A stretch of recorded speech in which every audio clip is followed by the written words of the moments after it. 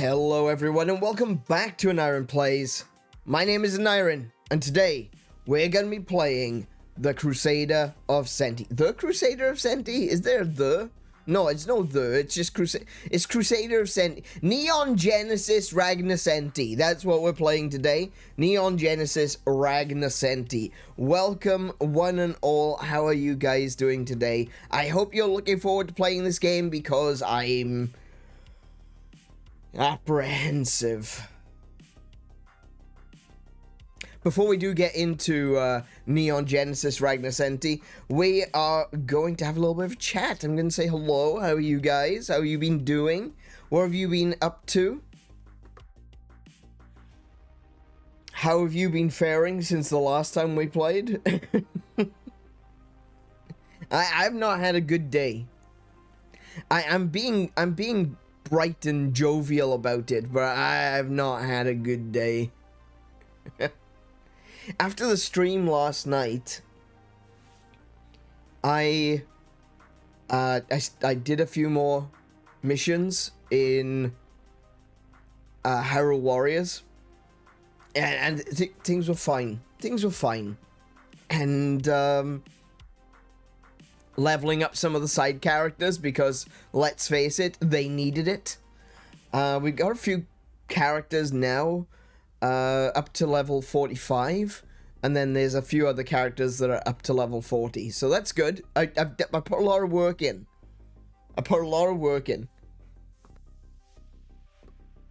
So, I did all that. I was having some fun, and I thought to myself, you know what? I want to watch something while I'm playing, because I've got my setup with the two screens and everything. I can play my Switch on the main screen, and whereas I usually have OBS on the top screen for when I'm streaming, I figured, you know what, I'm gonna watch something. And I watched a video about like retro game consoles and like refurbishing. That's the word I was looking for. Refurbishing. And one of them was refurbishing a 3DS. And I thought to myself, oh, that reminds me, I've been meaning to organize my 3DS library. Because, and we've talked about this before, we've talked about this a few times on the channel, that I went out of my way to try to find a complete library of as many retro titles as I possibly could. I've got a full library for the Sega Master System. I've got a full library for the Mega Drive / Genesis. I've got a full library for the Saturn and the Dreamcast. I've got I thought I had a full library for the PlayStation, but apparently I don't. It doesn't look like I started downloading that one, but, you know, it's gone now, so I can't get that. There is somewhere else I can use to download that library, but, still. I have a full library of the NES, so the SNES, the N64, GameCube. You know, I collected a decently large library of a lot of older systems. But my pride and joy was the fact that I had actually managed to get every known game. Games that were released physically, games that were released digitally, games that were released eShop only, like the specialized eShop games for the 3DS. I had every game, a copy from every region. I had all the different revisions. I had all the DLCs. I had everything. Literally everything. When it comes to just the games themselves, it was nearly 2,000 files. 1,750 something, I think, if I remember correctly. And then with all the DLC stuff as well, that took it to nearly 2,000 files. So as I started going through, I opened up one of the folders, and there was nothing in it.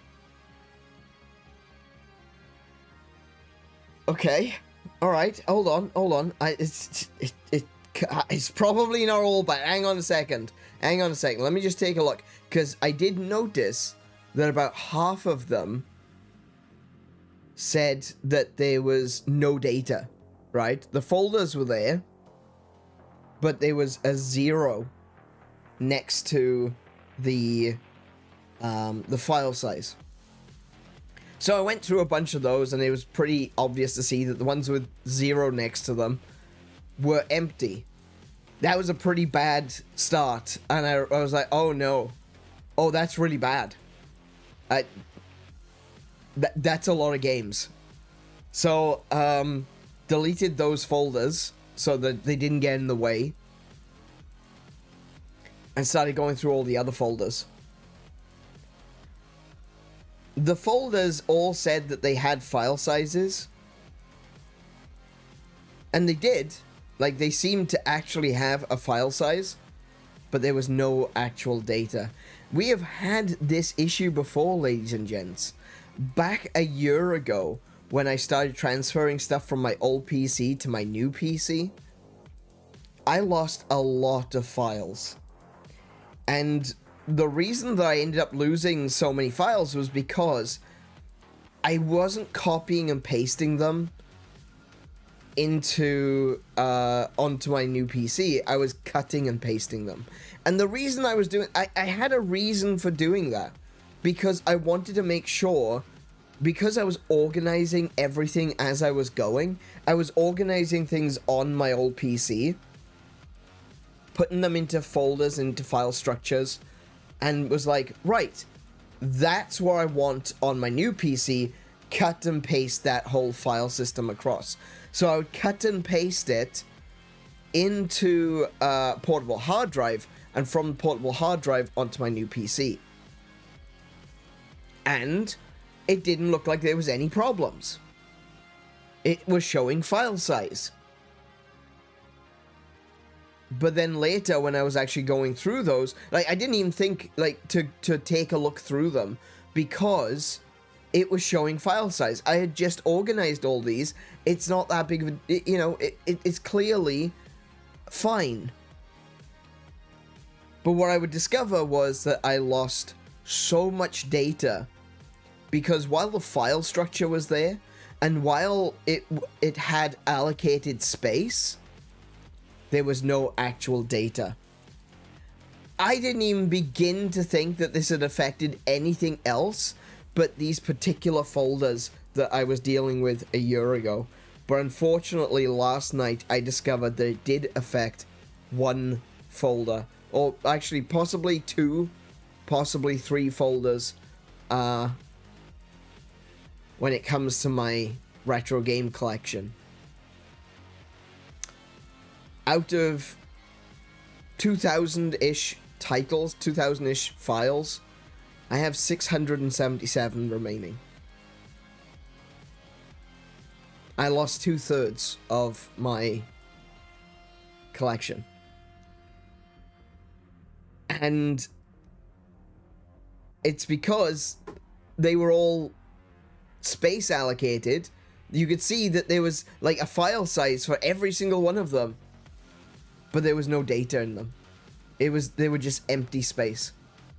Just allocate. It's like little walls, you know?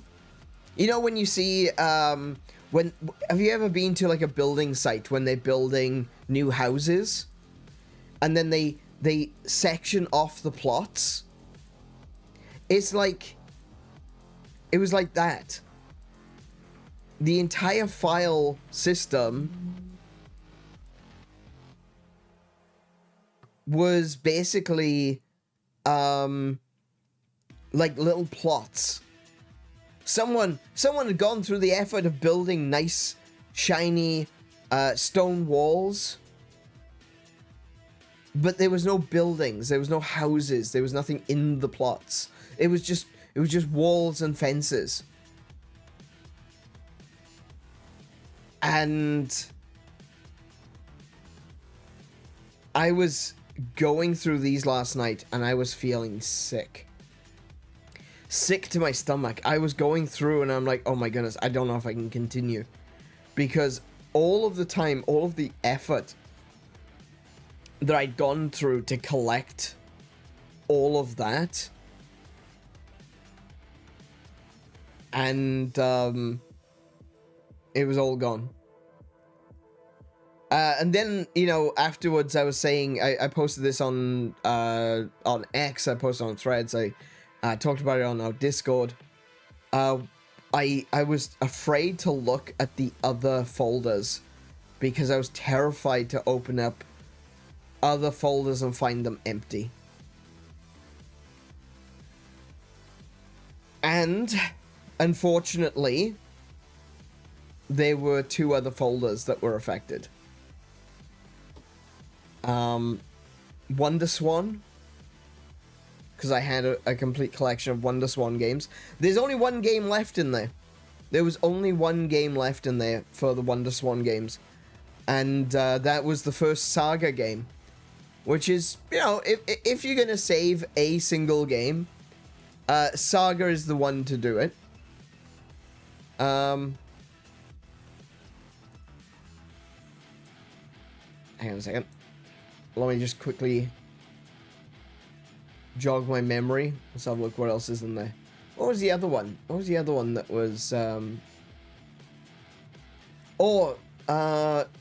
yeah, there were only 58 games in the DS folder. So it was the 3DS, the Nintendo DS, and the Wonder Swan. No, sorry, Wonder Swan Color. I've only... not Wonder Swan, I've got 143 games in Wonder Swan. But I've got 1 game in Wonder Swan Color. And it's, Makai Toshi Saga. Oh, it's a good game to save, but bloody hell. I've lost so many of those ROMs that I spent ages. Imagine how long it takes to download nearly 2,000 files.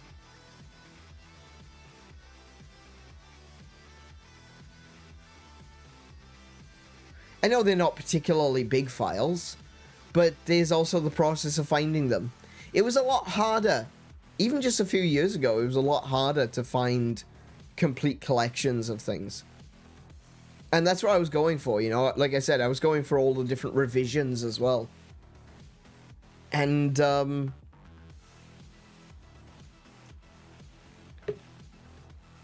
yeah, I spent a few hours this morning, before I went to bed. I spent a few hours just going through, figuring out which games I still had and which ones I didn't have. And, yeah. Like I said, I'd lost like 2/3 of the 3DS collection. That does not include the files I've lost for Wonder Swan Color. That doesn't include the files I've lost for DS. I probably lost somewhere near 2,500 files. It just goes to show. Preservation is very important. Preservation of these games is vital.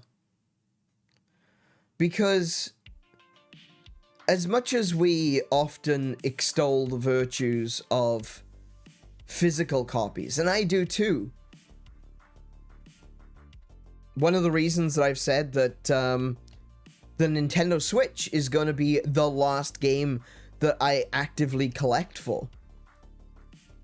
It's not because I dislike the Switch 2. I love my Switch 2. As a system, I really like the Switch 2. I think it needs a little bit more whimsy. I think we can all agree with that. I think that Nintendo have shown us in the past that there are really cool things that they can do with hardware. When you look at the 3DS, for example, and all the different themes that we had, that was the kind of Nintendo whimsy that I wanted to see on the Switch, and it never came. I was hoping that we would get themes on Switch too, but that's not here so far, at least. I want to believe that it will, though. They've kind of done a little bit with, like, the icons, but it's always felt like, here you go, guys, have fun, but not too much. Don't have too much fun. Good grief. I think this comes from the fact that Shuntaro Furukawa, he knows what he's doing when it comes to business. He's not a gamer. And I think that's the thing that Iwata brought to the table, is that he was a gamer. Is that, do I think that Shuntaro Furukawa goes home at night and puts his Switch on and plays video games? No, I don't. I mean, he probably does have a Switch. He probably does play video games. I mean, no one truly goes in thinking, I want to be the boss of a video games company, if they don't care about video games. You know? So I would assume that he does have a Switch. I would assume that he's got older consoles. I imagine he grew up playing video games. But first and foremost, he is a businessman. Remember what Iwata said? You know? On my card, it says, I am the CEO of Nintendo. In my head, I'm still a developer. But in my heart, I'm a gamer. Oh my goodness, my voice cracked the exact same way his did.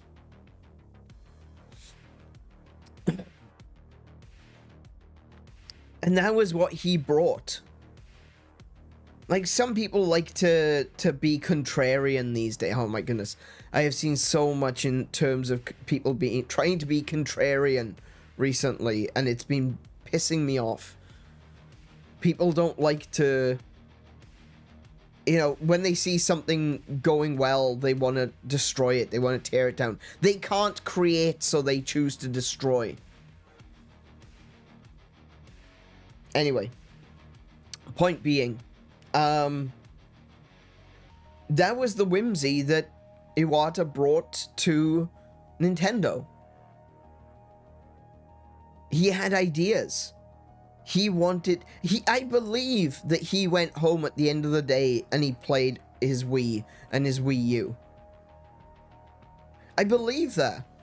I believe that he carried his 3DS around with him in his pocket. And there's been other people, developers, other businessmen that have said that it's true. That he would have his DS on him in his pocket.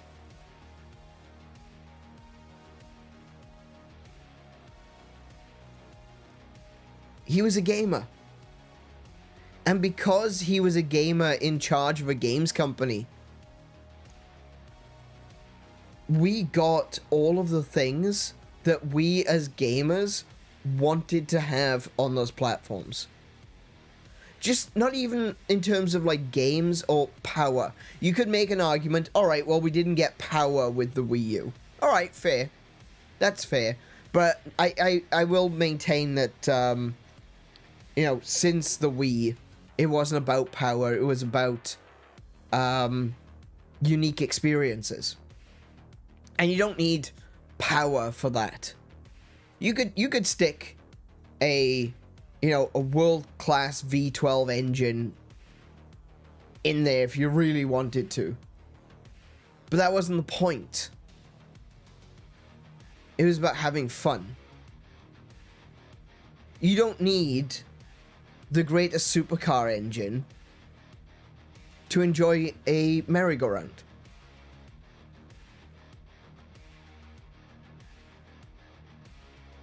It's kind of antithetical, really. It would be hard to enjoy the merry-go-round if it was being run by a supercar engine.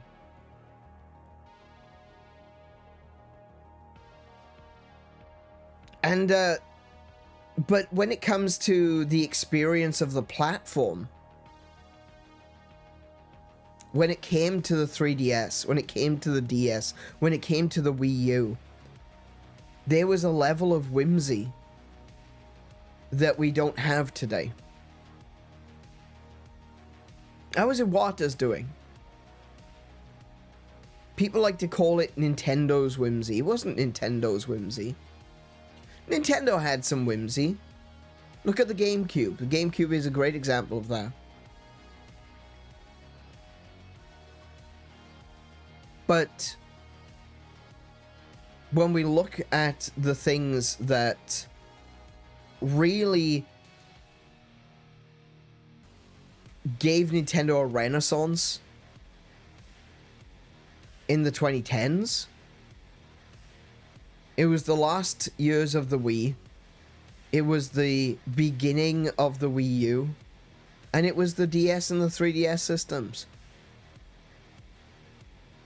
I don't think I've enjoyed a console. Forget about the games for a second. I don't think I've enjoyed a console quite as much as I did my 3DS.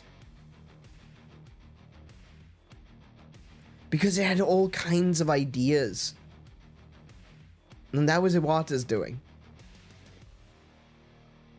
And while the Nintendo Switch was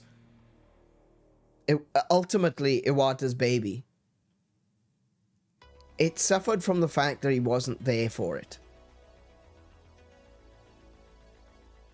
Isn't that true of all abandoned children? I don't mean abandoned in the sense that Iwata willingly left it, you know? When a child is left behind, it's not going to go the way that the father had planned. And that's kind of what happened, I think, with the Switch. So as I was saying, getting back to my point, sorry, bit of a tangent, but I think a relevant one and an important one, something to think about. As much as I love the Switch 2, and I do, I genuinely love the Switch 2. It is a great system. I'm enjoying it immensely. But I'm not going to be collecting for it. Not because of whimsy or lack thereof, but because it feels more business. Business as usual. And because of business decisions, we don't have physical cartridges to collect. Sure, Nintendo are going to be putting out physical cartridges, which is fine. I'll probably still buy all the Nintendo released games. And I'll be honest, maybe I will collect, quote unquote, a few games for the Switch 2. I've bought Cyberpunk. I have Cyberpunk. Why? Because Cyberpunk is a great game. And it runs incredibly well on the Switch 2. And it really puts a lot of other companies to shame when you see how good Cyberpunk is. And the fact that it is complete on the cartridge. Sure, there are some, there have been some patches since release. But a functional version of the game is playable off the cartridge. And that's amazing. That's amazing that they've done that.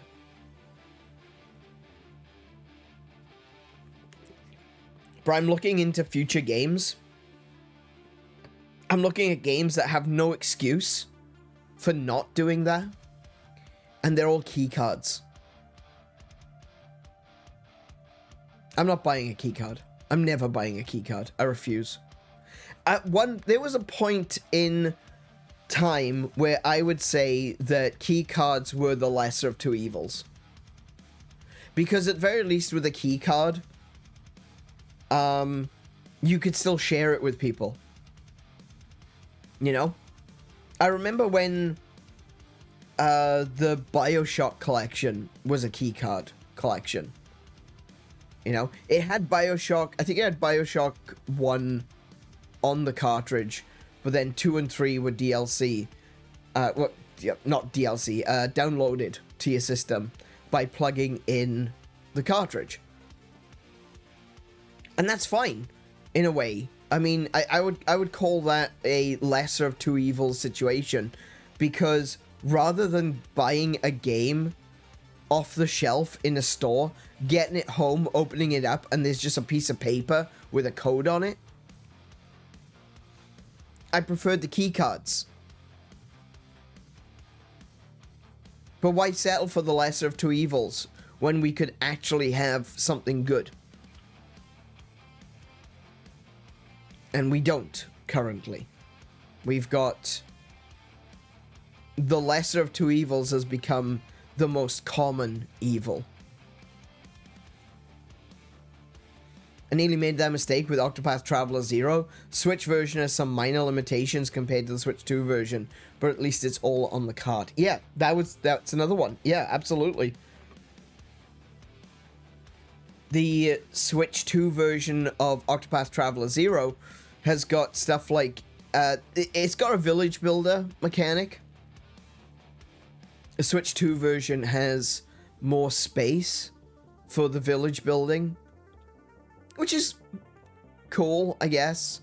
I mean, it obviously, if it's a village builder, having more space is beneficial. But the fact is that it's not on the card.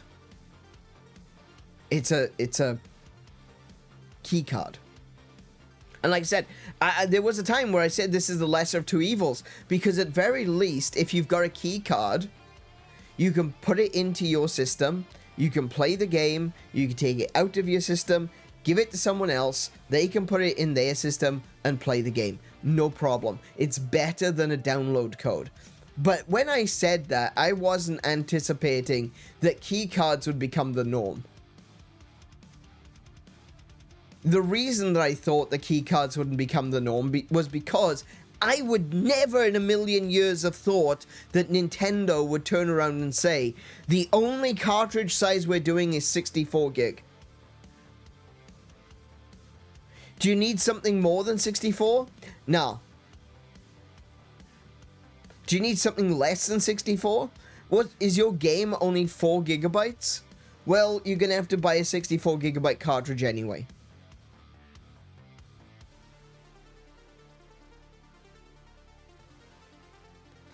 I don't like that. That is a business decision.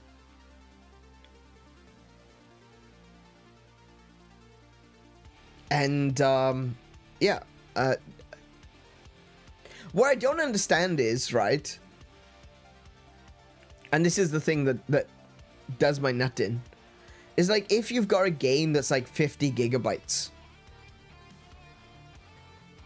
you can put that on a cartridge. But they're still choosing to do the key cards. I'm looking at games like Street Fighter 6. Street Fighter 6, the size of which is like, I think 54 gigabytes. They could put that onto a cartridge. It's a key card.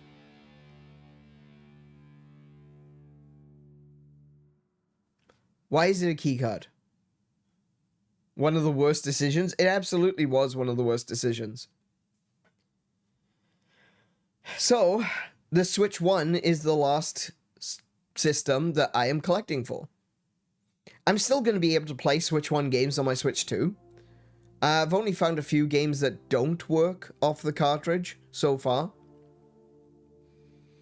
And now that there are less Switch games being made, it's getting a bit easier to look back and go, okay, which games don't I have yet?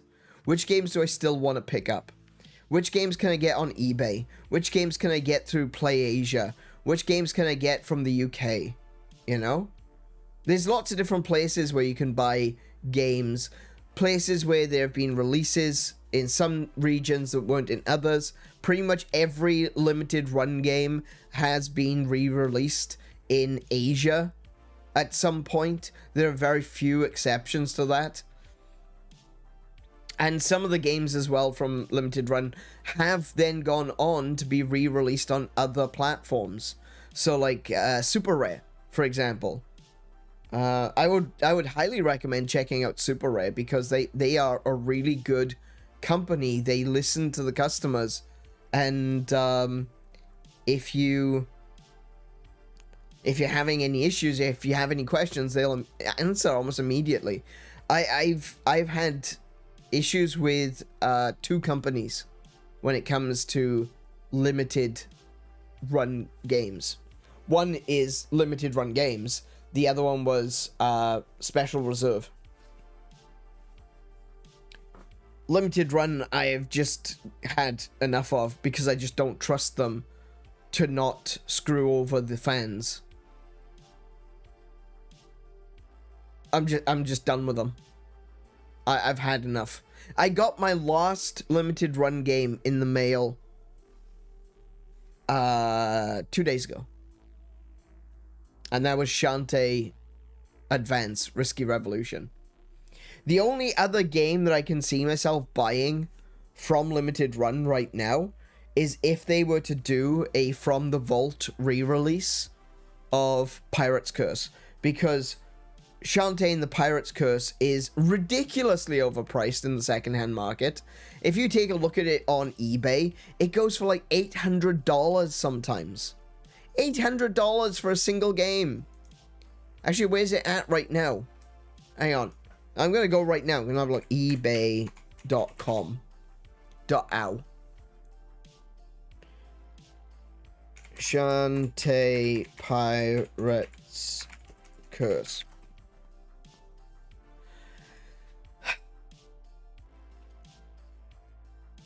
I just found a 3DS copy for $58. Okay.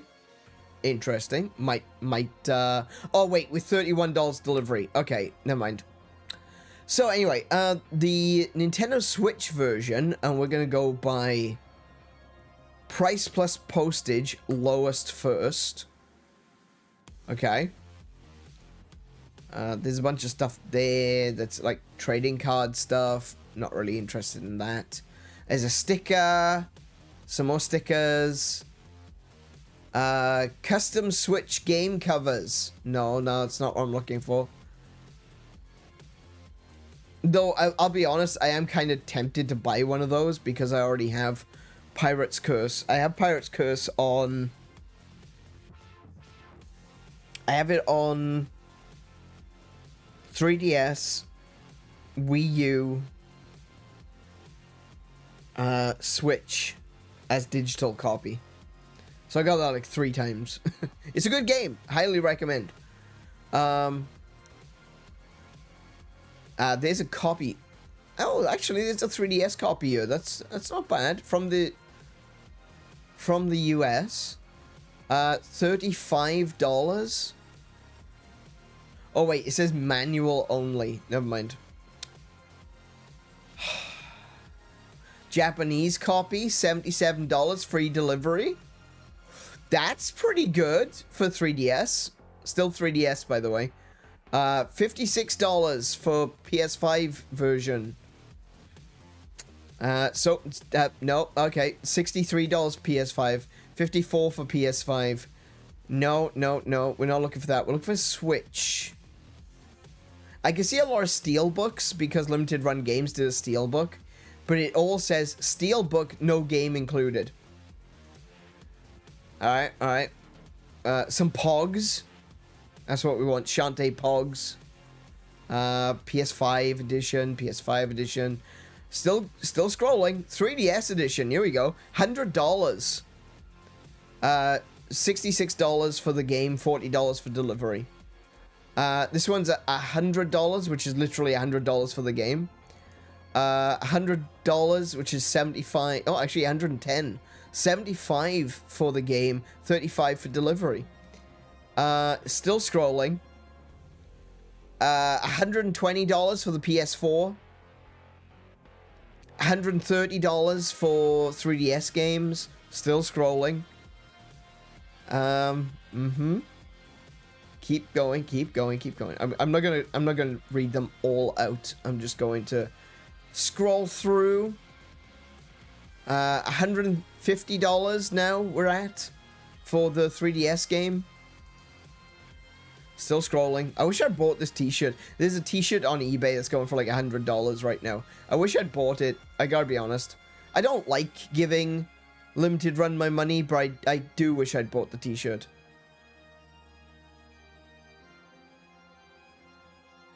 Oh, still scrolling. Still haven't seen a Switch version yet. PS5, PS4. Good lord. 3DS. We're at $200 now, and we're still getting 3DS games.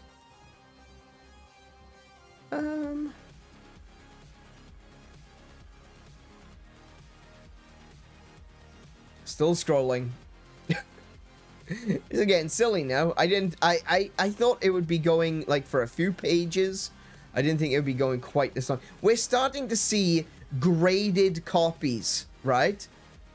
Shantae and the Pirate's Curse, 3DS, sealed, 9.6, $414 with $60 shipping. So that's $475, and we still haven't seen a Switch copy. Here we go. The very first Switch copy has just appeared. And it is $520. $565 if you include postage. $565. That's the cheapest one.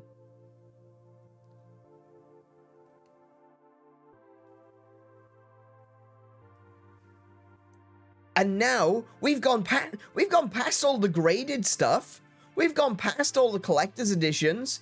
We've gone past all the 3DS editions. We've gone past the t-shirts. We've gone past the plushies. We've gone past all the stickers, the trading cards, the skateboards. We've gone past everything. And now we're hitting the Switch games. And the cheapest one is $565. Cheapest. So yes, if Limited Run were to re-release Shantae and the Pirate's Curse, yes, I would give them my money. I would, yes. I will give you $50 for Shantae, thank you.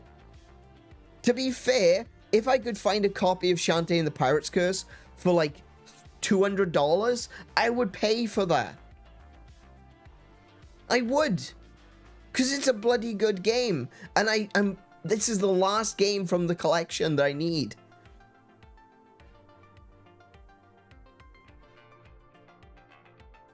I don't know about spending $565 though.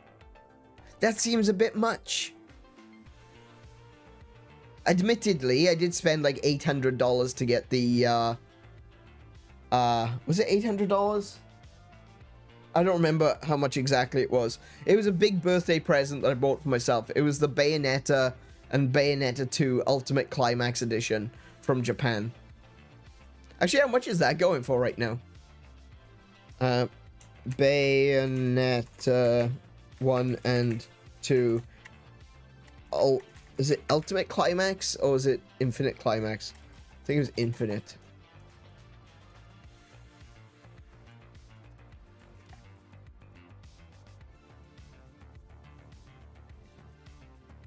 I'm not going to put it to cheapest first because I'm going to be here for ages. No matches found. Maybe it was Ultimate Climax.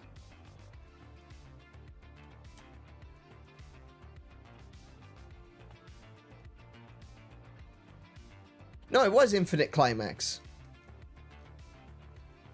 Apparently, I found a copy for $200. If that is actually the price, I'm gonna be mad.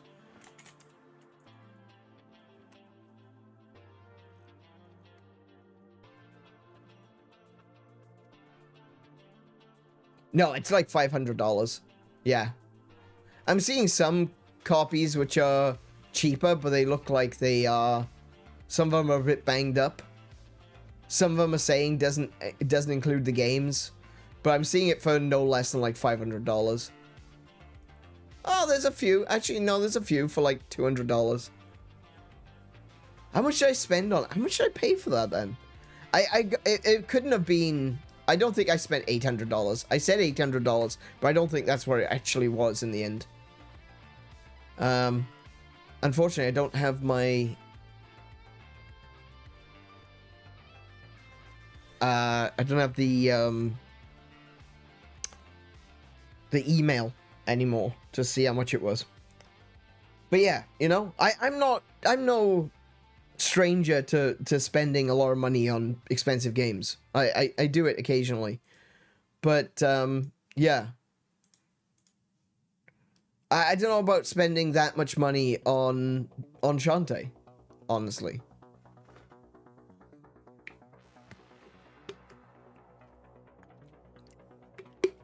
But yes, getting back to what I was saying. Another tangent, go me.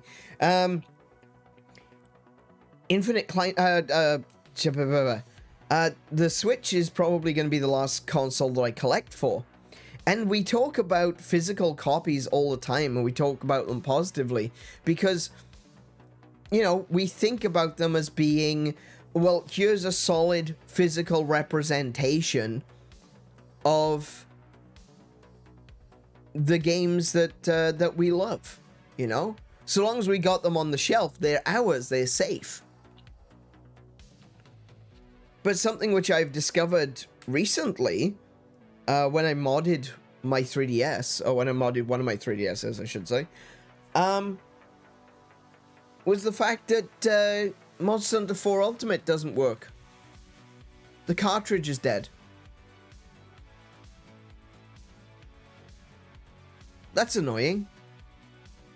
That's really annoying. But it's something that's, that is a reality that we have to acknowledge.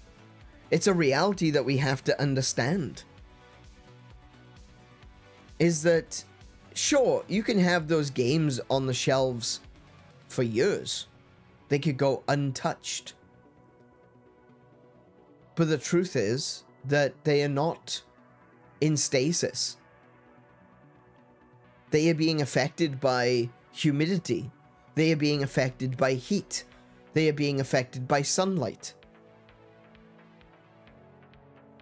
If you've got a game on your shelf that you've looked after, let's assume that you've looked after it. It could still just randomly fail. Things happen. You can't see inside. I think it's more of an issue with the modern stuff. With, like, your 3DS games and your Switch games. And I say that because it's a different technology, isn't it? The sort of chips that they used to use for ROMs in your SNES and your Nintendo 64, they're different entirely. It's not the same. The Switch games are more akin to, like, SD cards, you know? And I feel like SD cards have a lower lifespan. They say that the the Nintendo Switch cartridges are only guaranteed for 40 years. Which is good. You know, I would call that good. I would say 40 years is not terrible, right? And I'm sure people who actually looked after their games would be able to hold on to them for very much longer. I'd go so far as to say that it is more likely that the console will fail long before some of those games will. Like, we've got two N64s. Both of them need to be completely recapped. That means I need to change out the capacitors. Because they don't work properly. One of them will play games sometimes.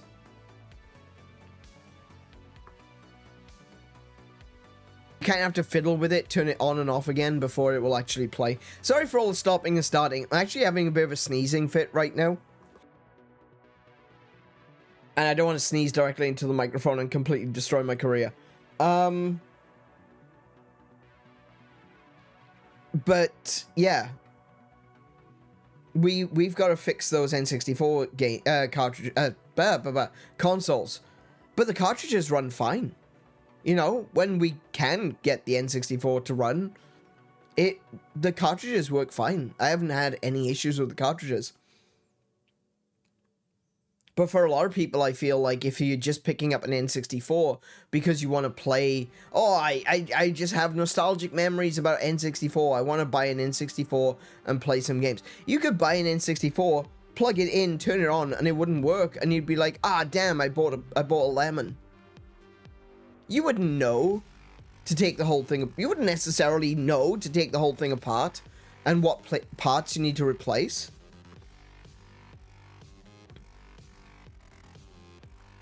And this is why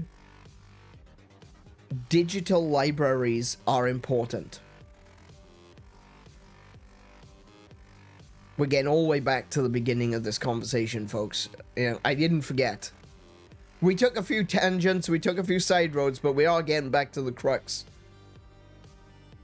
Why I was so upset with the loss of all my 3DS games. I was upset with them because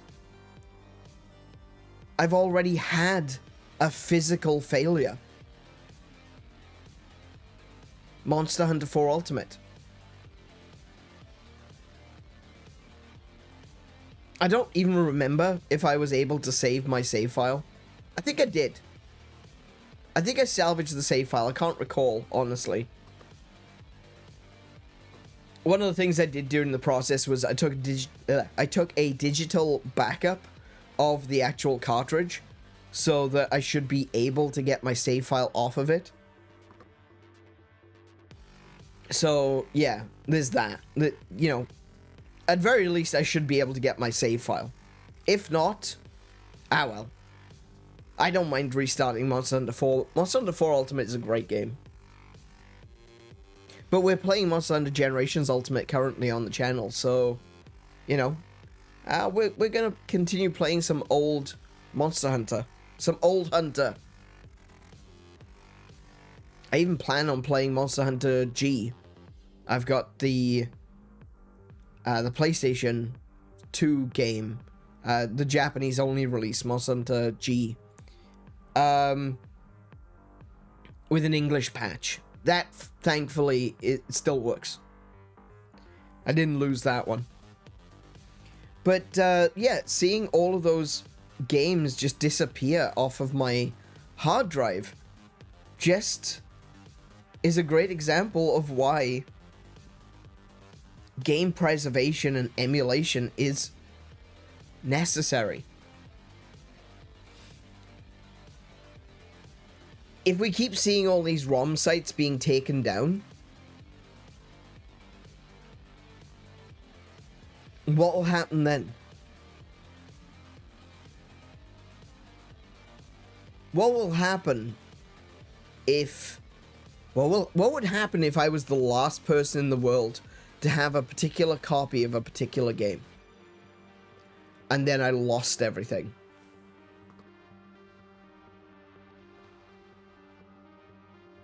That's kind of a scary thought.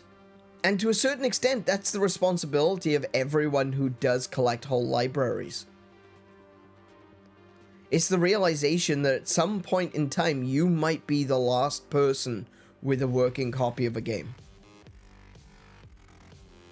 Well, I just lost all mine.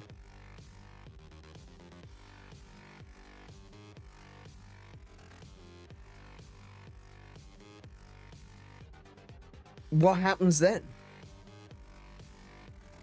A game would be lost forever.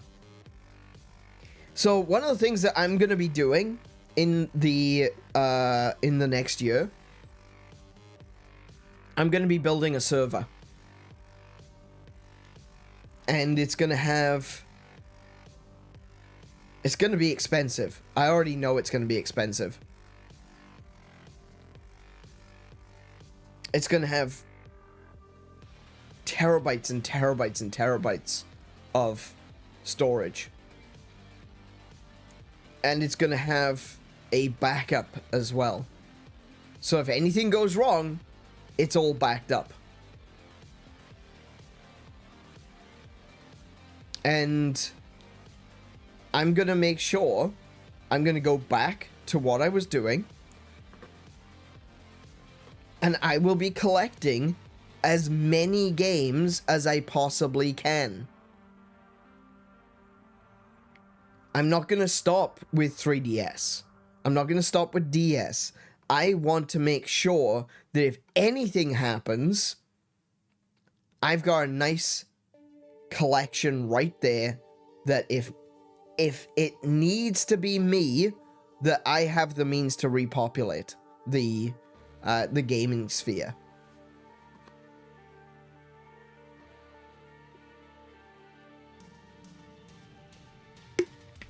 I know that there's a lot of people that are doing it right now, and I'm very grateful for them because I'll be getting a lot of my copies back from them.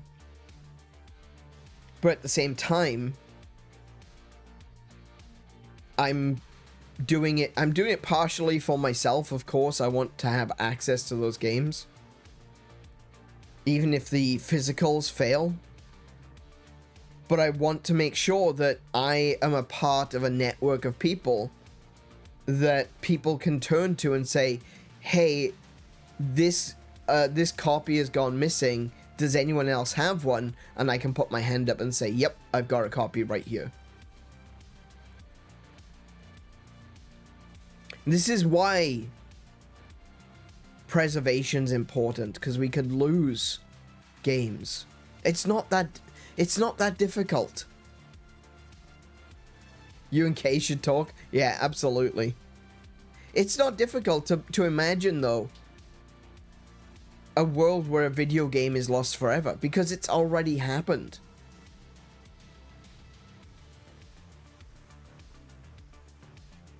There are certain games that just do not exist anymore. They are what we call lost media.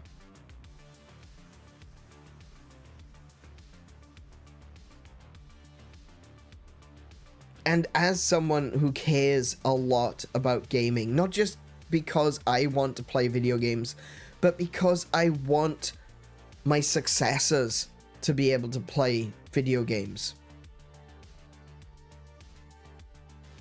I don't want it to... I'm not doing this for personal gain, you know? Obviously, there's a personal element to it as well. Obviously. Yes, there is. I'm not ashamed of that. There's nothing to be ashamed of. At the end of the day, I will gain from having a library of games. I will. But I think so will everyone else.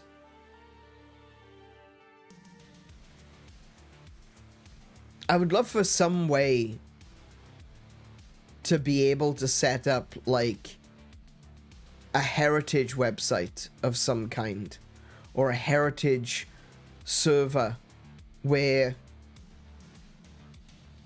all of these games that are no longer being actively worked on and actively sold would be accessible and able to be played for free. Or even like with a subscription, you know? Maybe a subscription service sort of thing, where you pay for, not actually, I don't mean subscription service like Netflix or something like that, but like kind of like your, like a library card, you know, sort of thing, where you pay for your library card and you can come and log in and play all of these games. the cost of the library card would literally just go towards keeping the servers up and running. I would love to do something like that, but at this point in time, the current situation, the current standing of video games is that, and copyright law, is that it's a very delicate path to tread.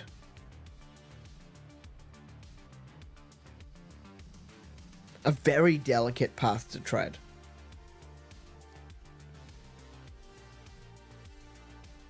But who knows? One day that might be an option. That could be a thing. And that would be great. A video game library where people could just go to and play games.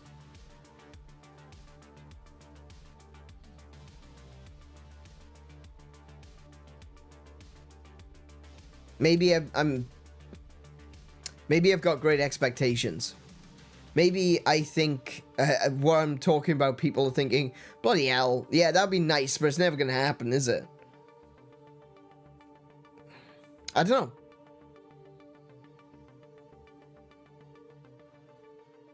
Maybe.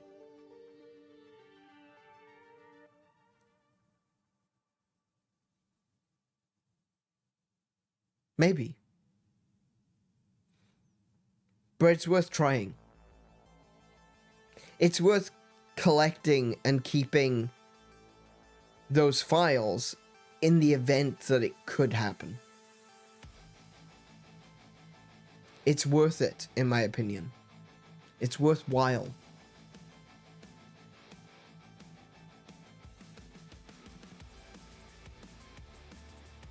And so I'm gonna go back, you know, as difficult as it has been, as painful as it was to just go through all of those files and realize that 2/3 of them were gone. I'm just gonna rebuild it. I'm gonna keep rebuilding. I'm gonna keep rebuilding because I think it's important. It's important beyond myself. It's important for those who come after us. Not necessarily my kids, but your kids. Your grandkids.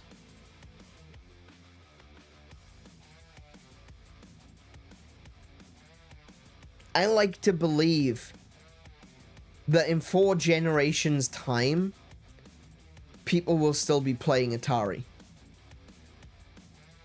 I like to believe that in 4 generations' time, people will still be able to play Super Nintendo. And while for the most part, people will probably be thinking, oh yeah, but Super Nintendo, N64, PlayStation, all that's, you know, that's all backed up, that's fine. That's not going to get lost. Sure. But what about TurboGrafx? What about the Wonder Swan? What about PC-88? What about the Apple Pippin?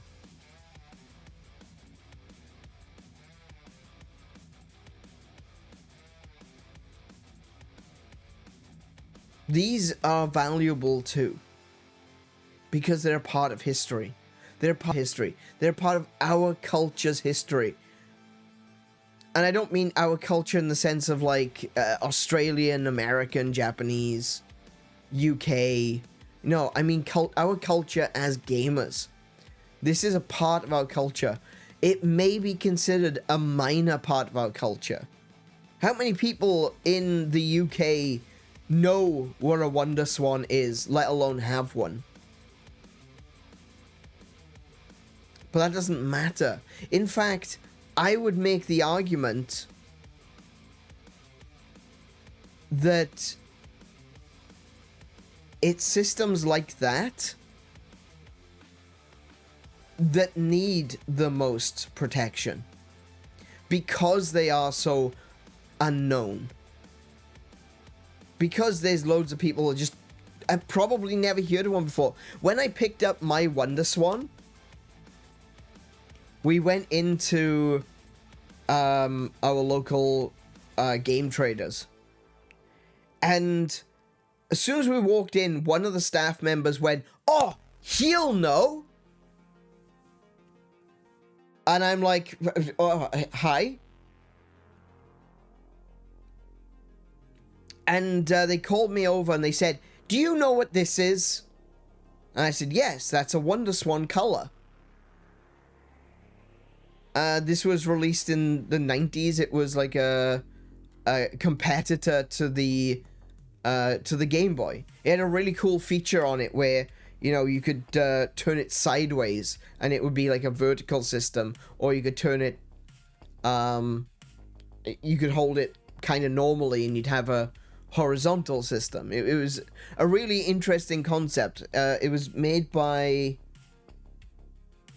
I was about to say Gunpei Yokoi, but I don't think it was. Hang on a minute.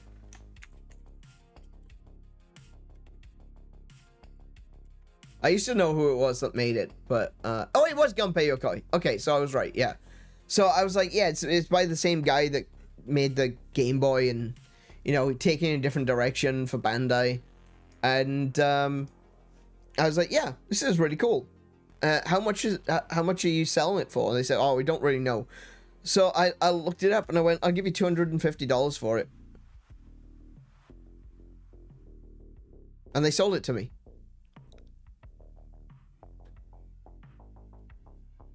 That's how I got my Wonder Swan. Was because I walked into a store and someone yelled across the store, "He'll know what it is!"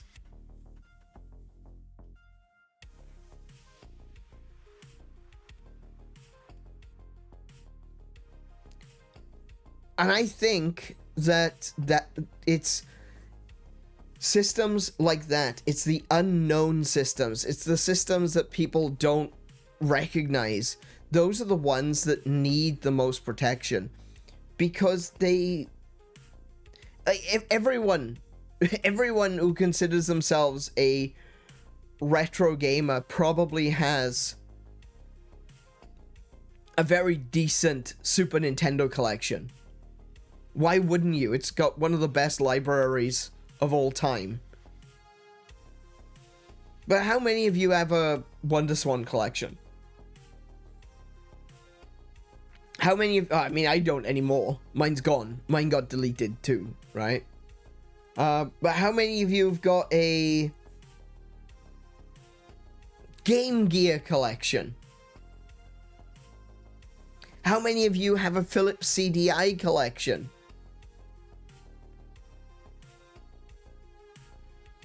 Even TurboGrafx. TurboGrafx was kind of like the third console for a time. It was Sega Mega Drive or Genesis, Super Nintendo, and TurboGrafx. It was also the Atari as well, Jaguar. But, you know, that is what it is. But I would go as far as to say, like, the big three for a time, especially in the US, or actually in Japan as well with the PC Engine, was Sega Mega Drive, Super Nintendo, TurboGrafx, or in Japan, PC Engine. Maybe Atari Jaguar. I would say Atari Jaguar was probably, like, fourth, because no one wanted the Jaguar. A lot of people had a Jaguar. I know one person who had a Jaguar. Yeah. And actually, I wanted the Atari Lynx. I gotta be honest. I actually really like the Lynx. I thought the Lynx was really good. I think it was underappreciated. And the reason I think it was underappreciated is because it was ridiculously expensive. Anyway.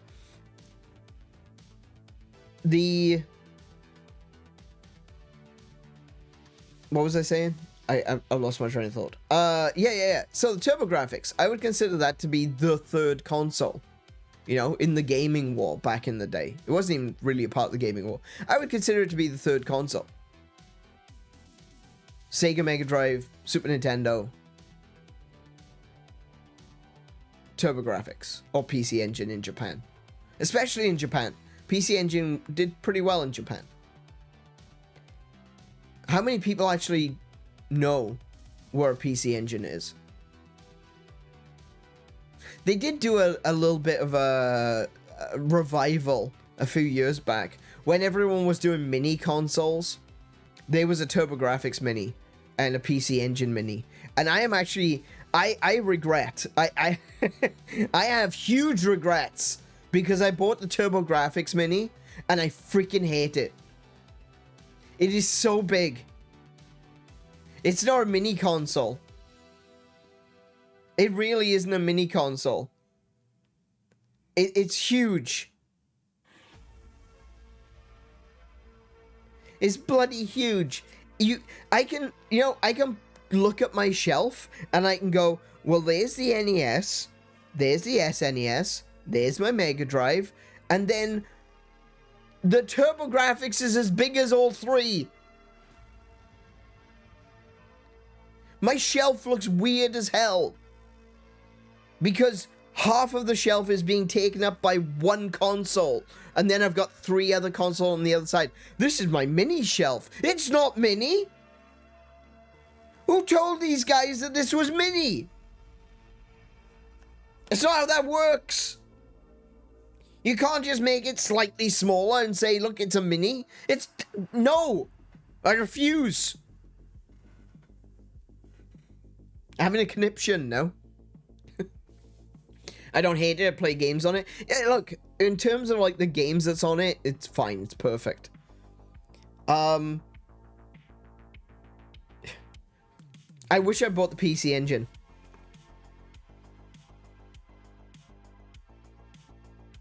At very least, it was actually a mini. The PC Engine is actually a mini. And you know what we got... Alright, so this is how they released the minis. They released the PC Engine Mini in Japan. That's fine. That's cool. I should have gotten that one. The way they released it as well is like every release of the console has both the Japanese and American versions of the games on it. So if you if you get the PC Engine, all you have to do is click the button to switch it over to the American version. And so it still has the American version on the Japanese console, and it still has the Japanese version on the American release console, which I thought was really cool. Something that other consoles didn't do. I believe it's a Mega Drive or Genesis has different games per region, and I think the NES also had different games per region. I think the NES had Fire Emblem on it in Japan. I might be wrong. But they also had different moldings. So you had the NES molding in the US, and you had the Famicom in Japan. So yeah, TurboGrafx, they did the same thing. It was the PC Engine, a mini PC Engine, in Japan. It was a bloody massive TurboGrafx in America. And they released another one, a third version, in Europe. And what it was, this was the thing that like baffled me, but at the same time I loved it. In Europe, they released the PC Engine CD drive add-on as the console. And I'm like, whoa, okay. Because in Europe, we didn't get a TurboGrafx. It was never released on our side, on our shores. Right? So we didn't have the PC Engine because that was Japan only. We didn't have the TurboGrafx, that was the US only. So what they did is they released a later version, the PC Engine CD, as the console in Europe. And I'm like, holy crap, I kind of want that one now. See if I can find a picture of it. PC Engine CD Mini.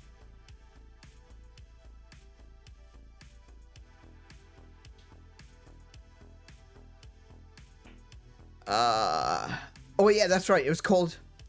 Yes, they called it the Core Graphics. Was the European version. The Core Graphics, that's right.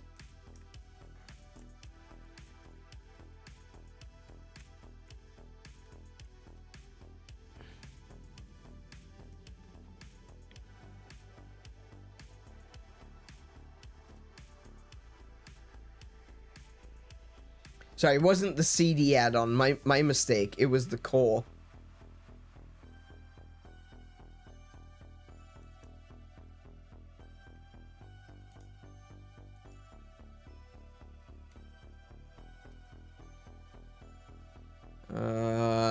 Save image. There we go. Okay. Desktop. There we go.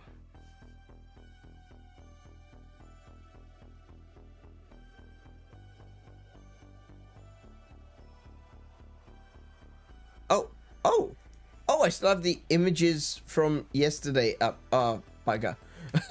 Hang on. We'll just call it that. That'll do. I got a picture of it here. I love this one. This looks so cool. Well, it's a very small image, but there we go. There you go. I love the look of this one.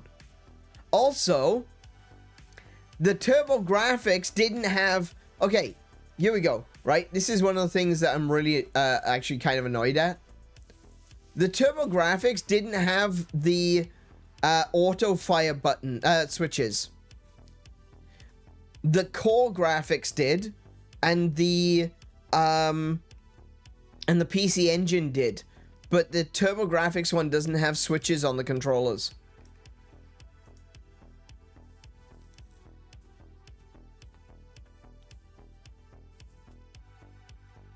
But yeah, I really love the look of that one. I would love to get a Core Graphics Mini. Oh, excuse me. I don't know why I said PC add-on. I don't actually I don't actually know why I said that. I kind of just got mixed up, I guess. But yeah, that is the European version of the TurboGrafx Mini release in Europe. And I love this design. This design is great. It's very much the same as the PC Engine Mini. Which is... Oh, actually, I've got a picture here of all of them.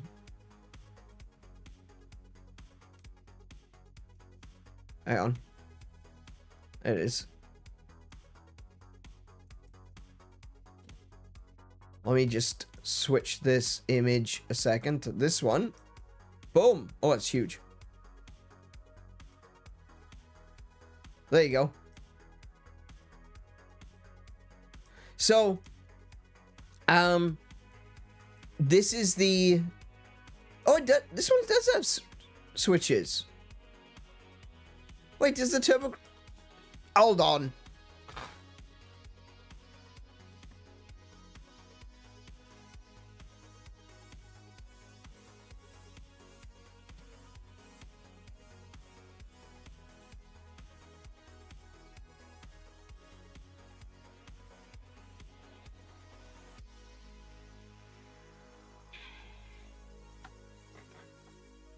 Okay, apparently it does.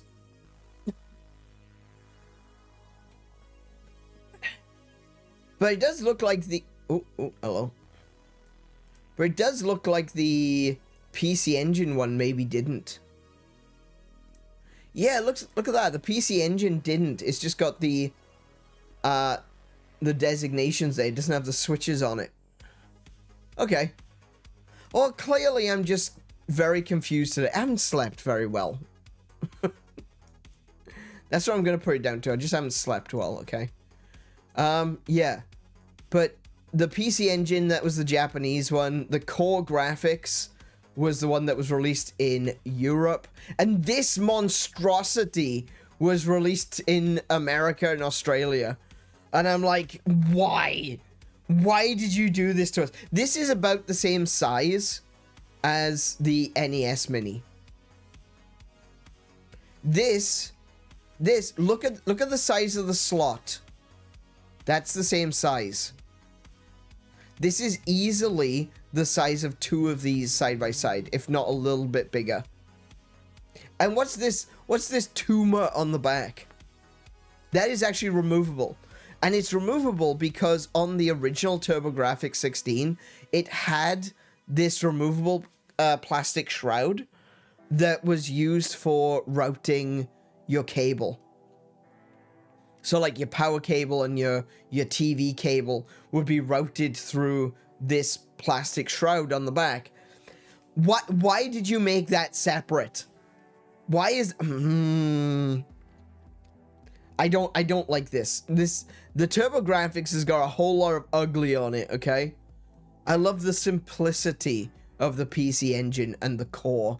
I especially love the core. I like the colors. I like the dark slate gray, the black and the blue. That's stunning. What's this? Sickly green and orange? Okay. Great color choices there. I want this one. I want this one. I want this one to go away. I want this one. I'm not a fan of the TurboGrafx in terms of design, okay? I'm just not. I don't like it. It's ugly. It's hideous. Remove. There we go. Cool. Done.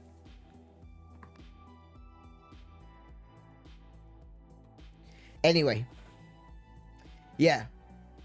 So I had a brush with death last night. I lost a lot of files, and it's got me thinking about preservation. It's got me thinking about wanting to make sure that there's always going to be video games for those that come after me. It's a big part of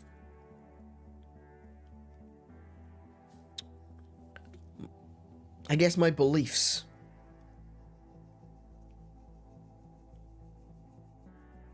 I think that it is our responsibility to make sure that in the future that there's games for other people.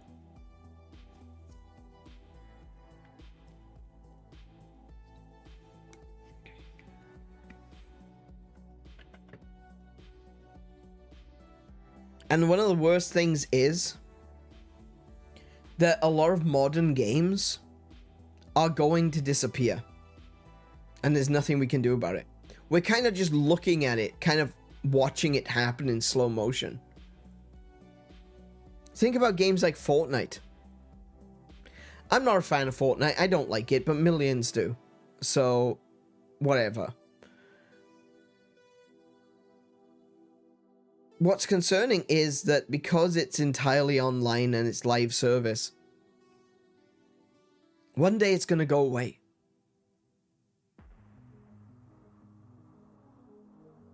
It's not like Minecraft. You know, Minecraft is almost entirely online, right? But it's so moddable that and everyone can build their own servers and host their own servers. It's something that is accessible to pretty much everyone. But not Fortnite. Not a lot of these games. Especially games that don't include local co-op or local competitive. You know, once upon a time, we used to sit down in the same room and play video games together. A wild concept, I know.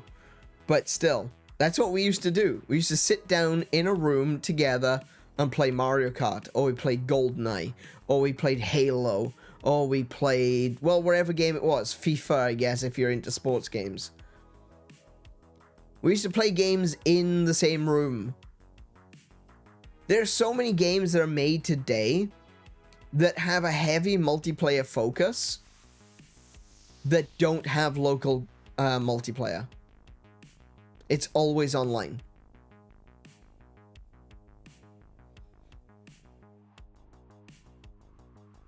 So, you know, like, and this is one of the things that I've tried to say. I understand. I understand that the concept, a lot of the concepts have changed, right? A lot of the concepts have changed. There's more people playing online now than there ever has been before. And that's fine. But you can't disregard in-room couch multiplayer. Because this is how it used to be. It used to be that you'd hang out with friends and you'd be playing something like Halo.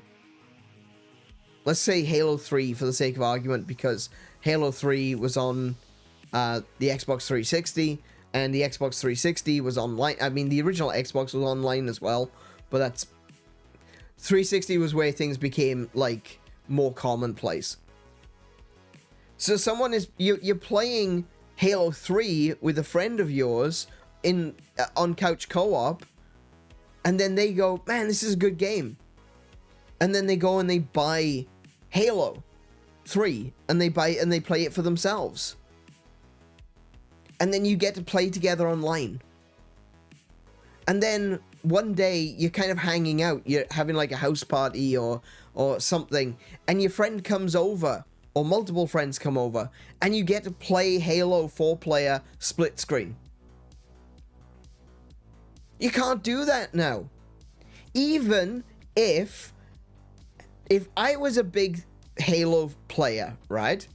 Even if I had 3 other friends that played Halo that came into my house, and I knew that we all played Halo, we can't play Halo. What insanity is that?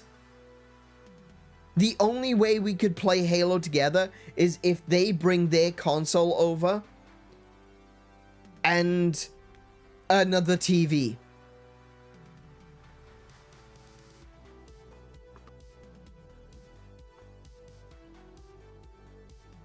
That's crazy. That's genuine insanity right there. That you could get 4 people in a room that all play Halo and they can't play Halo together.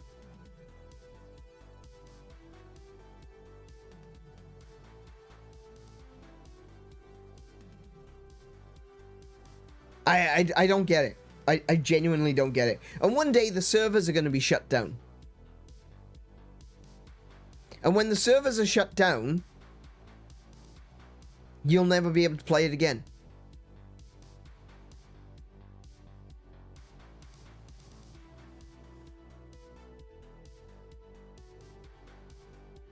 And that's going for a lot of different systems these days. A lot of different games. A lot of these always online live service games. They're all just going to disappear one day. So while we can, how about we try to save the ones that are salvageable? Let's support the collecting of ROMs. Let's support development on network systems like the Pretendo Network. The Pretendo Network are doing God's work, keeping the Nintendo systems online. You can use the Pretendo Network with 3DS and Wii U. But even they are not going to be able to do it forever, you know? But I think while they are capable of doing so, we should be supporting them. We should be trying to keep these games as available as possible and as playable as possible. If we can get them online, then yeah, we should be doing that. and are reliant on fan services, provided they are allowed to do it. Even if they're not allowed to do it, you know, no one says that you're allowed to make remake the Nintendo Network, but the Pretendo Network are doing it because the Pretendo Network knows how important it is for preservation.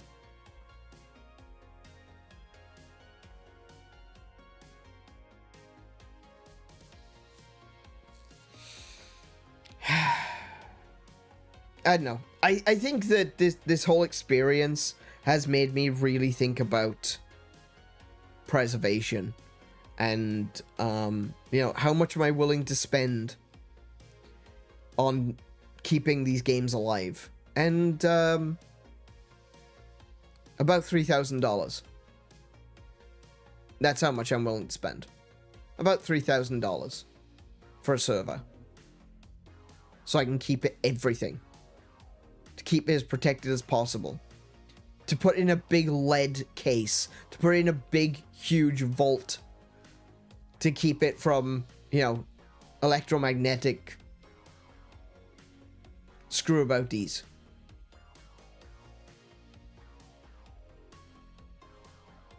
I'm willing to spend the money. Because I want to keep it protected. I want, you know what, where I want? I want, in like 1,000 years' time, humanity is gone to the stars and maybe come back. Maybe something happened and we have to leave Earth. There's lots of theories about that, you know, we don't have much time left. So humanity has gone back to the stars. They come back to Earth and they do a little bit of a scan around and they find that there's a partially destroyed house, and in it is a safe. And in that safe is a preserved server of every single video game that was available for preservation.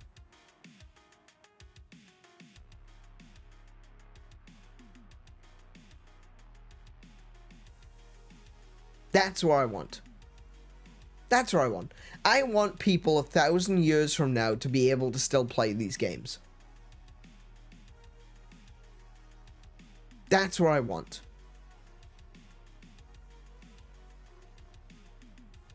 It's not about me. It's about the billions that come after me.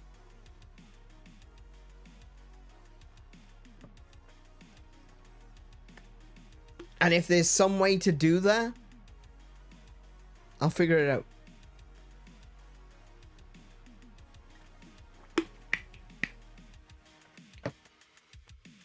Anyway, speaking of game preservation, how about we play a game that is dubiously on that list?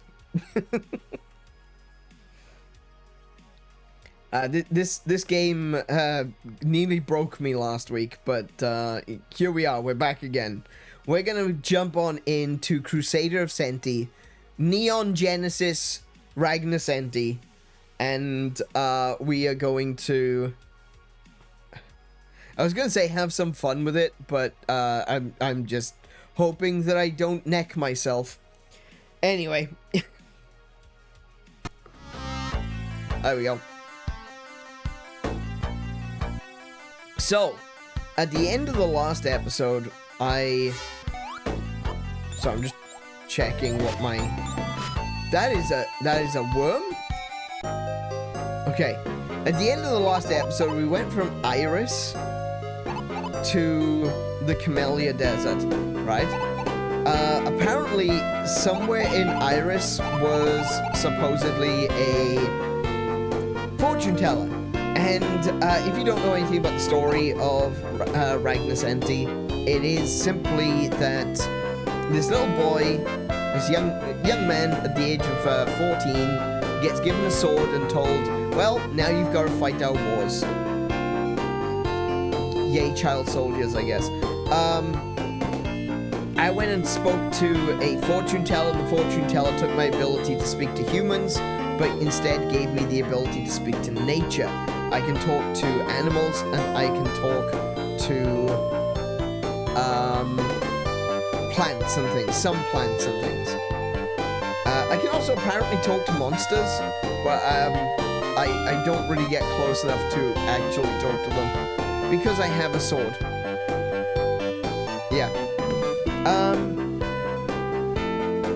So yeah, I'm able to talk to animals. I'm able to talk to plants, some plants, and I went on this big long journey. As you can see, it's a very pathed, linear RPG. It doesn't have like exploration really, and so I've gone all the way around the world. I am going all the way back home just so I can show you the path that I took to get to where I am.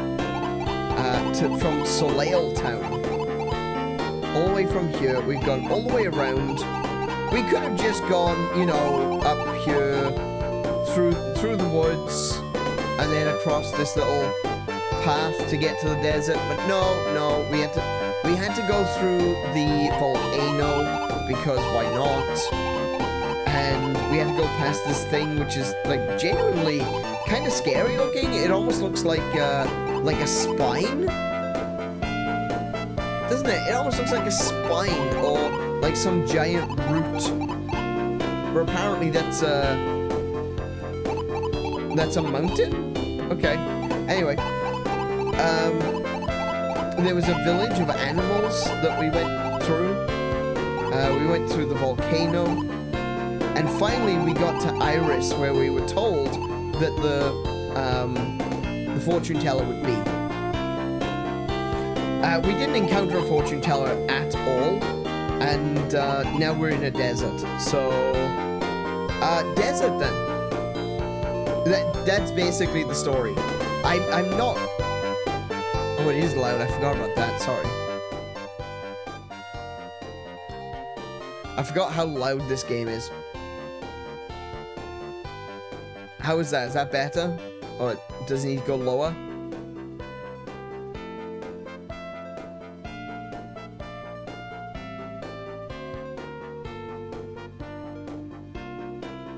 That looks about right.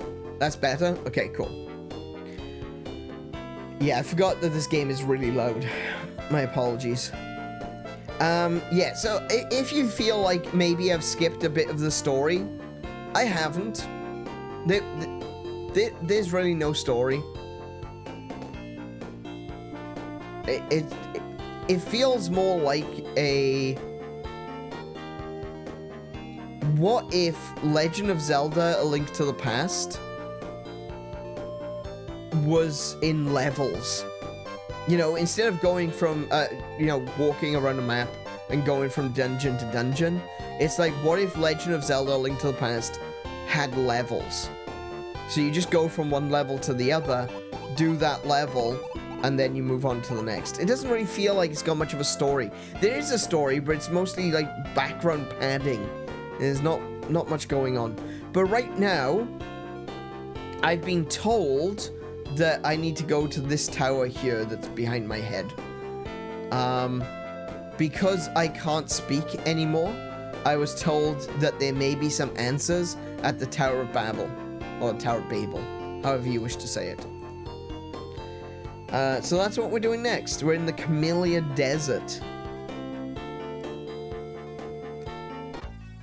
Funnily enough, I need to turn my volume up.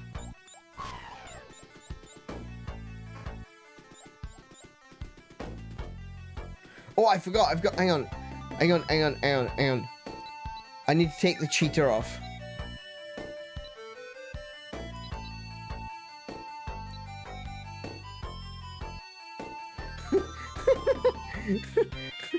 This worm randomly joined me in the in Iris. I hadn't read his little blurb. Sorry, I don't have any powers. I'm proud but useless. Okay. I'm gonna chuck Celia on you for the rebound ability. The rebound ability is pretty cool. Ow. See, he does that.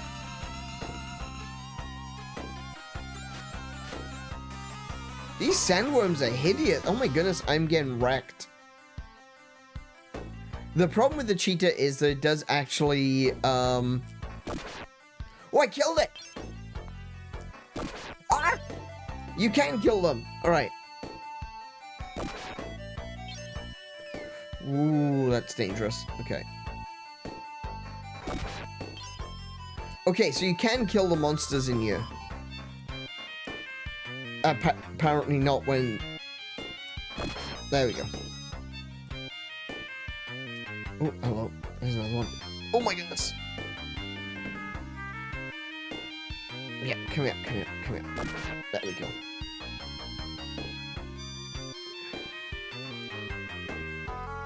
So one of the things that I was talking about in the last stream, which I still feel is true, is the game is beautiful, right? It's weird, but I like it. I'm okay with it. What's that do? So I go in the hole? Can I jump on there? It's also weird because it's got platforming. Like, I'm not too sure about the platforming, honestly. I found it a little bit awkward. But I love, look at that. Look at the full movement, the rotation on the character. I love that.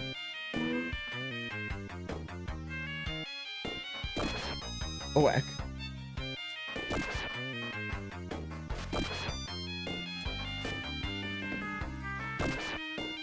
Ah, yeah, the cactus is shooting things at me.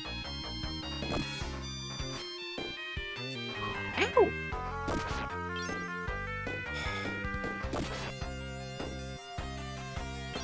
Oh, biscuits? Apparently he can hurt. Oh, hang on. Is this a way out? Does Chili's charge attack work on them?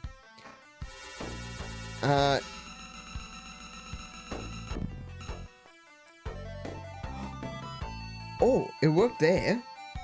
That definitely worked. Hang on. Can I? Oh no! Oh, hang on. You can kind of control yourself. You can use the momentum to slingshot yourself. Like that. That's interesting. Chili's attack still works. And I can still use it to kind of scout.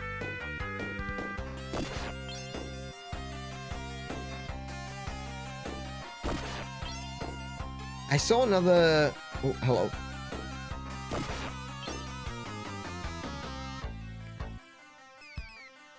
I saw another cactus over here somewhere. What's going on? I don't know anymore. There was another cactus around here. Where'd it go?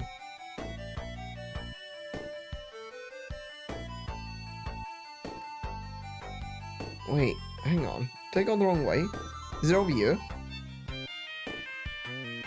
There it is. Yep, that's the one. Ah!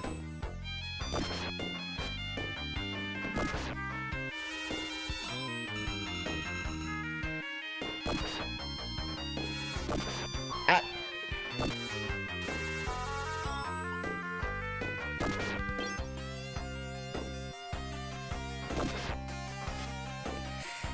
Gotta watch out for those, oh, bloody hell.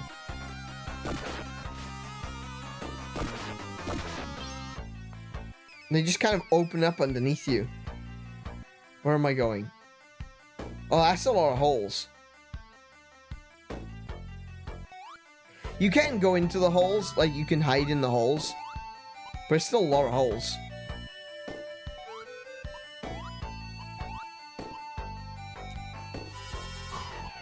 Oh, those worms are awful.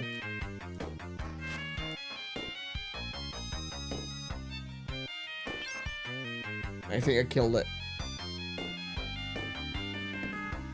Yeah, one of the things which I have had some issue with is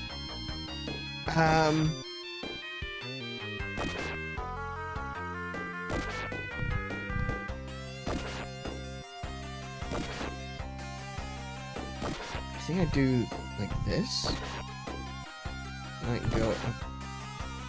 Ah, I ruined it.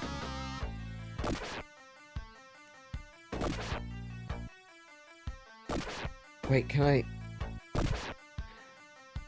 Hang on. I can do this. I can still do this. Okay. I need to go there. There. There. Like that.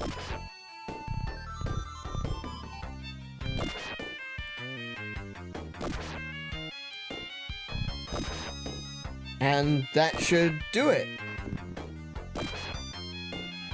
It did nothing. It literally did nothing. Okay, so maybe I'm misunderstanding something, but what's supposed to happen is if you string a bunch of blue blocks together, when you hit the red block, it's supposed to destroy all of the blocks. So I don't know why that didn't happen. I'm very confused. Let's try that again.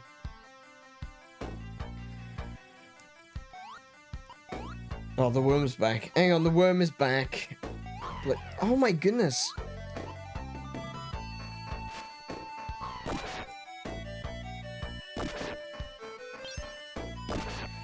Yeah, so that's what I was saying. Like, one of the things I have noticed that I have some complaints about is the fact that some enemies don't really show that they're taking damage, which is kind of weird.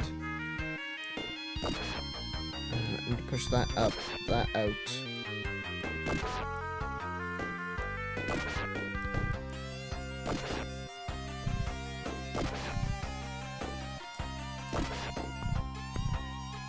Okay. See, because it doesn't do anything without the red one.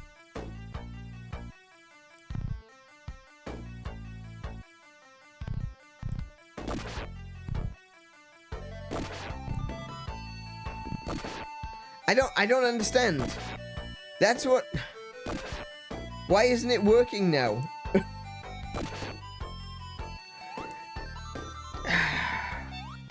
I can't get that way. I can't go that way, apparently. Can I maybe toss my...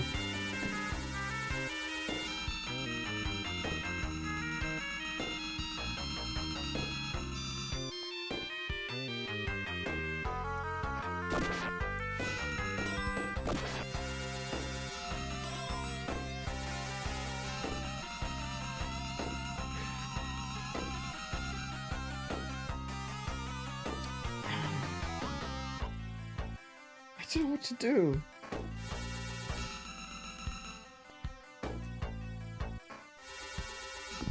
Oops.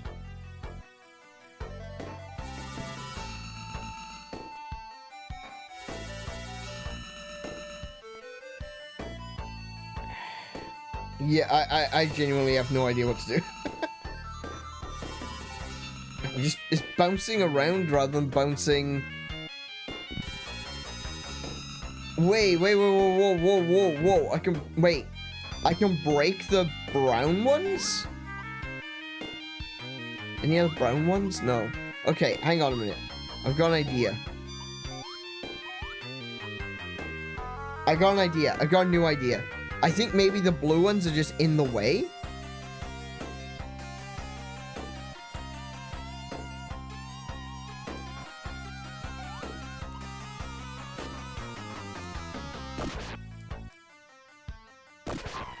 Oh, come on! That is bullshit! It literally just jumps out of the ground right under your feet.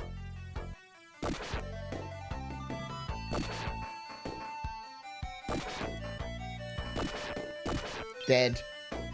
Okay, I've got a different idea, right? I think what I need to do is I need to get the red one over here instead. So let's try by removing those, getting rid of that.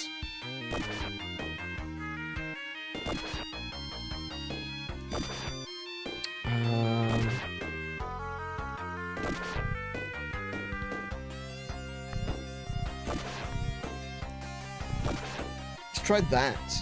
There you go, look. See, it's red connected to the center, connected to another red. That's what you had to do. So what the blue ones were just there to throw you off.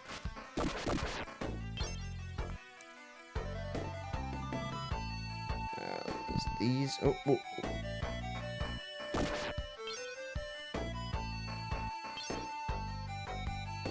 But what? But is there anything here?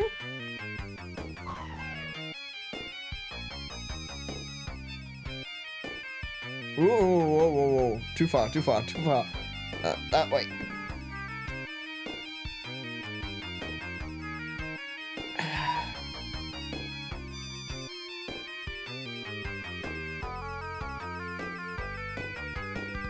Oh my goodness, there we go. Alright, alright, alright. We got it, we got it, we got it. Boom.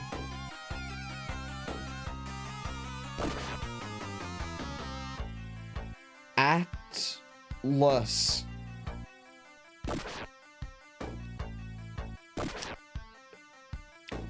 Uh-huh. This game was published by Atlus, by the way. So you know the Shin Megami Tensei guys, the Persona guys, yeah, they published this. That was an apple. Take that.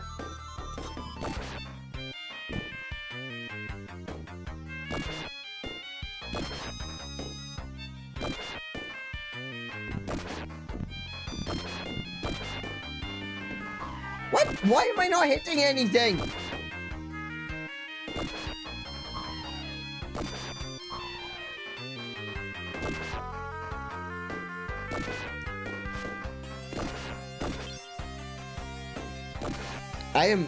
I am very, very shortly gonna be out of HP. Come on, Atlus, give me an apple. No? Is it just gonna be holes?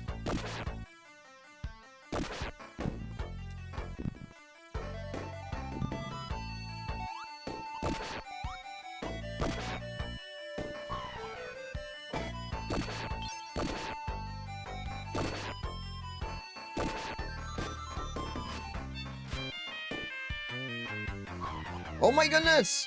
Stop! Oh! Stop! Good grief! They just pop out of the ground underneath you. It's insane. It's so cheap. It's so cheap. Okay, am I gonna get anything for destroying this? Probably not, but, you know. I would like some apples, please. Just saying. I want some HP. Give me some HP. Why can't I can't even hit... Why can't I even hit that one?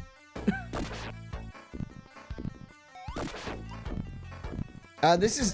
Cat on a Cell Phone was here last week. And they made a really good point that this game is like gorgeous in terms of like its graphics, but its readability is trash. Like, look at that. Oh my goodness, an apple.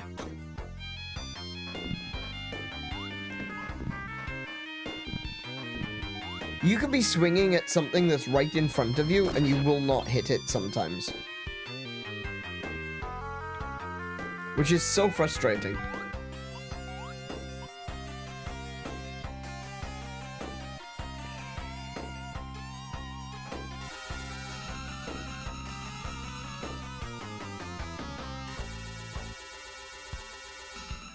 No, look.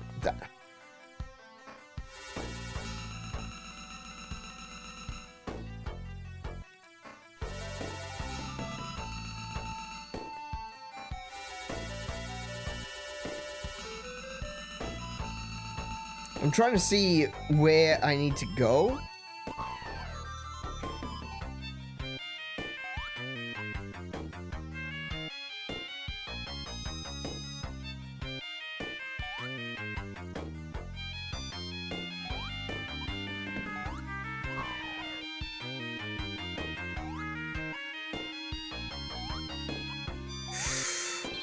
Those are big jumps. Good grief.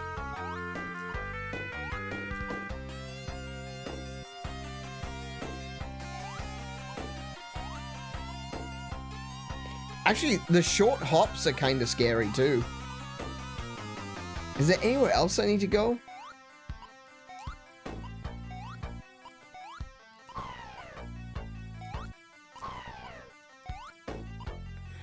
Yes, I need to go this way.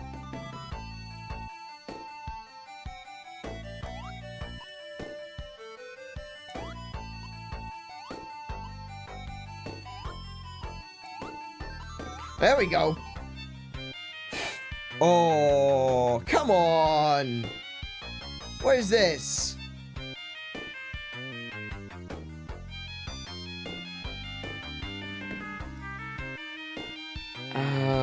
I guess, like, if I press them all against each other, maybe they will.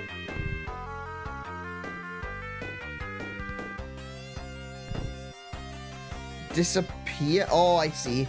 I've got to try to make a connection look.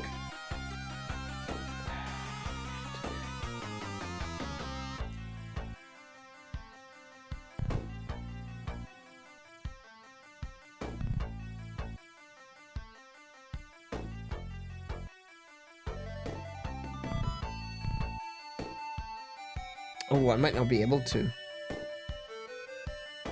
Might have to restart that. Let's try again.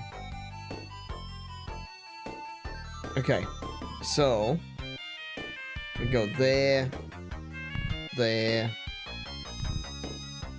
there. We go there, and then we destroy. Oh, bum.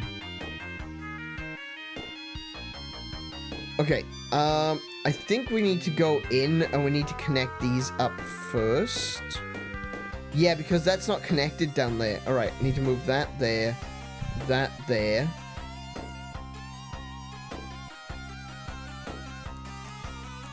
I'll put that that way. Okay. Alright. Down. Down. Like that. Like that. And...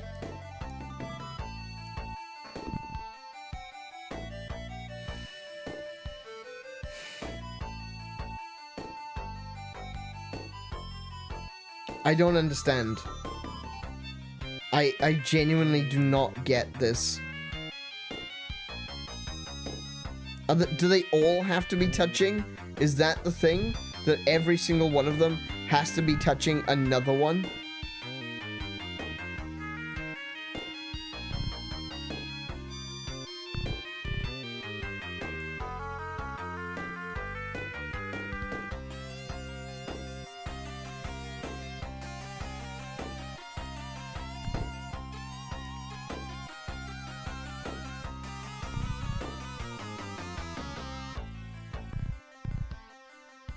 Like that. None of them are currently connected diagonally.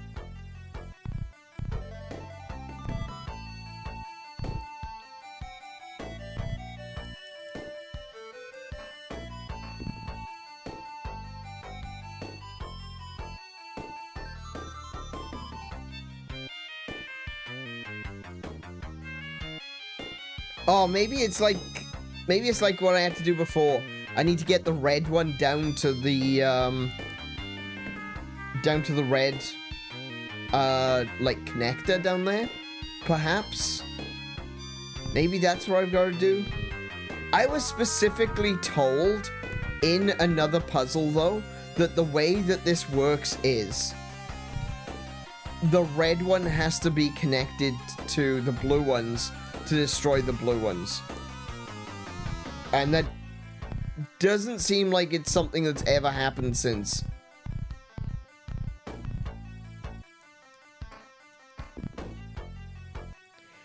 Right, okay.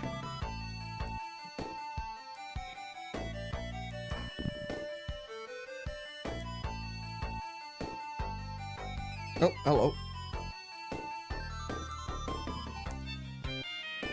Oh my goodness.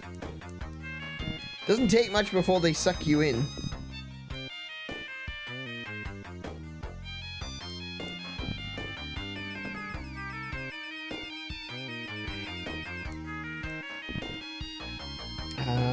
Let's see now. Okay. Basically, I'm just currently exploring in the desert. I don't really know what else I have to do. I missed, apparently.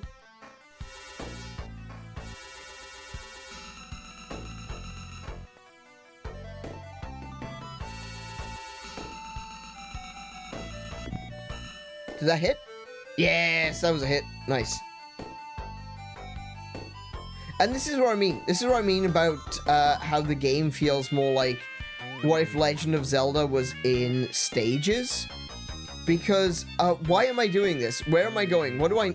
The only thing I know is I'm trying to get to this so-called Tower of Babel. There's a red tapir and... Hi. Okay, hold on a second. Oh my goodness! Stop. There we go. I just died. Oh no. Hang on. We're rewinding that. Wait. Sorry. This game puts you back to the opening screen when you die. So if you don't use save states, you lose the entire progress of the game. So we're gonna create a suspend point right there. Yeah, for some reason this game... There's nothing in here. This game seems to be designed on the idea of playing this entire game in a single sitting. Not sure why anyone thought that was a good idea. An idea?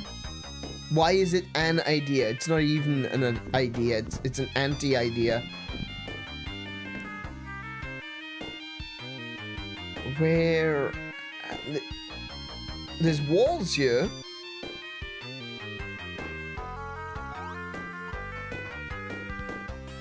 Bloody hell, that came right from underneath me.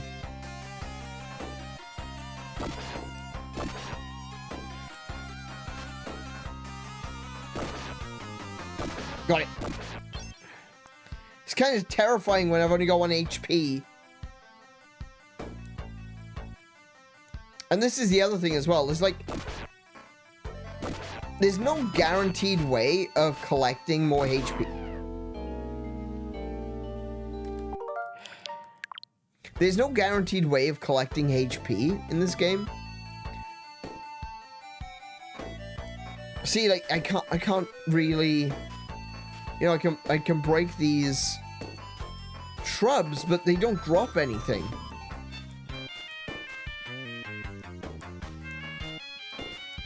And this is what I was saying in the last stream, was that this game feels a lot like Aliens made it.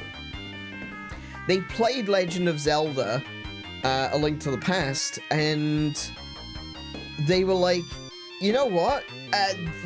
Okay, so there's grass and things in Legend of Zelda, Link to the Past that you can cut.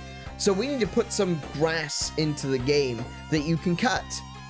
Without understanding why there's grass in the game that you need to cut.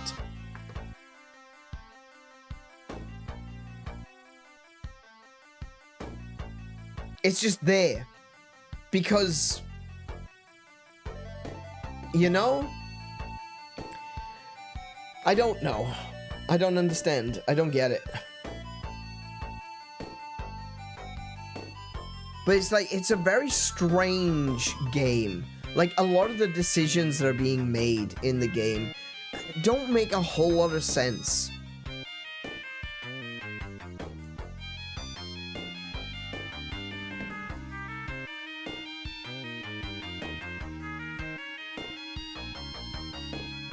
Hang on a second.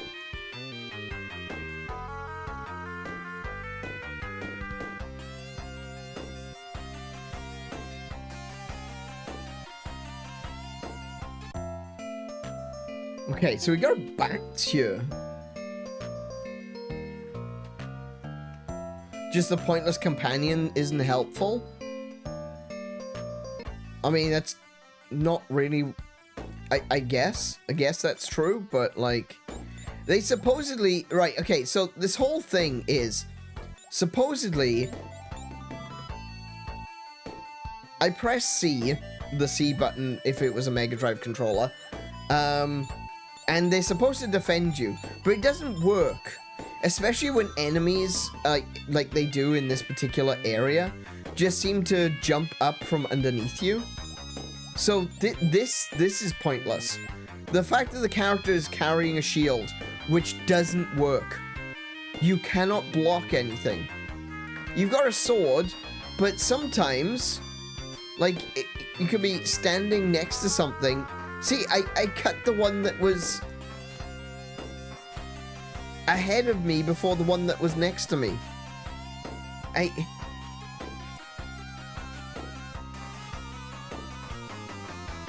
Visually, you can see the sword is swinging over those bushes right there, but you can't hit them, you know? In A Link to the Past, the sword has a very clear swing arc, and it hits everything in the swing arc. Not in this game. This game, it only hits the thing, the square that's ahead of you. Makes it very difficult in combat, not gonna lie. Okay, so we've got the cat again, which we might need. We've also got a bat. What's the bat do? Batty, I will protect you from enemies for a period of time. It's a dangerous job, but for you, I'll work for 100 marlins. How about that? A protection? No. So be it. Let me know when you change your mind. Okay, no, not really interested in that. Can I cut this? I can. Any hearts? Still no hearts. I can get the cat back, but I'm gonna end up using the cat. You can hire part... Yeah, I know.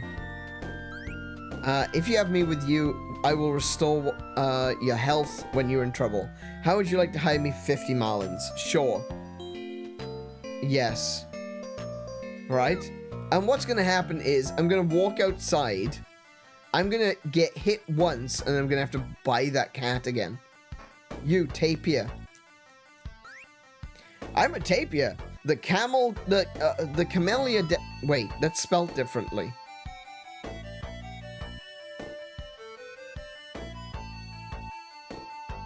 Camellia has got 2 L's on the map. When you actually go out to the map, it says Camellia Desert, but spelled with 2 L's. Okay. The Camellia Desert is filled with sand dreams. Sure. Dippy, I've never left the desert before. Is the outside world full of life?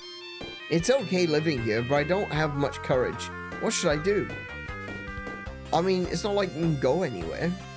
Just stay there. Hi. Vixen. That dinosaur Dippy, I asked him to help me cross the sea, but he was afraid. He may be big, but he has very little courage. Humans tried to build the Tower of Babel so that they could reach the land of peace. It's a fabled land where all of the Earth's creatures are equal and live in peace and harmony. But construction was halted. Wonder what happened. Do you have food for me? Do you have apples, please? Okay. No. Hey Joseph, welcome to the stream. How are you doing today? I have no apples. What's over here? Please be apples. Wherever is over here, can it be apples? Oh, no, but spikes. We got what's this? We got spikes. We got some sand pits.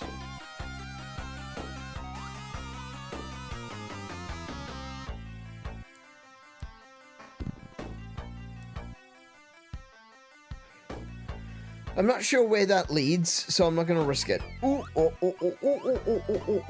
okay. How about this one?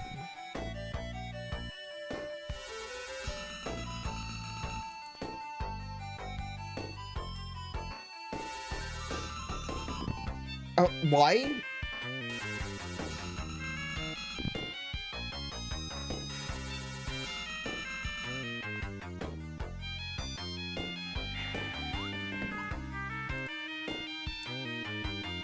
How am I supposed to hit that? Let's try this. Okay, see, this is another thing as well that... Right.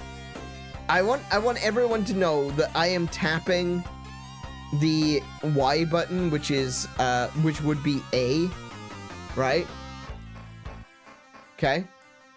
The problem is, if I take a step too close, he reaches out and touches the block. So, you know, I'm swinging the sword, and as you can see, the sword is overlapping the block, but it's not actually hitting it. If I take a step too close, I can't hit it because standing too close to the block deactivates the use of my sword. You see what I mean about this game? It's like they looked at Legend of Zelda and they saw that in A Link to the Past, when you hold the A button, Link grabs the block in front. But they were like, but why does he grab the block in front? Oh, I know how we can improve on A Link to the Past. What if he grabs the block automatically? You don't have to hold the button down then.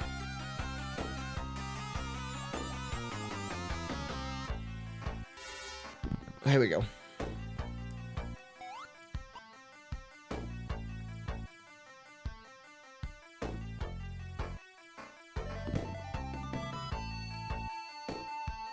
Okay, so there's something of a desert village here.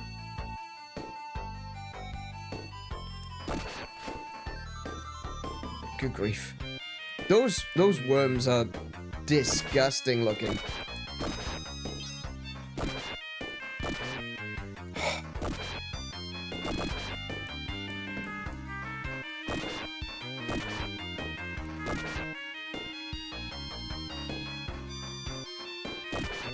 I killed it. Good.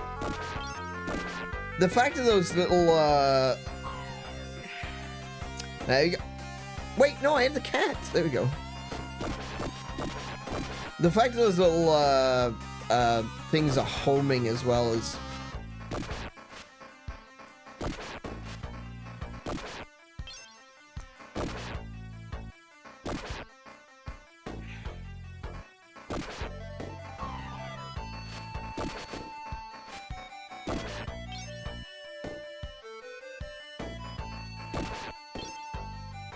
Okay.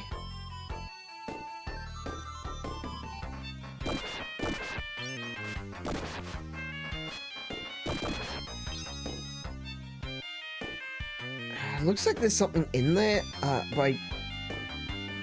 Oh, a staircase. No, there's nothing up here. This must be the village. Okay, so there was like a village on the map.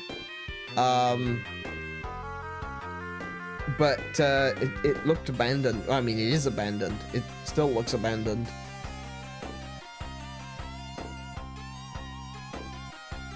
Yeah, this village is dead.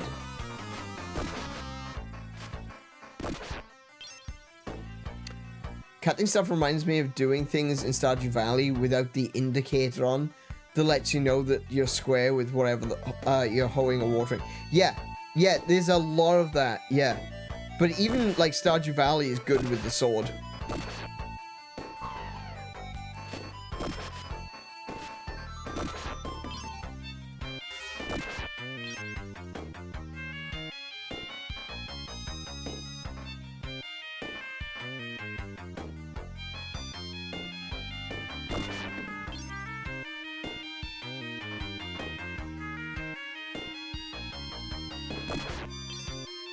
The problem is that there's very little satisfying about this, you know? It's like, I'm playing it, it's not a terrible game. I'm gonna meme on it and everything, but ultimately, I wouldn't really call this like an awful game. It's not. It really isn't. I've played much worse. But is it one that I would necessarily pick up after the fact? Again, Is this a game I'm coming back to? No. No, it's not. I'll finish this game on stream either today. I doubt I'll finish it today now.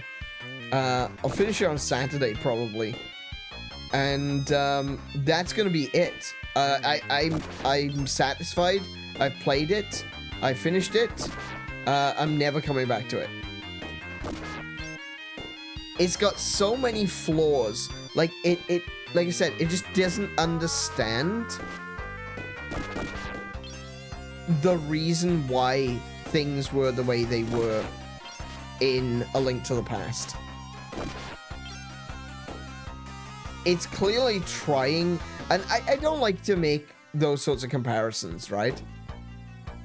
Obviously, a game like A Link to the Past is a very important game. It's a game that many people love. It's, for its time, it's basically a perfect game. But so it's not really fair to compare anything to A Link to the Past. But when something like this comes along, where it's clearly taking a lot of influence from it, it's the only real comparison you can make. So I think the devs kind of put themselves in that position.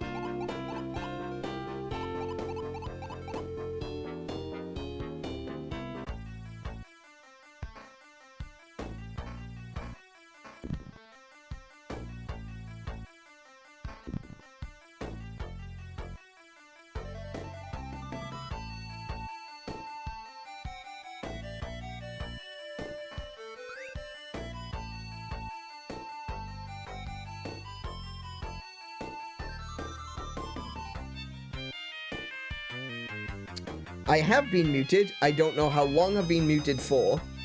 What was the last thing I said? Sorry, this happens when I'm tired.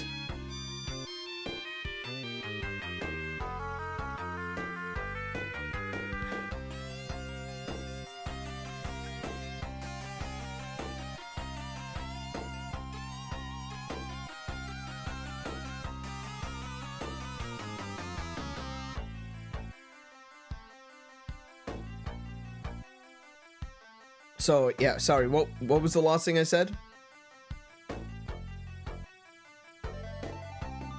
About fair comparisons to... Okay. Yeah, I was just saying that Zelda's perfect for its time and it's hard to not compare it to that. Yeah, exactly. I think it's unfair to compare a lot of games to A Link to the Past because it is basically, for the time period, perfect. But when you create a game that is clearly... heavily referencing it, or you know, is a copy of it, you're opening yourself up to that kind of comparison, and that's kind of on the developers at that point. You know, they are the reason that people make the unfair, in my opinion, comparison between this game and A Link to the Past. What I was then saying was, one, I'm so surprised that the exit was here. There was a bunch of places where we didn't go in the desert, which made me think I'm gonna have to go a different direction because I figured we were somewhere in the middle, and then when we got to the village, I was gonna have to go back through the desert and find another exit that went to the Tower of Babel. But instead I found this exit, and now I can just fast travel to the Tower of Babel.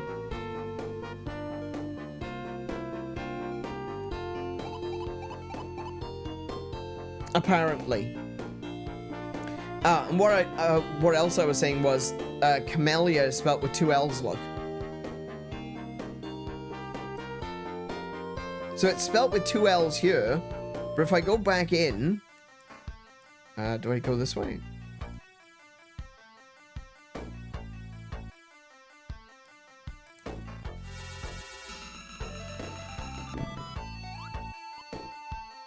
And talk to the tapir, he spells it with 1 L.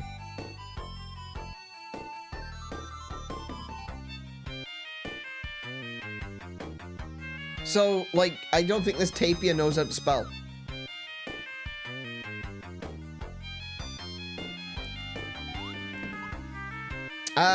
Fun is not necessarily the word I would use. Bewildering. Befuddlement. A lot of things like words that lead to confusion. Those are more accurate. Definitely. Maybe the tapir is speaking with an accent. That is possible. There's a dude there.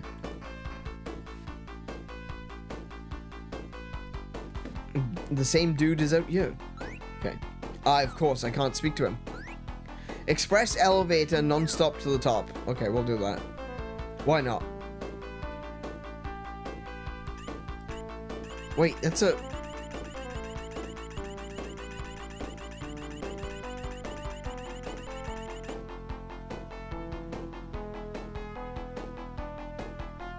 Oh! Hey, you. Don't use me to climb up. I'm not a rope. Whoa! What the f...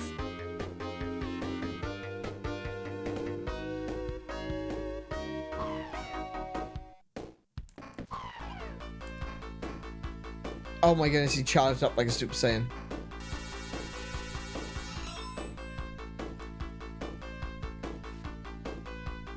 Oh my goodness, the lag. The lag is atrocious.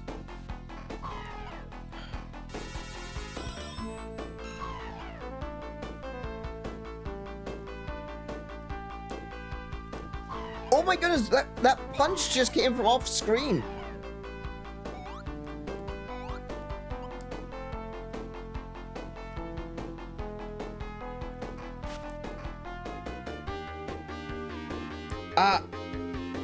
Why is this so slow? I don't know if I can even dodge that. So it does that swinging punch thing. I thought maybe I could jump over it, but that doesn't seem to be the case.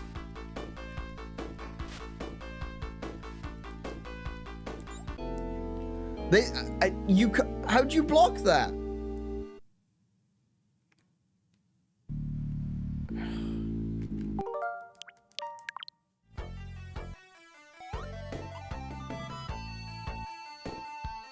Oh, okay.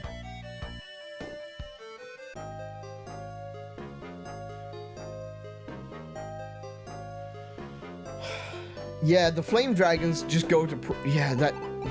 the flame dragons were a bit of a problem, weren't they? This is insane.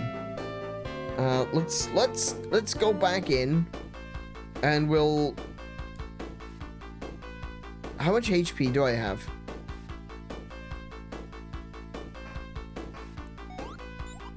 Wait, I can't even see how much HP I've got? No way. The only time it shows you how much HP you've got is when you take damage. Do I have the cat on me? I don't. Okay, I need to go back. I need to go back and get the cat. I have to go back for the cat, guys.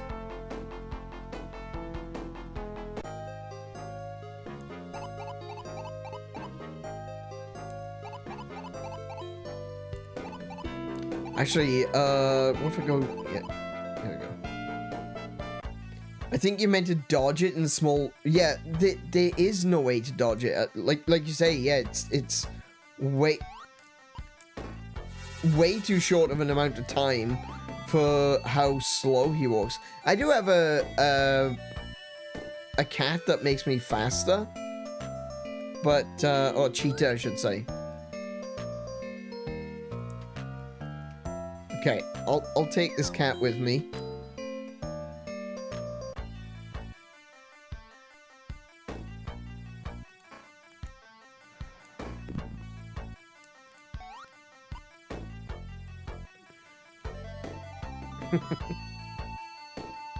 Alright, I've got the cat.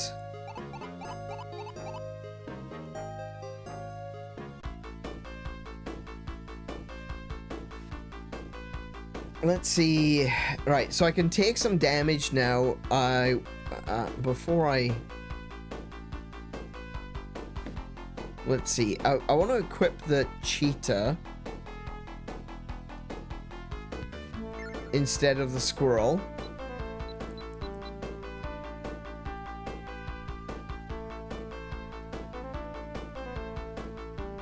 The penguin? I don't know. The penguin... I don't think the penguin's going to help me. Okay. Alright, let's climb this thing. Oh, wait.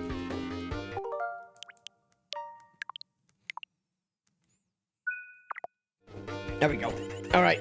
Climb, climb, climb, climb, climb, climb, climb, climb, climb, climb, climb.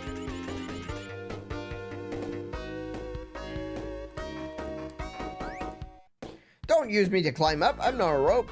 Yes, you are.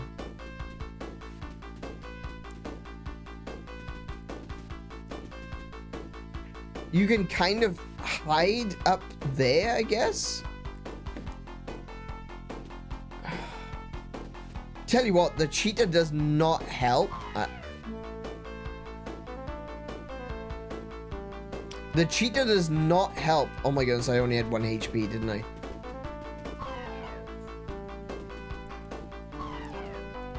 This is maddening.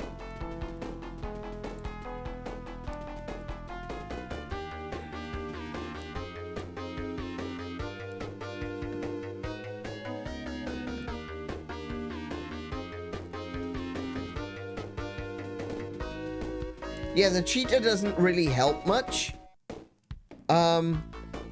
When there's so much lag. Oh no.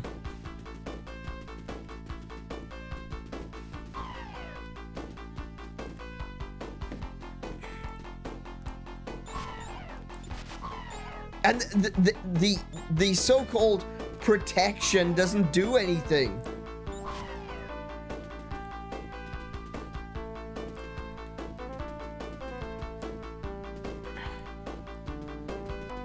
Oh my goodness, this boss is awful. I haven't had an opportunity to hit him yet. Oh wait, I can break those? Okay, that makes it a little bit easier. That is the first chance I've gotten to actually hit him.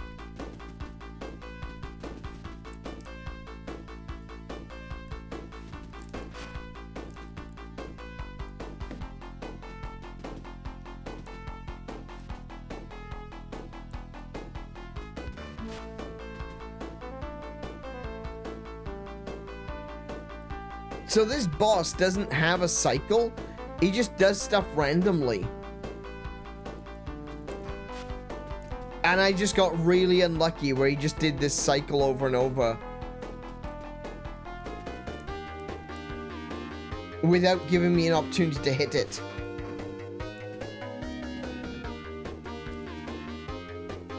Oh, this is what I mean about... This game has got some terrible design. Some really awful choices.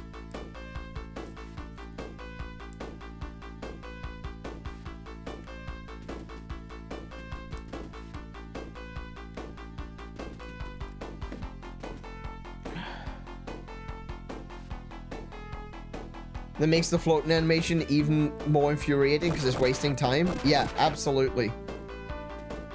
At least now I know that I can destroy the fists, because I just figured I needed to avoid those.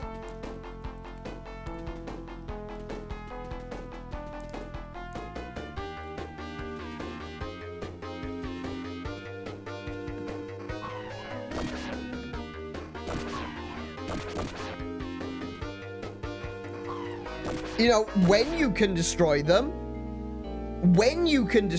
because they don't always die.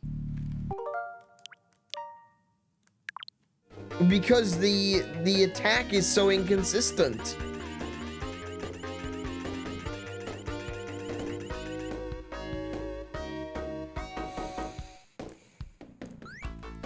All right, try again.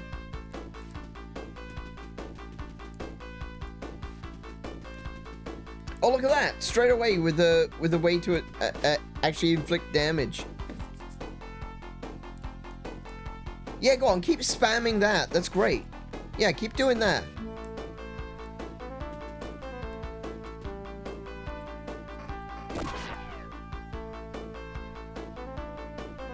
Oh, of course. That's one of the issues, is that it'll only hit one thing. If you've got two enemies running at you, you can't hit both of them.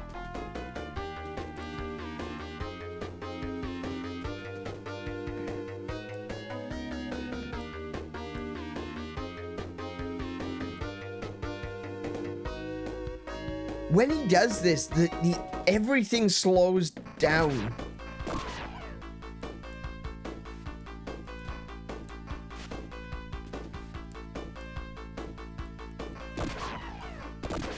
Oh, I did hit both of them then. Okay, so maybe you can, but it's very specific. Good lord, this boss is everything. It's a good example of everything that's wrong with this game. Oh my goodness. The impossible precision, the random nature of a bunch of the different enemies.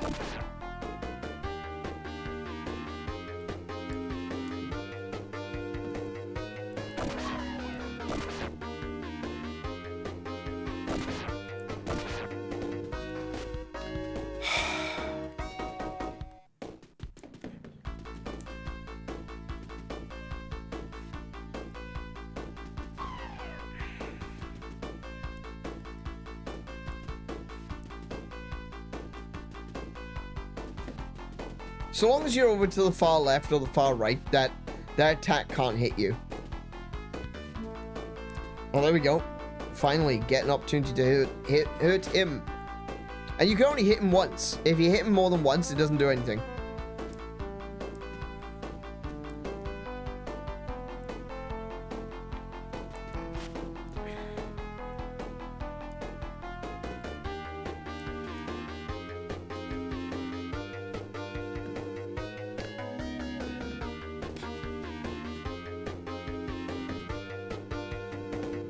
This is it?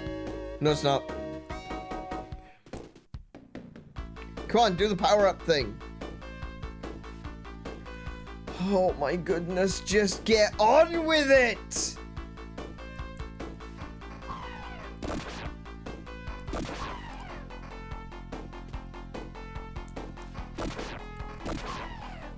Inconsistent hitboxes.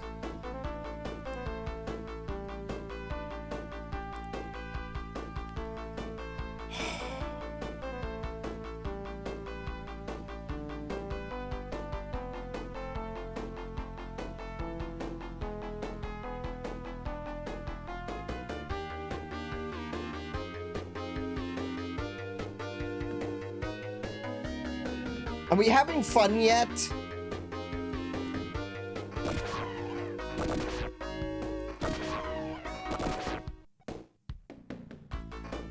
Oh, finally. You've beaten me. I wouldn't know, because there's no effects, there's no flashing, there's no big finale because I won. You've beaten me, but you'll never reach the top, ever. And Iron's maximum HP increased. Did it now! Hey, Iron, if you want to go to the top, you should go to Frieza. My hometown Frieza is located to the south, across the sea. There you can find the plant that grows quickly. The plant that grows quickly? The plant that grows... No name. Okay, alright, fine. You know what? I shouldn't have expected anything more.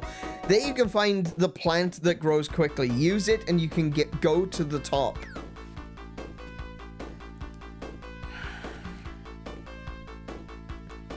I'm so glad that there's the plant that grows quickly. Oh, what would I do without the plant that grows quickly? I can't leave. There we go. A beanstalk, perhaps. Yeah. Or bamboo, perhaps. Maybe. I don't know. Could be many things. Do you know what it isn't? Explained. This game is triggering me. Like...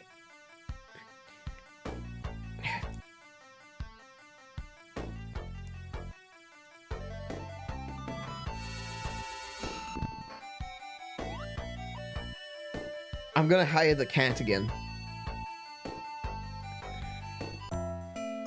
You, come with me. Yes. Save a new save state? That's a good point, yeah. Cool. So, yeah,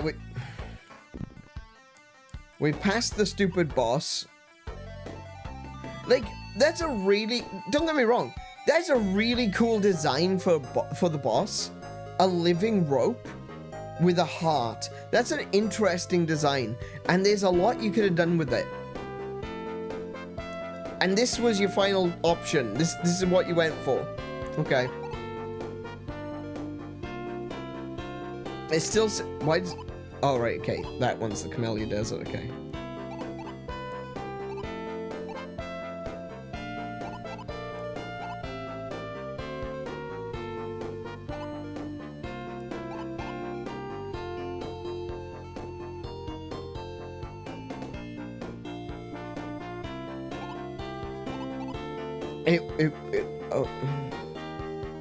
Oh, I know. I need that stupid dinosaur. Hang on, I just remembered. Yeah, there's a stupid dinosaur.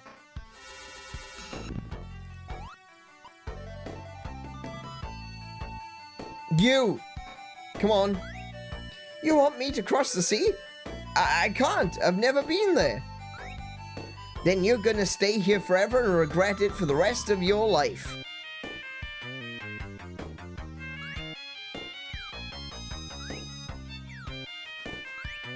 Wait! I'll go too. I don't want to be depressed like this. I don't know if I can cross the sea, but I'll try. I'll never know until I try. Right? Dippy the dinosaur joins the group. Dopey the dinosaur, more like. Alright. I have a dinosaur on me. Just in my pocket. Because that's where I keep all my creatures. In my pocket.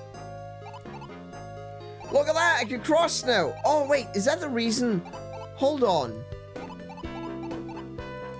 I'm gonna have to go all the way back. I know, this is frustrating. It's as annoying for me as it is for you, trust me. Right?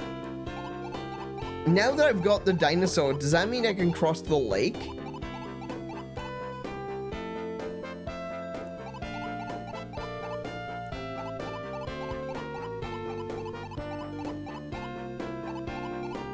Yes!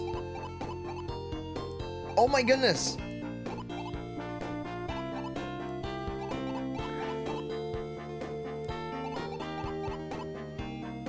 Ah, right, okay. So now I've got a shortcut to get back. No, I want to go into... There we go, thank you.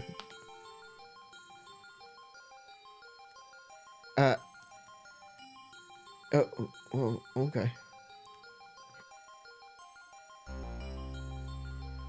Like, normally you would have a wall here. This is the only example I've ever seen of, like, an invisible wall in an adventure game. It's a top-down adventure game. There's no wall, there's no trees, there's nothing to indicate that I can't go this way. But I can't go that way. Yes, I did kill the rope. There's a fire lion. Please don't tell me this is actually icy.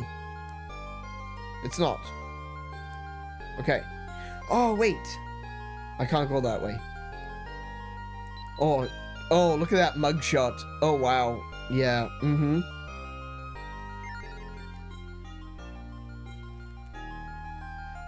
What?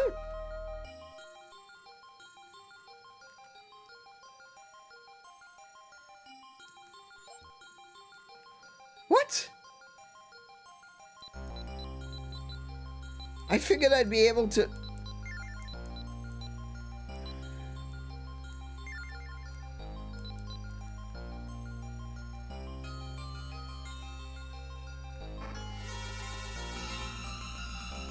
Okay.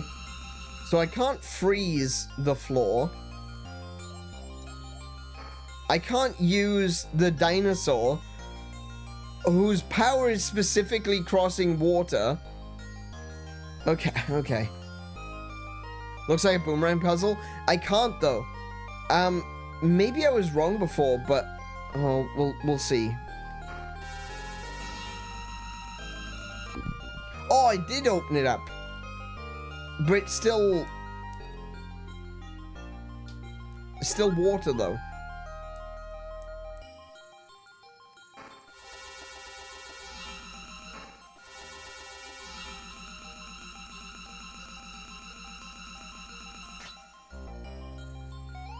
Oh, I can jump across that. Of course I can jump across it.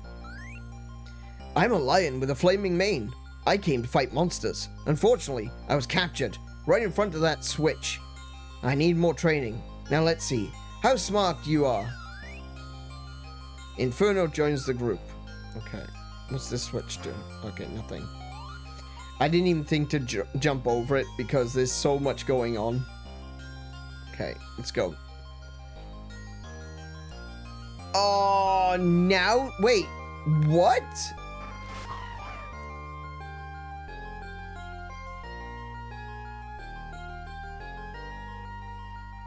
So, wait. The ice blocks out here don't have ice physics.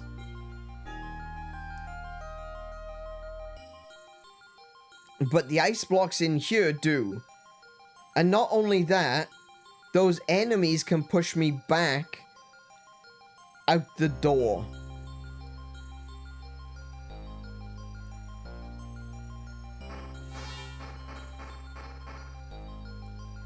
Oh, hang on. Do I need to use... I'll set enemies ablaze with my flaming mane. Okay.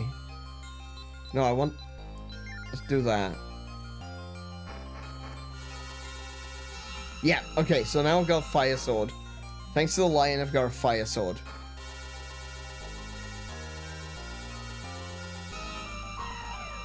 It does...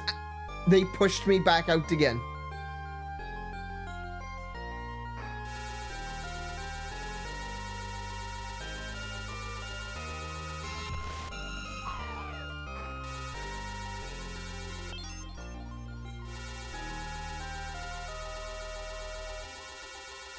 Where is he?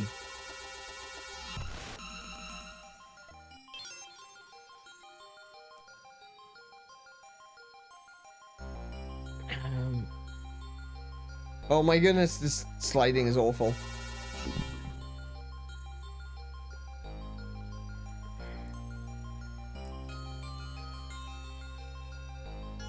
Oh, there's ice back there. No, ice. There's ice bloody everywhere. There's money back there.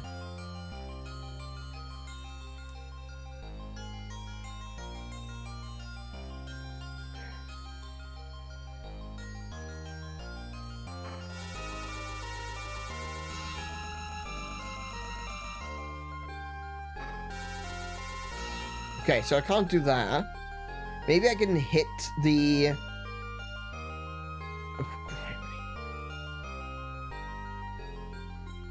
No. Oh, wait. Oh, wait. No. There we go. Maybe I can hit it from up here? Who knows? Well, I can hit that guy, apparently. And that. Okay, cool.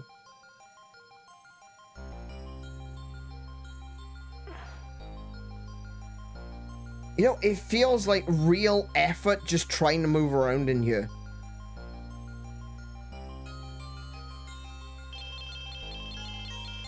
It's either ridiculous ice physics, or when you go over the gravel... Oh, good lord. When you go over the gravel left behind by these, rocks, the whole thing slows down. The whole thing is just slow.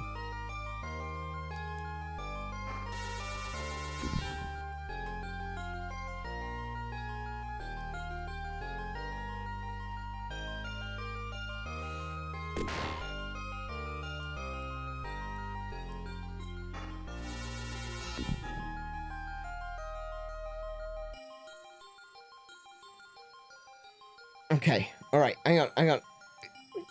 Where are we at? Okay.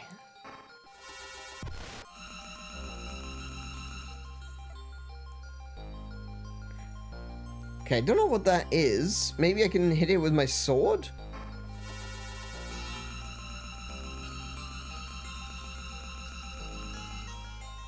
Nope. Apparently not.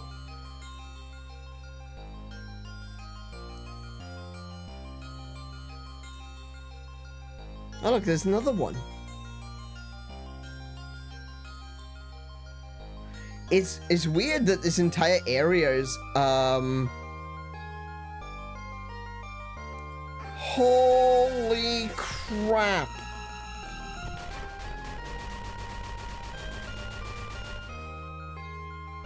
Okay, big snowmen. Oh, they're teleport.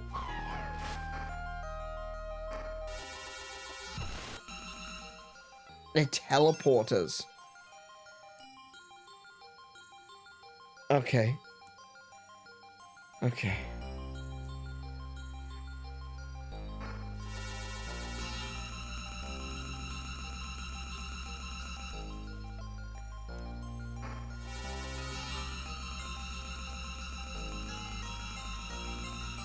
There we go.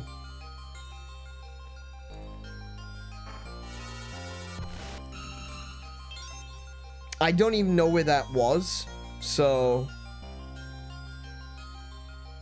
we're gonna go straight past that.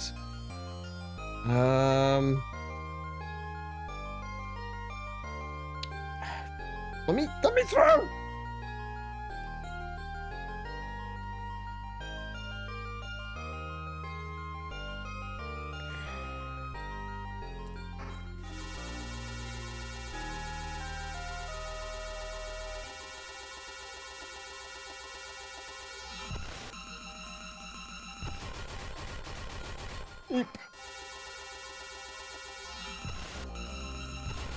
Cool. Got him. There we go. Oh.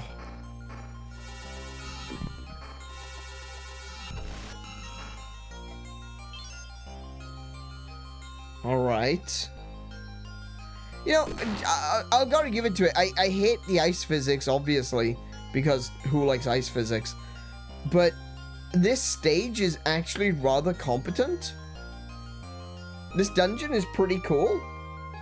And what I was going to say was, it's really interesting that the dungeon itself is basically all one map. Like, we're not looking at multiple maps here. We're looking at a map. Which is pretty cool. I don't know how they did that.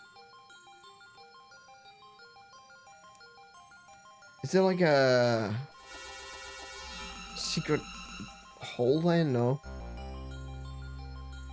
I think I was asking a bit too much for there to be a secret hole there. Not that way. I wonder if there's a door over here? No. No? Okay. Oh, come on. There we go. They seem to have put some genuinely good puzzles and exploration in here. Yeah, they have. Shame about the rest of the game.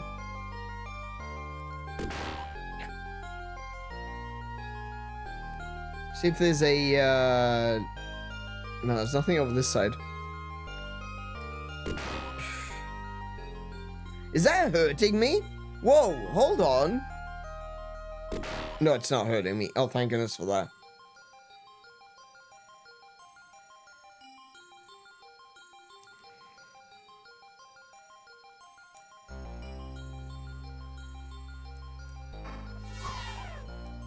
Alright, oh, off you go. Oh my goodness, no. Oh, no, no, no, no.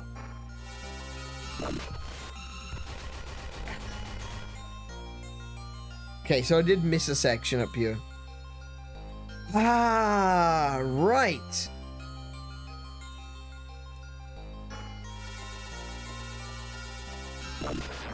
I gotta keep my sword, like, permanently charged. Just in case there's an... Hang on a minute, what's that? Oh, so there are secrets in here. Hi. Newt Newt? It's you, Chili. I'm glad you're safe. We're all hiding here because there were so many monsters we couldn't get out. And Aaron and everyone saved my life. They're a great bunch of friends. I want to stay here with you, but I owe them my life. I must go with them. You want to stay here with them? In prison because of all the monsters. Okay. Pen. You see, the monster called Georama is trying to take over this land. I hear that there's a temple called Root deep underwater. Rumor has it that it's connected to this island, but I don't know. Did you know that there's a monster in this temple called Leviathan? No. Leviathan may be a monster, but he is so quiet and kind. All the underwater creatures really respect him, but he does not trust humans. I have gotten more lore dropped in this room than in the rest of the game. We now know that the creature that's trying to take over the world is called Georama.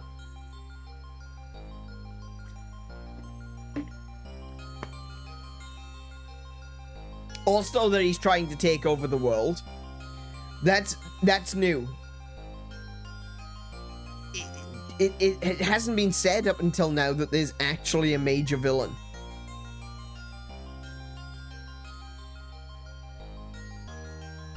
We've been told that there's some kind of, like, I thought it was like a dragon? I was under the impression it was a dragon, but there we go. That's just me, I guess. But, yeah. There we go, I guess.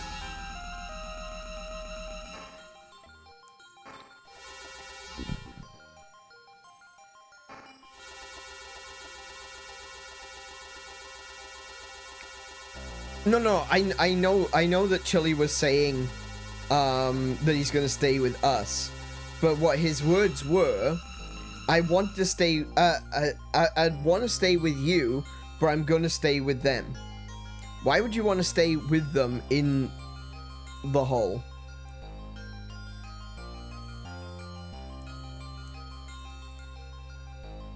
Can I just... That's water? Can I...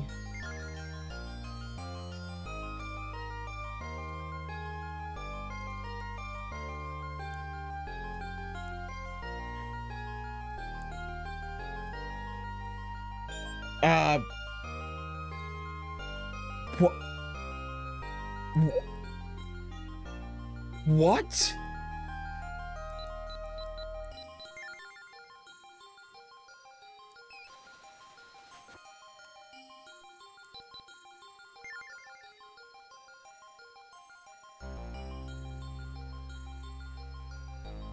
I don't think I'm supposed to be able to do that.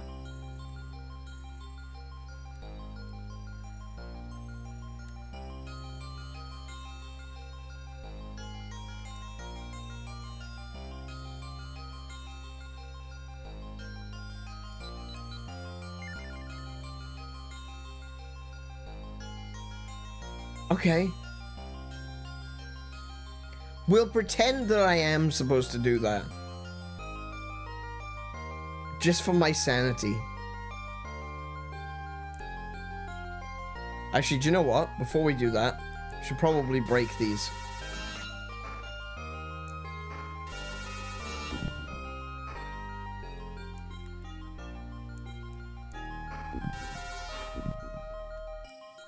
Okay.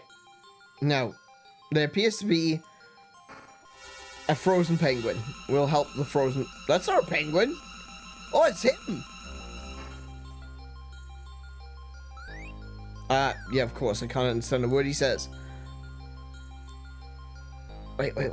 Can I break that?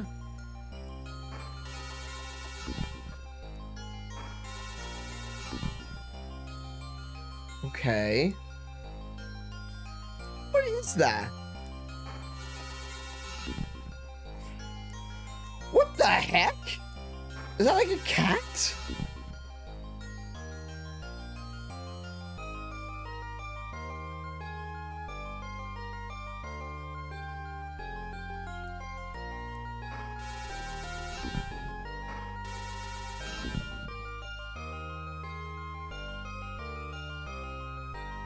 Just cause. Just because. Ow.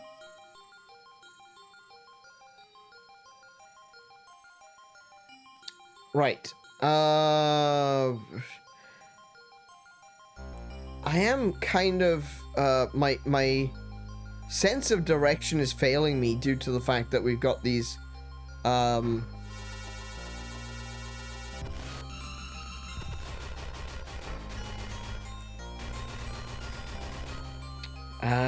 because of the teleporters. But I think I need to go back this way.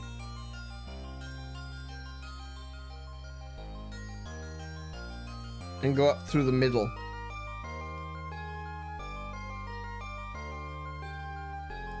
Ow.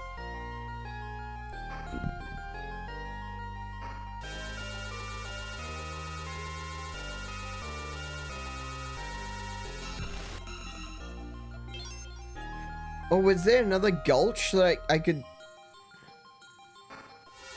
Oh my goodness.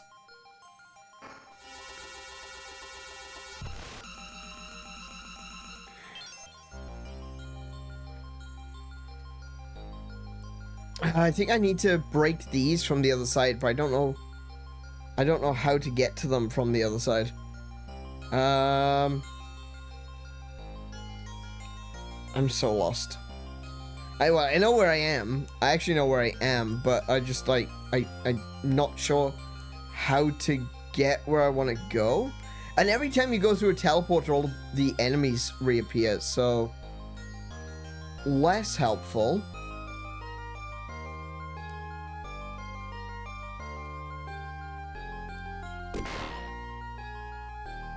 Oh wait, that stone has reappeared too.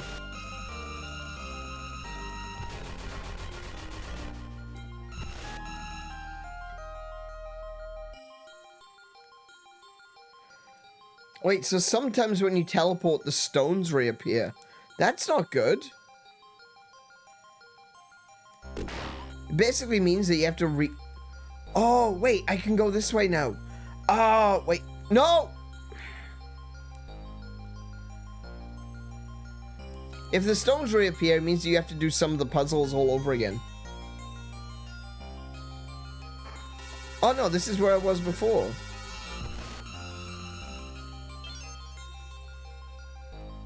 Yeah, this is where I was before.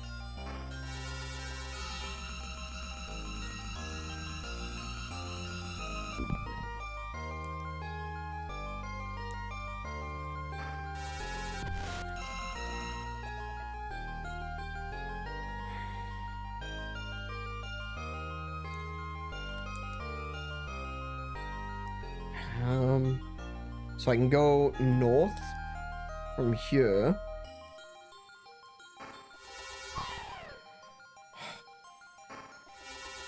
You don't have... Oh my goodness, I don't have enough time to charge.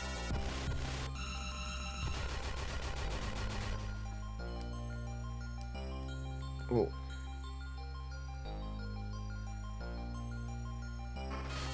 Oh, I can actually hit them.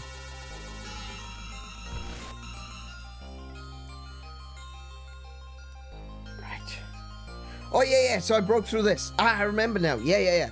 Okay, I broke through this with the... What are you?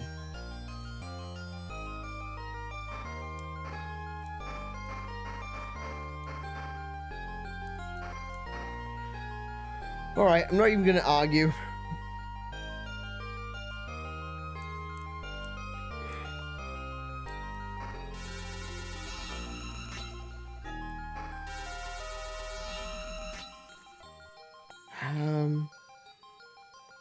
But wait, I'm all the way over here now. Why do I need to...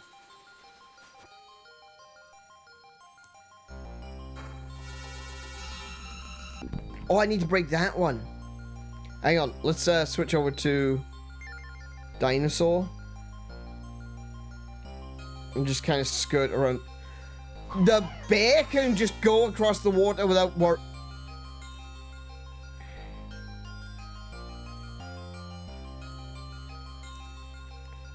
The dinosaur that can swim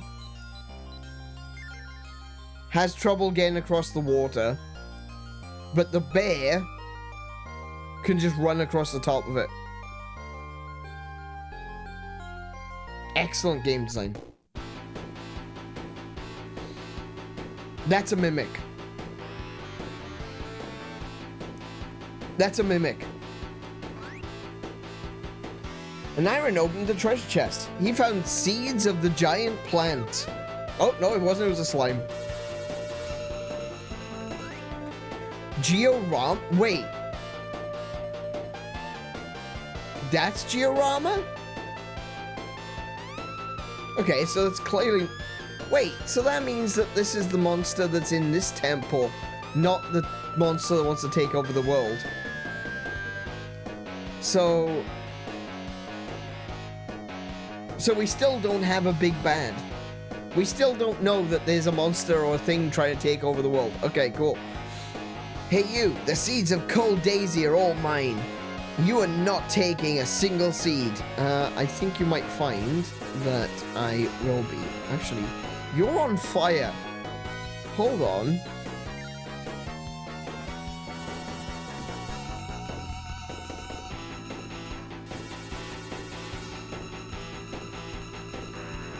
Oh!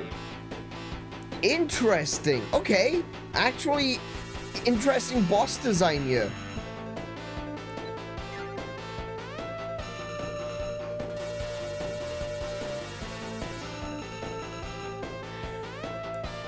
I think I'm doing this right.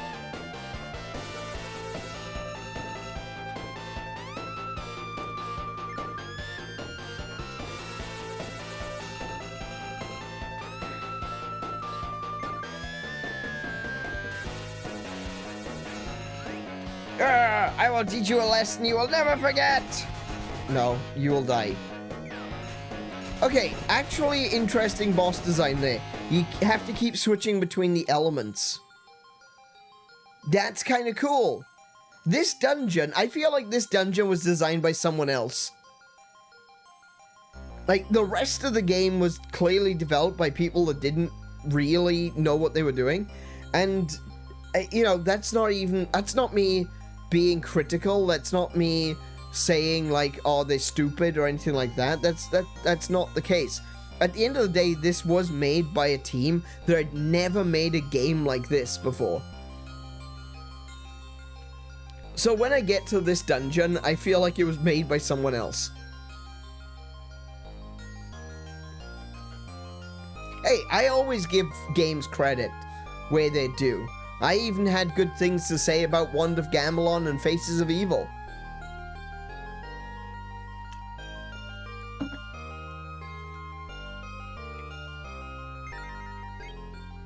I'm gonna hit the save button, but there's like no guarantee where that save will actually be. I'm gonna create a suspend point there. Cool. All right, let's find out what these can I. So I can't seem to be able to. They look like they're frozen, but they might not be frozen. There might be something else at work. The trees might be like crystal trees or something. I don't know.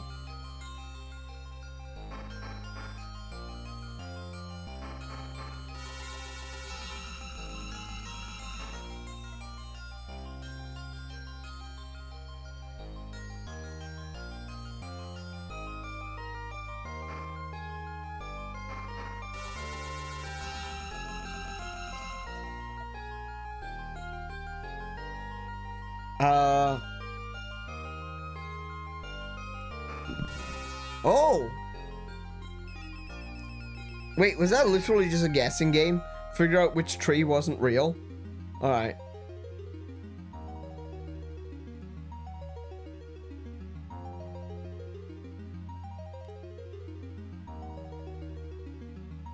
I guess I need the dinosaur, but the dinosaur doesn't swim. Like I said, the dinosaur just doesn't swim. Okay. The swimming dinosaur doesn't swim. The only reason that I was able to get to this location was because the dinosaur crossed the sea.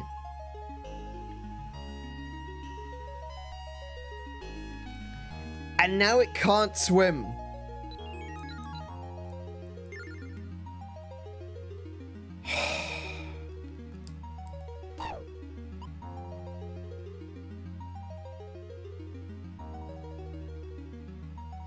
Oh, it's those bloody slugs again.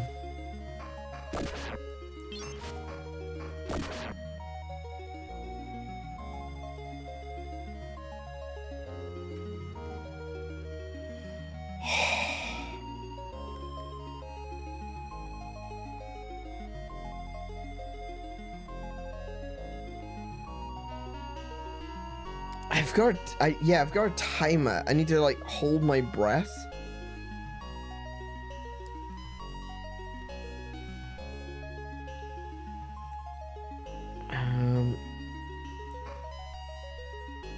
And try to explore this area.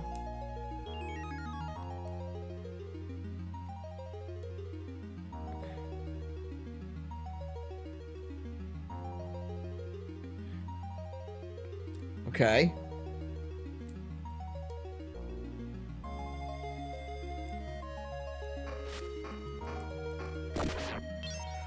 Oh, the amount of slowdown is insane. This part of the game has just been so full of stuff that that we haven't encountered before, and it's just causing so much issue with the slowdown. Oh, you cheap little...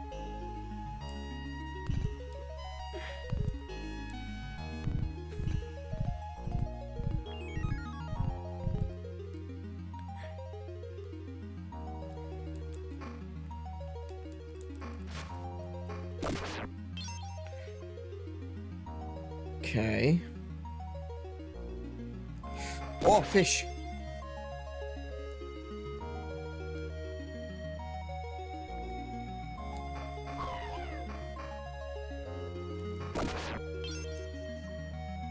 Okay. What's this? Can I jump over that? Can't seem to jump over it. Oh, good lord, there's platforming up ahead. There's actual platforming up ahead. Oh, no.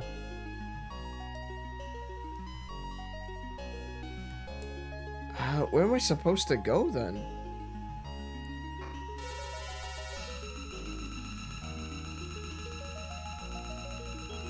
There might be a way around the other side. Can I kill this thing?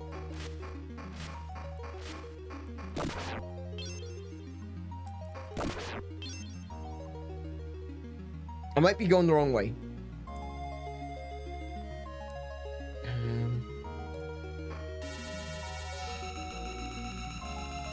Yeah, it looks like I may have gone the wrong way.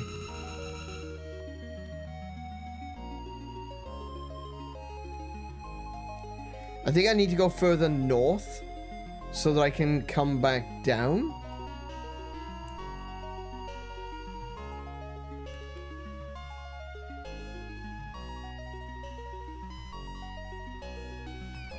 Oh, come on!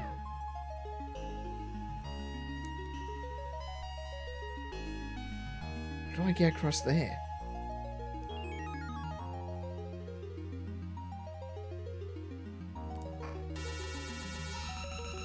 Yeah, that doesn't do anything. Hey Kay, welcome to the stream. How you doing today?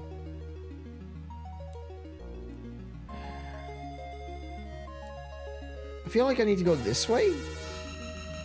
Oh, look, there's a door there. Okay. I think that's the way I'm supposed to go. I must have missed something. There must be something between here and where I was. Like, what does this do?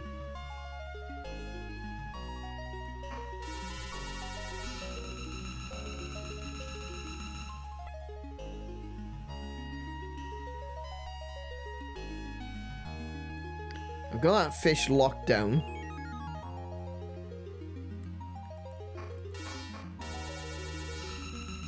Yeah, I can't seem to go that way, though.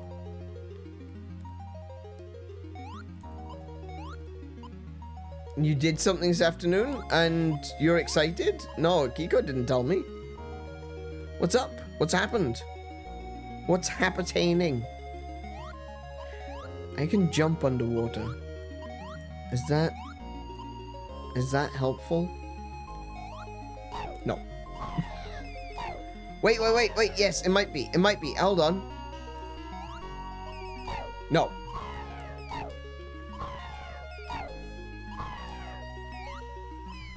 I mean, I can get over there, but I don't know if I can. Oh no, I can't get back.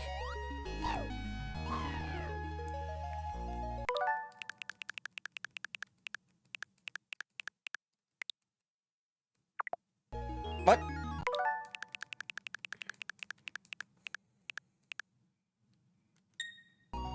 There we go.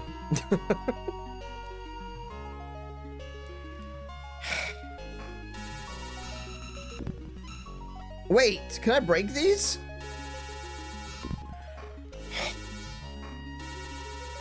I swear this game, there's almost zero consistency in how this game works, I swear.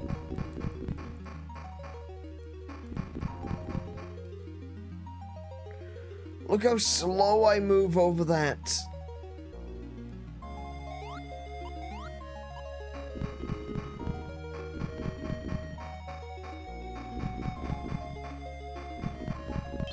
Excuse me. There may be some fun Digimons coming. Ooh. You're right though, Kiko, I was wasting my health. I didn't realize how little HP I had. There's no HP here. This is the other thing. This is something I've been saying since the beginning. Like, look at this. I can break all of this stuff. There's no HP. There's nothing.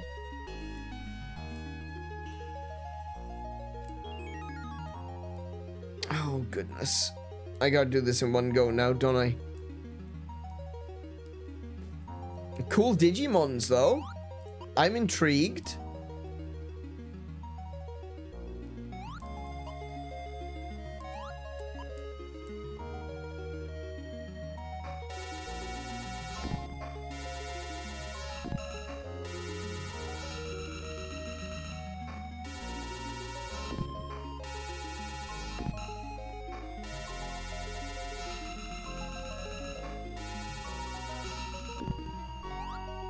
There we go. All right. 29 seconds. We're good.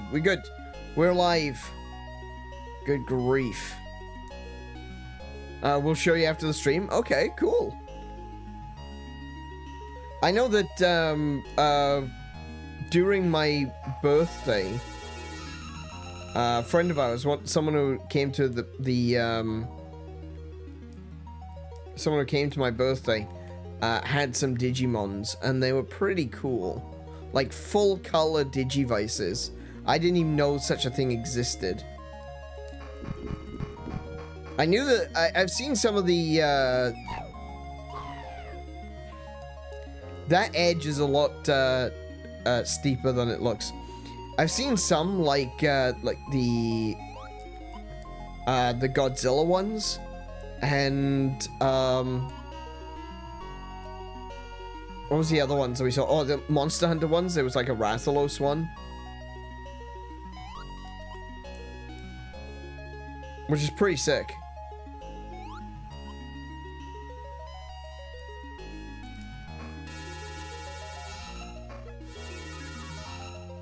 I can't hit that guy. Ooh! Okay.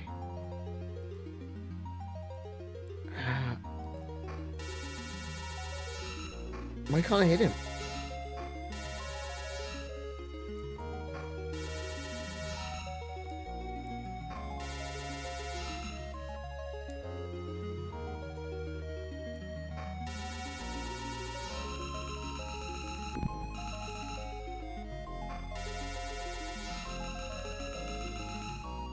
There appears to be some more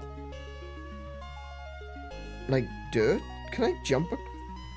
I feel like if I try jumping across here, it's not going to end well, because it hasn't ended well so far.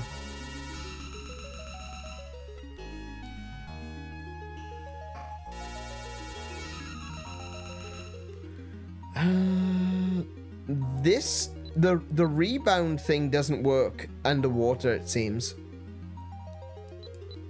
Maybe I'll switch to ice and see if that gives me better options. No.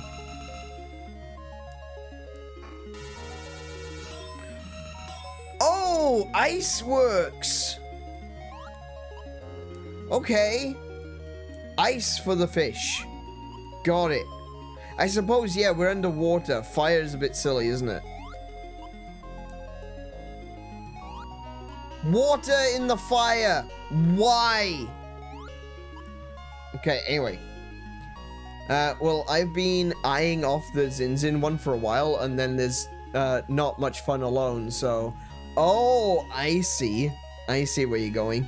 I see where you're going with this. Yeah, I've been looking at those as well, and I'm like, I wouldn't mind getting one. Wait, so... wait. Huh?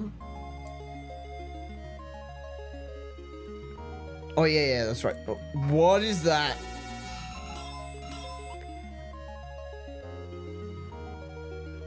Okay, we got some green tentacles down here. Why is it always tentacles?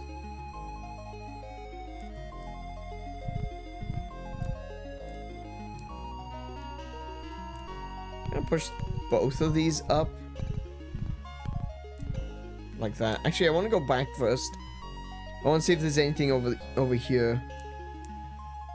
Because, like... Oh, come on.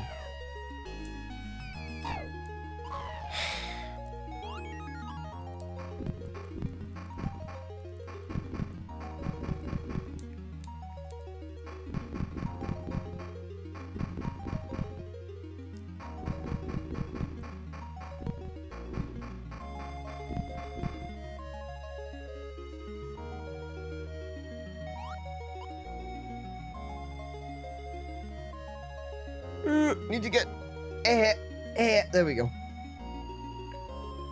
Want some retail therapy because because things have been very frustrating. Oh yeah, a lot of things have been frustrating, haven't they? Just nothing just stops for a while, and just stop, okay? Just stop for a moment. You don't have to. Don't do the thing.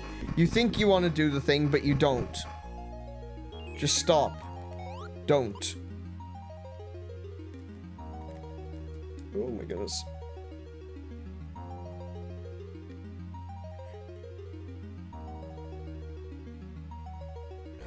Oh! Nice! That was definitely worth it.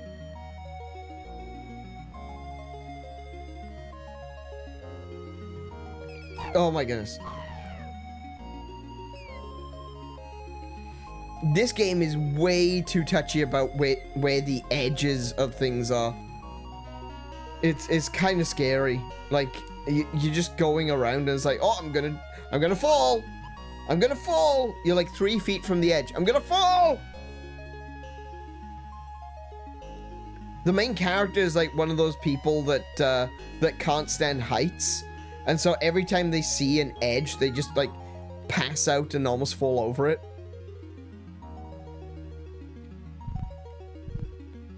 So I think the only way to get past this is to do this, which is unfortunate because I was praising the design of this dungeon up until now.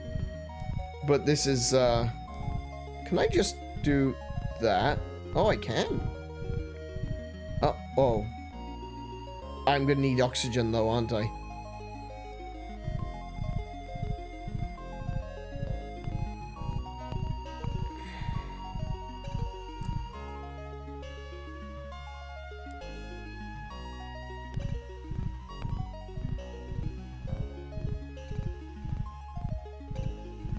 Oh, good grief. How far do I have to take this?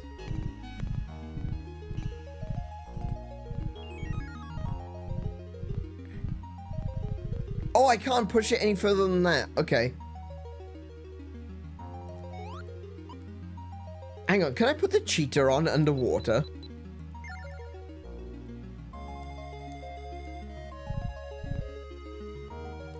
I don't think that's changed my speed. No, it doesn't. Okay. So cheater doesn't work underwater. Okay.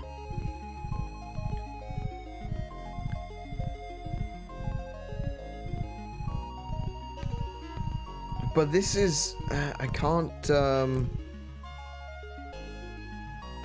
oh, I can see what I need to do. All right. I go like that.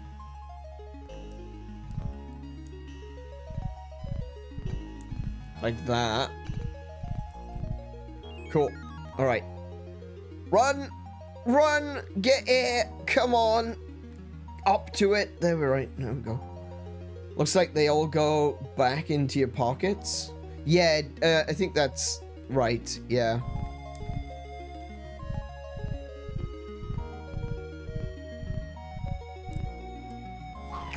What? I'm like a mile away from him, but alright, sure.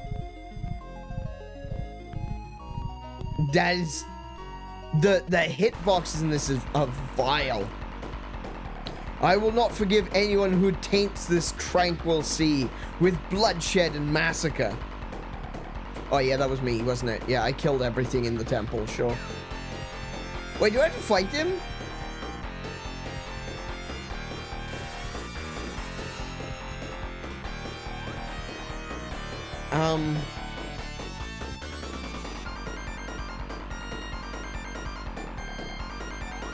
Okay.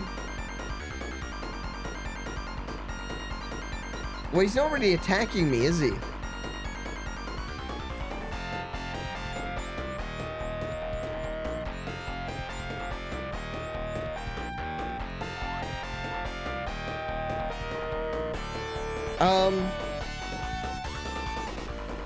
Okay, that's me drowning. Okay.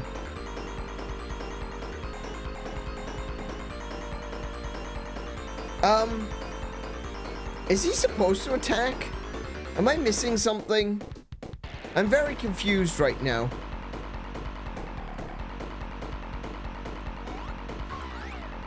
So you like a fight, huh? Then prepare yourself. I will take something you hold very dearly. Take a good look. Ah, ha, ha, ha, ha, ha, ha.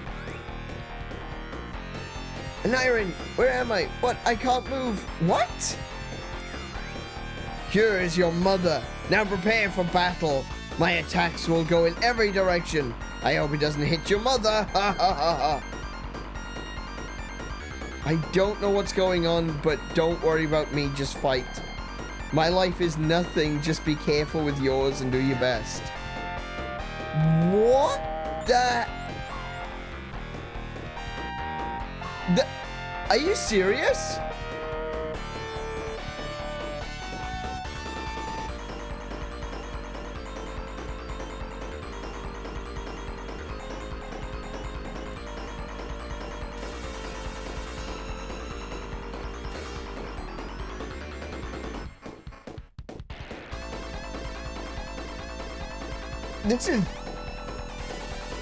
This is different, but very contrived.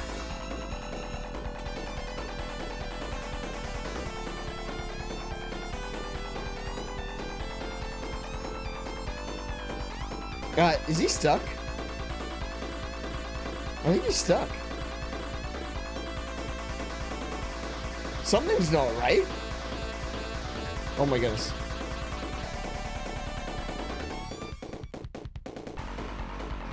That just completely went through.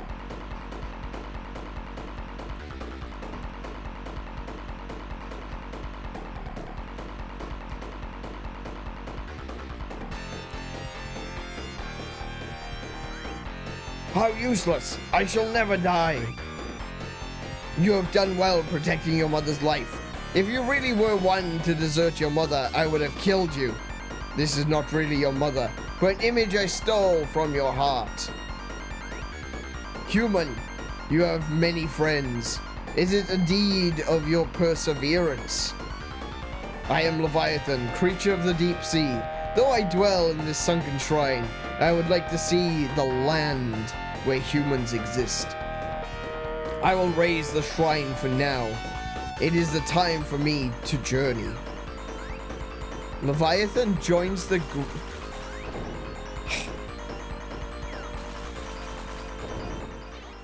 Okay. Sure. Sure thing, Leviathan. You join that group. I don't know what's going... Things are just happening. If I was to describe what was actually going on in this game, it would be a series of, and then this happened, and then this happened, and then this happened, and then this happened, and then this happened, and then this happened. Like, there's no continuity. There's no sense of, oh, right, I did this, and because I did this, that happened. There's no sense of causality whatsoever. It's just, and then this happened, and then this happened, and then this happened.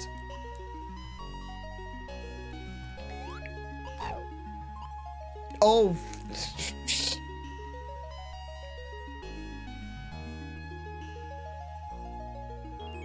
And then aliens came, and then they took me into the spaceship, and the spaceship took me all the way to Neverland, and in Neverland I met Kanye West, and he told me something about, oh, I can't use that word.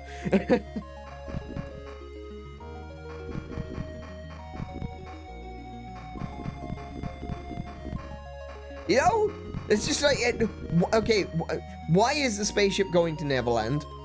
Why was Kanye West there? Oh, no, don't worry about that. Just go with it. All right, sure.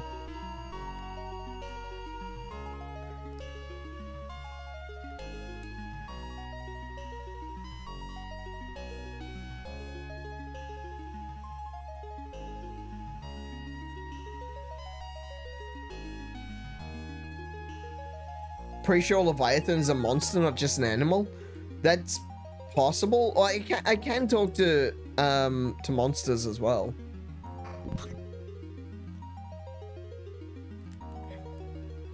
Why do I have to walk all the way out? You know, this is one of those moments where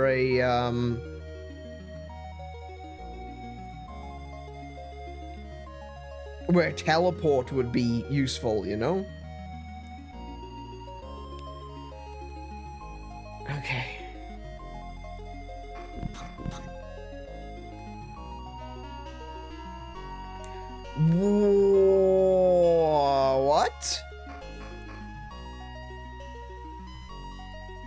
see what Leviathan can do. There he is. I will make you swing your sword faster. How convenient for you, human. Swing double speed. Okay.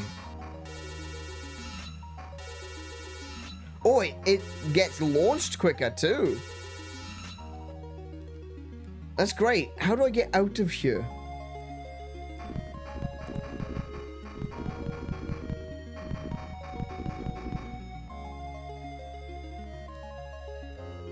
Did I miss something?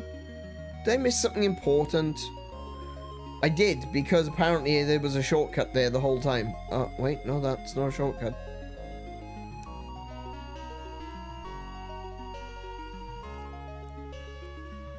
How do I... But... I don't know. Where am I going? Oh, you'll protect... Oh, you've got to be kidding me. How do I leave? Let me go.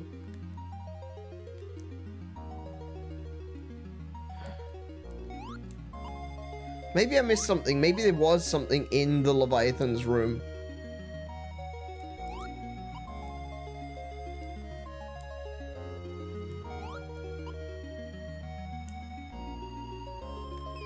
Oh, come on.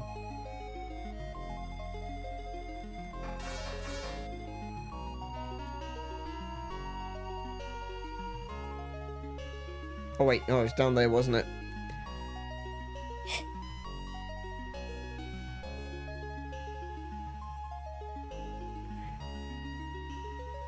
Wait. What's with that one? Why can't I get to that one? Maybe fire? No. Okay. That ability is... The swing your sword faster ability isn't terrible, but it's not a good ability either. Let me just think about how to explain this. Essentially, can I go out to the side, perhaps? What if I jump off? No. How do I get out of here?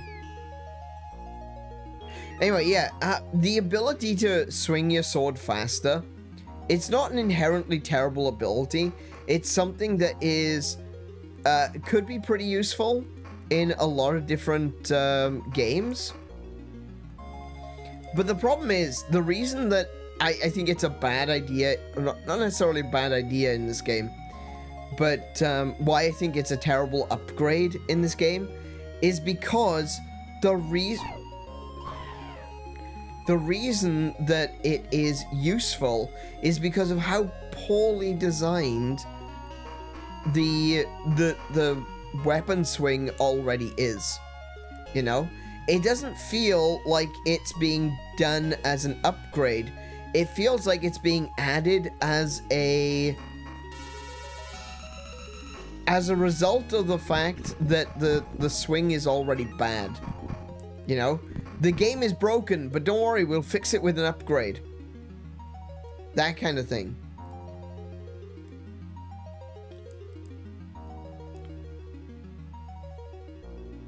It's like a day one DLC that should just be included in the game. Exactly. Yeah, absolutely. At the end of the day, the sword moves too slowly, right? It does. Actually, no, I wouldn't say it does. I don't think the sword moves too slowly, actually. It's fine. It's not perfect. Nothing ever is. But it's fine. The problem is that you're so inaccurate and the hitboxes are so inconsistent that you need to swing multiple times. So, yeah, it's not an upgrade out of hey, wouldn't it be cool if I could swing faster? It's an upgrade out of necessity.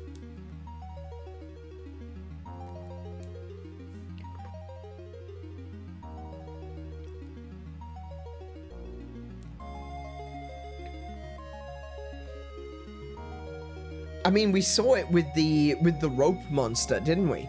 Like, I could not hit all of those punches that it was throwing at me. It just wasn't possible. So...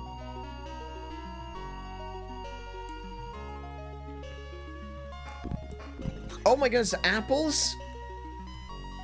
Wow. Yeah, I can't leave.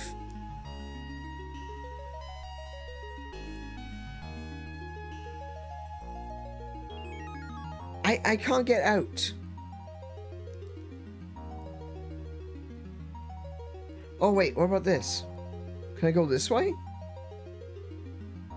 No, I can't get out.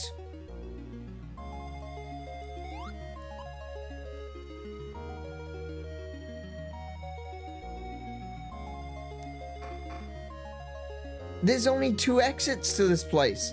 Is the way I came in and the boss room. I can't get out.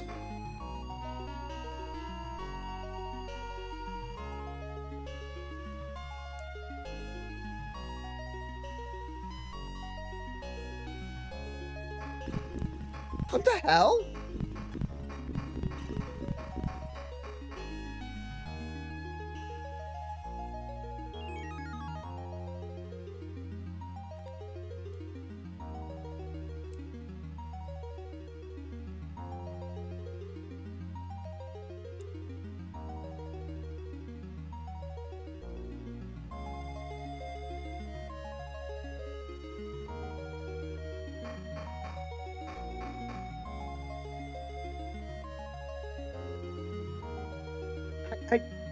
I'm stuck. This is silly.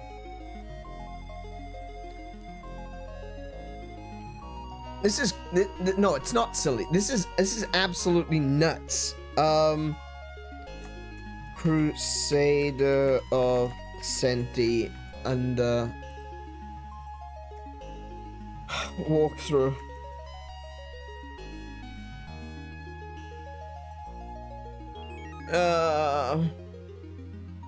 Root Temple. I think that's where we're at.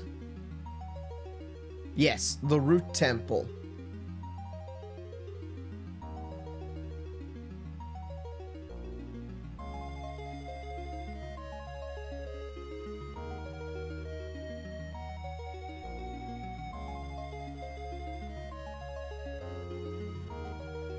What? To exit, go down, and when you reach this area, jump to the right. Where's that?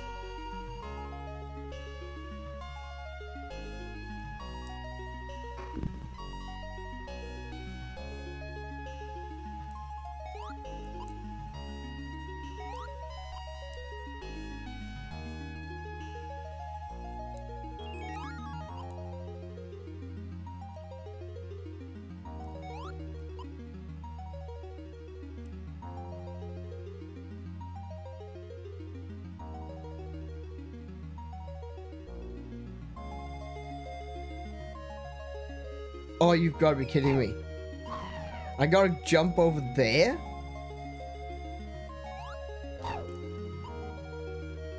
No. No, it's not the right place.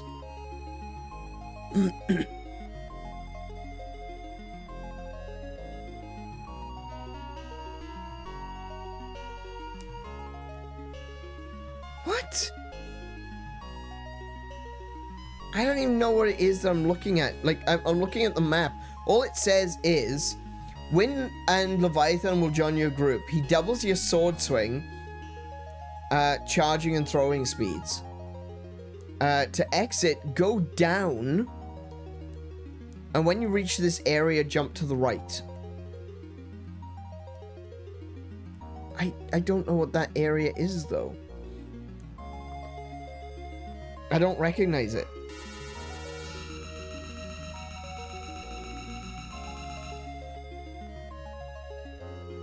Oh, shit. No, this is the way back to the... Oh my goodness.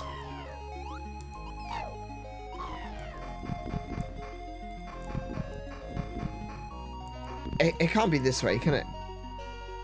No, I don't think it would be this way, because this is where there was a secret.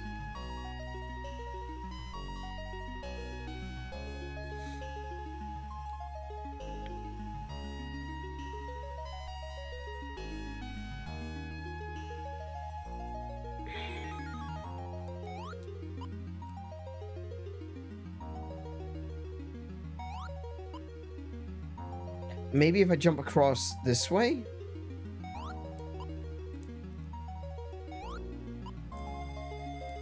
I have no idea. No, I've got a screenshot. I've already seen what I think I'm supposed to do.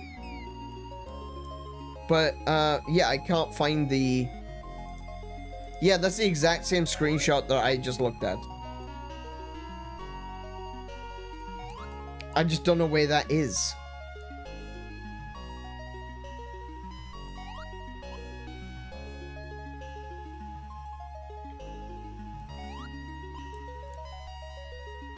Pretty sure you passed it a few times? Okay.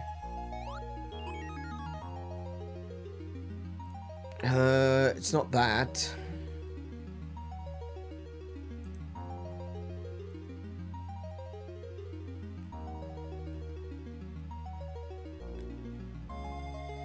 It's not that.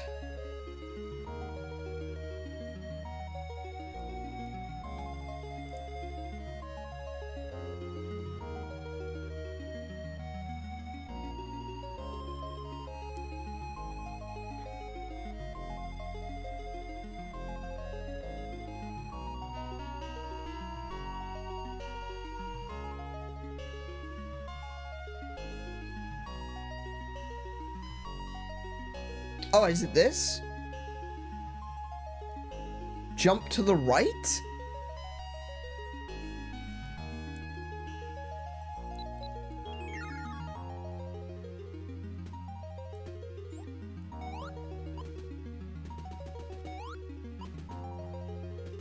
Oh, you are kidding me. That is awful. Holy shit. That is so bad. That is trash design. Holy crap.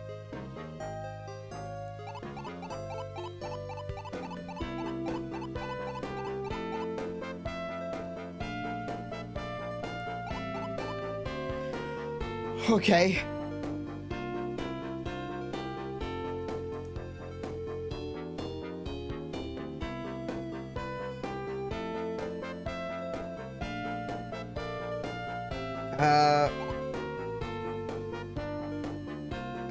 I need to close that. Right. And this whole dungeon undone by no readability to exit. Exactly. So...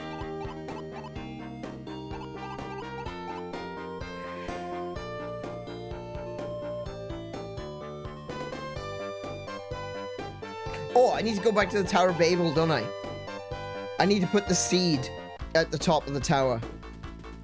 Oh, I'm super fast. I don't want to be super fast. There we go. An iron. It's time for me to become a pooper.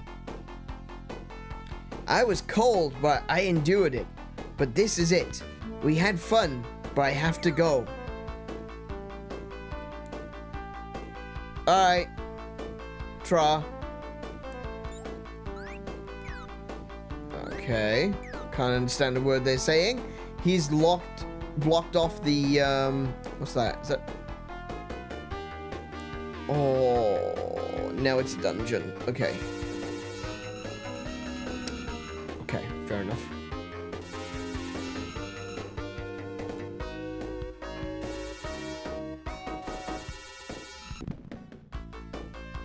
Okay.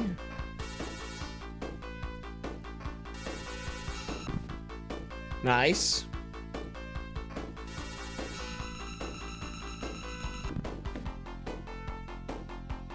Bye, I guess. Yeah. It's like, oh, great.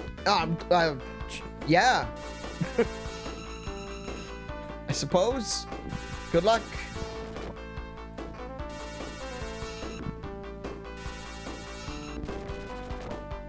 I don't know what these things are or why I've got to hit them to get them to move. Or why they're destroying the floor.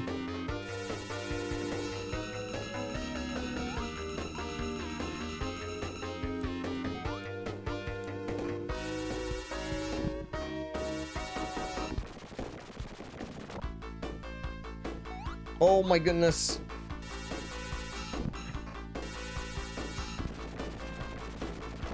Oh, just get to the point already.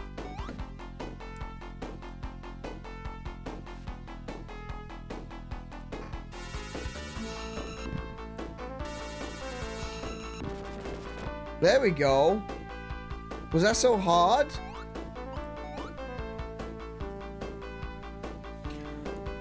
Why? Oh my goodness, I just killed that one. What? Wait, he's back.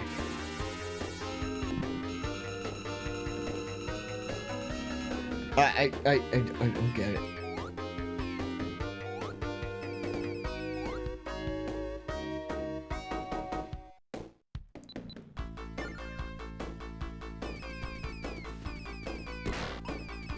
Whoa.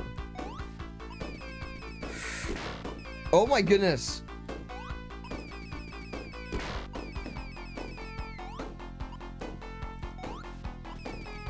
I don't think I can go that way. I'm actually like bouncing off the wall. I'm bouncing off the walls again. Whoa. I'm acting like a fool again. Whoa. Simple plan? Anyone? Simple plan? Oh, why they forced you to do it twice? Yeah, exactly.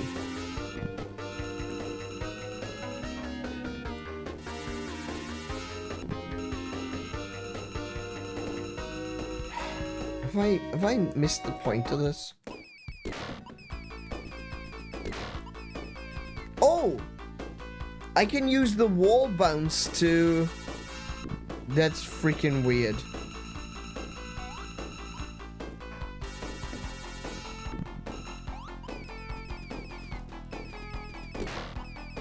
You've got to be kidding me. This is...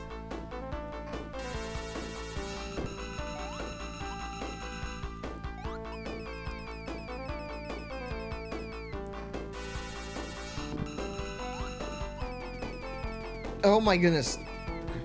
No! There we go.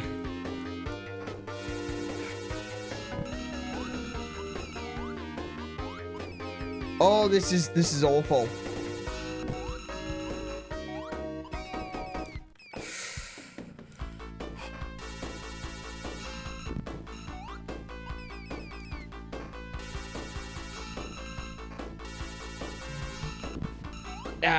No, let me go through. Oh my goodness. Why game?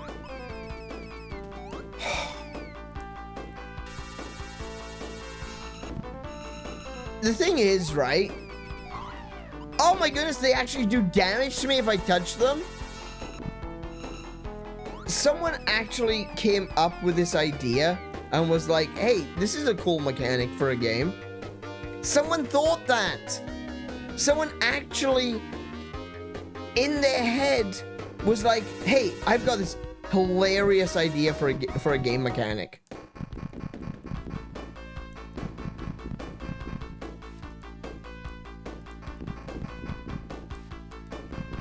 Oh my goodness, no. No, no. There we go, I'm on fire. Of course I'm on fire. Oh, for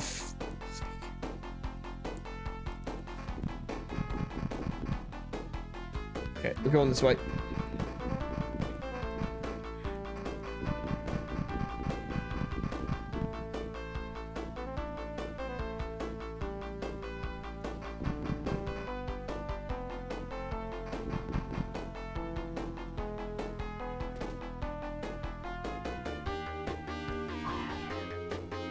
I am down to 1 HP.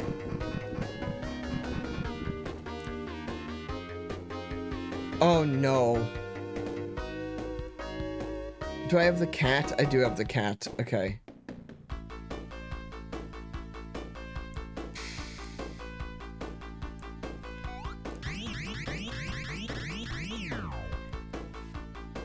Good choice.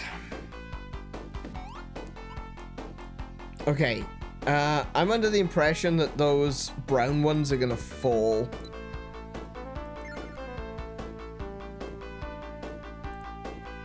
Wait. What?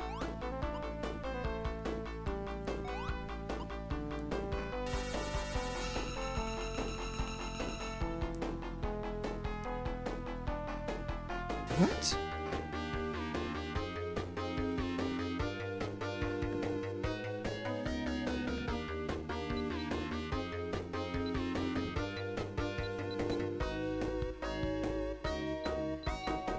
What?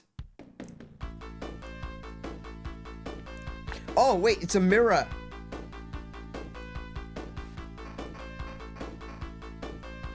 No, okay.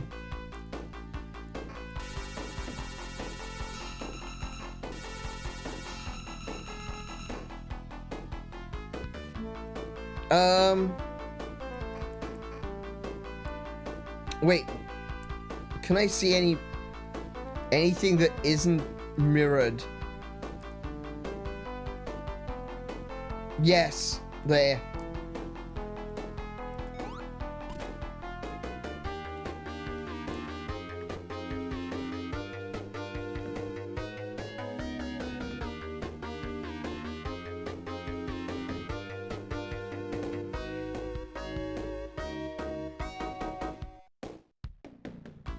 Now, is this going to be... Hang on a second. I need to test a theory. See, look! Now the red one breaks the blue ones. I don't get this game. I genuinely don't get this game. The controls, the mechanics is so inconsistent.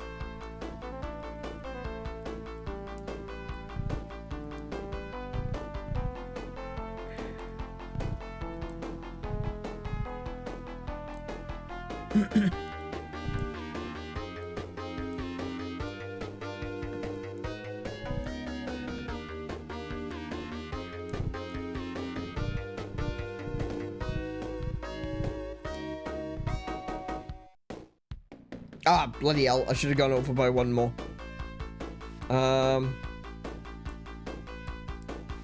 I guess I can push this across and destroy those and then send this one up.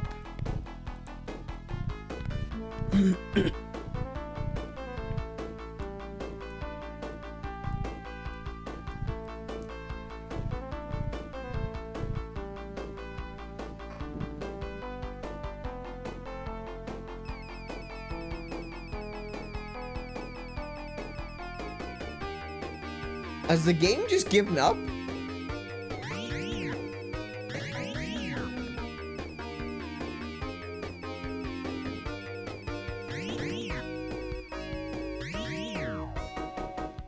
Alright, that was a room.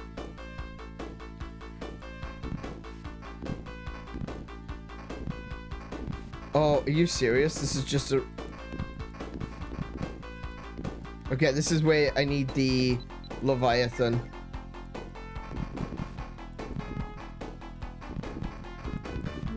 Just need to rapidly get through this. Otherwise I get spiked in the butt. It won't! It won't!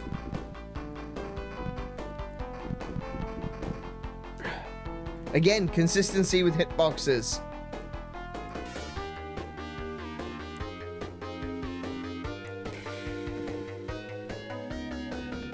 Hold on.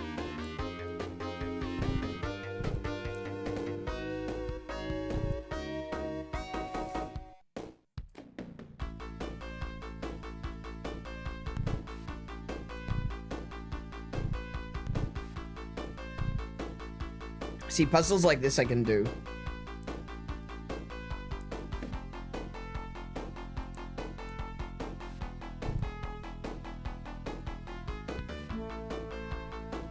Right up until I cock it up like that.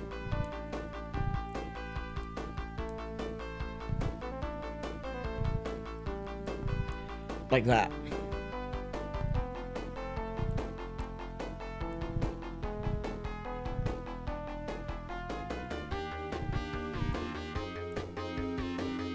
Yeah, no, I cocked that up.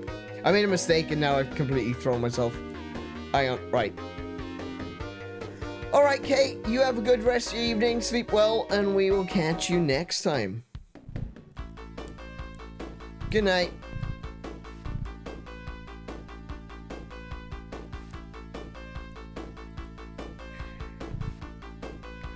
That's not the one I was trying to push, though.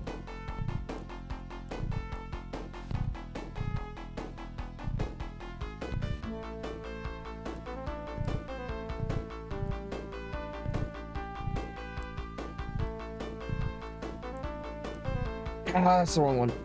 That was the wrong one. It's fine. We can do this. We can still do it. There we go. Oh, great. Now I can't see. Okay. Let's get rid of that, Oh, wait. I don't have the...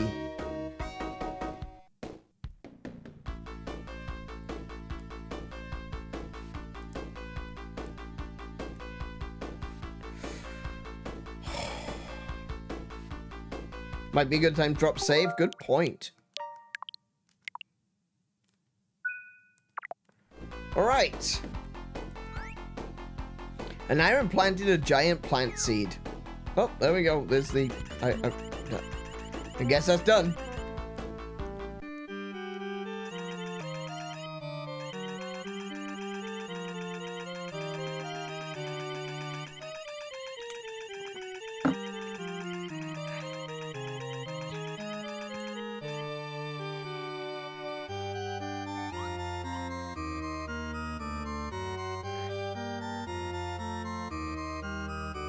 Well, hello. Is that John Lennon? I can sing of peace and love here and no one calls me a geek. Is that John Lennon? Imagine all the people. It's Chicken Fly. Anyone can communicate here. Animals and humans. We all use the same language.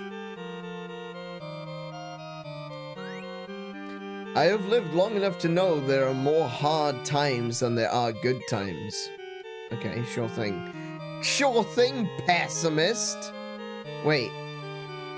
All the flowers start dancing when I walk over them.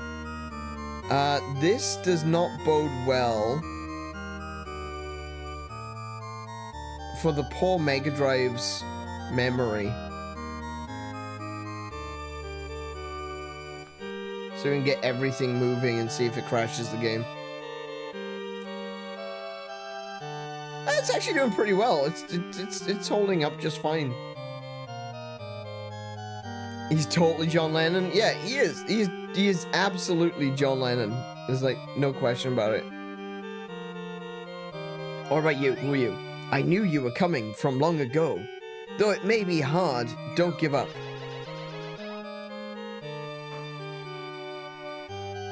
There's other people here. Okay, the grass. Oh, goodbye, sword. Okay. Oh no, they're on top of the wall. I thought they were outside the walls, but they're not. They're on top. Okay. So far we've got John Lennon, a flying chicken, God, this dude. How do I get up on top to talk to the other people? Oh, there we go. We got Baldo. I don't know how long I've been here. The flow of time is like nothing here. It's just like playing this game. Oh, there's a thing over there. The skunk. Just like playing this game. It's only been, what, 4 hours? Feels like 4 years. Name? Isn't it just a symbol? After all, it's something unnecessary. No, names are good. Names are useful.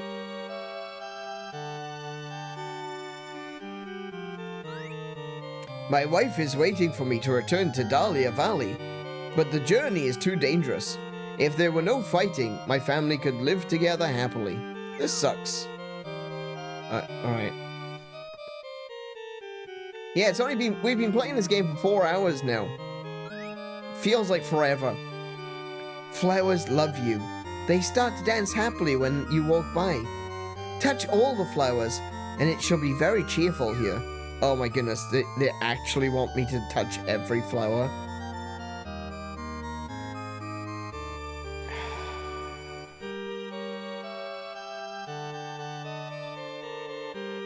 Don't tell me that's actually a thing. It's gonna be a golden apple, isn't it?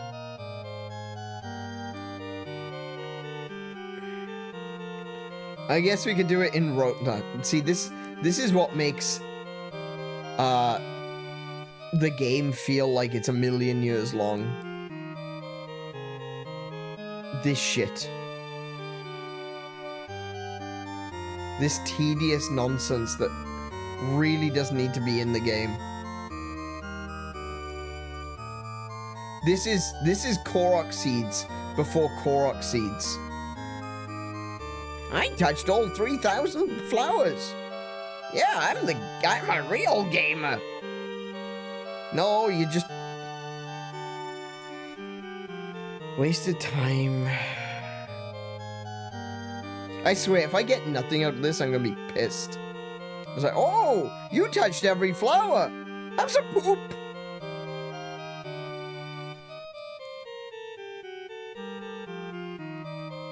Wait, can I? Okay, no. I thought I may have accidentally destroyed 2 flowers. But apparently not. I found all 999 pine cones.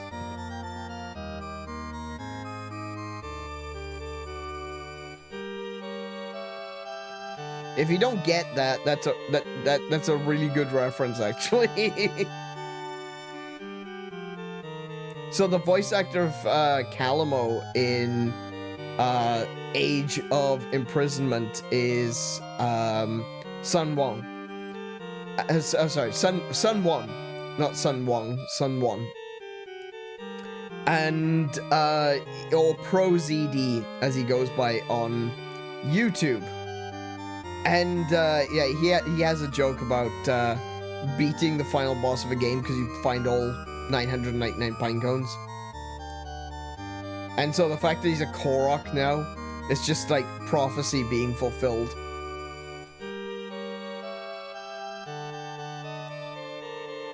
Oh my goodness, this game. Why would you make me do this? Do you hate me that much? There, I touched all of the flowers. I touched them all.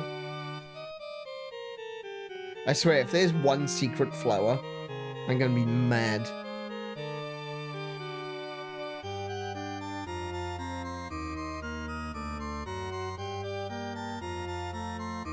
Love, you better have a golden apple in that robe.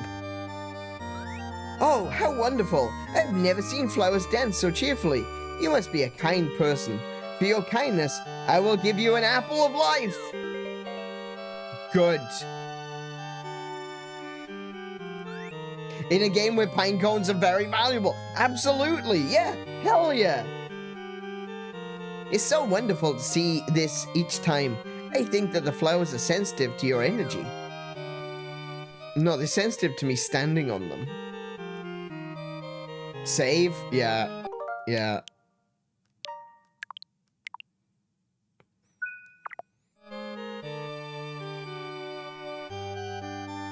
Oh my goodness, look at, I gotta walk all the way back.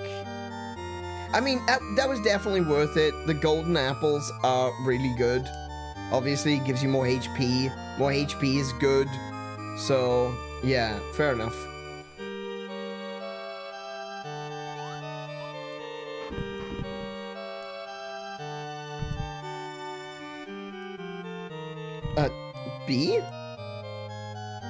B? Why B?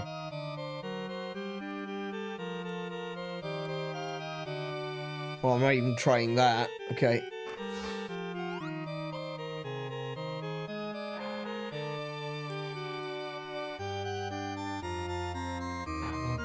Huh? What? What? What?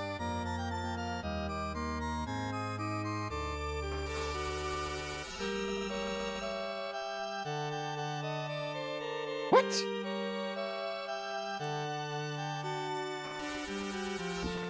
Oh! Oh, I know why B. I know why B!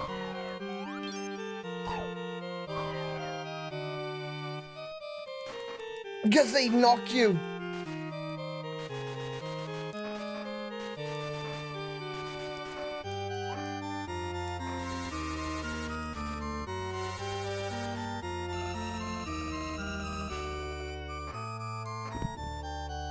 No, lots of bees!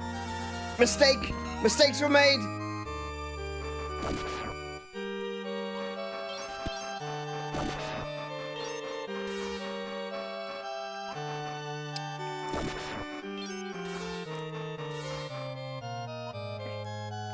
Apparently everyone up here lives in harmony with the animals, except for the bees.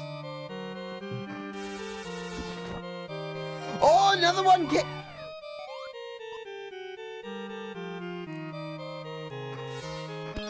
Stop it.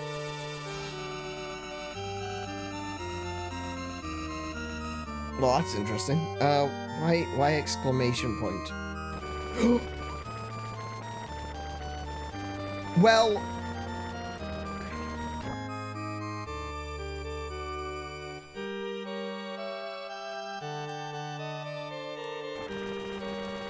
Oh my goodness, no. Oh, that's actually really... That's really fast. That's really fast.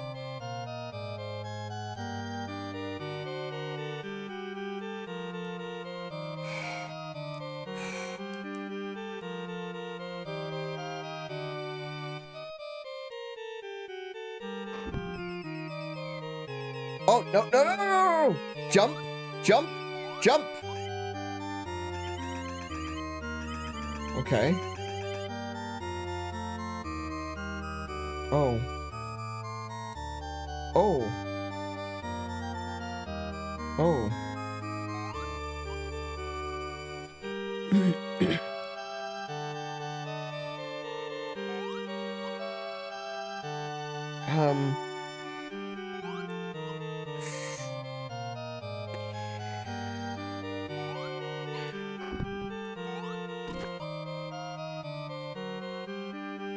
Oh, it's just money in this one. I guess I can move that into there. That into there. That into there. Break that one. That goes that way. This one goes this way. One more. There we go. Cool. That one up there. That there. That there.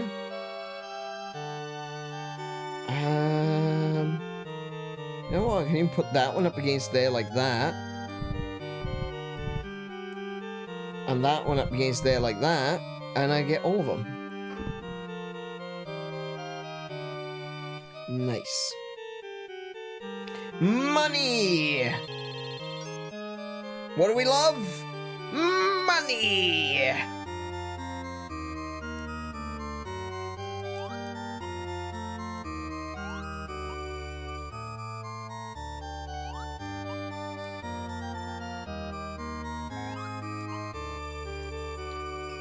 Oh my goodness, that's terrifying. Okay.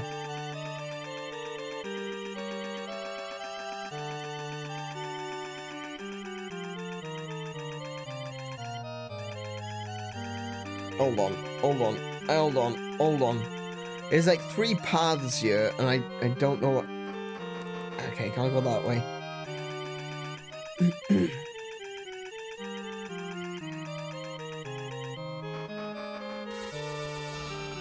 Oh, bye-bye. Bye, sword.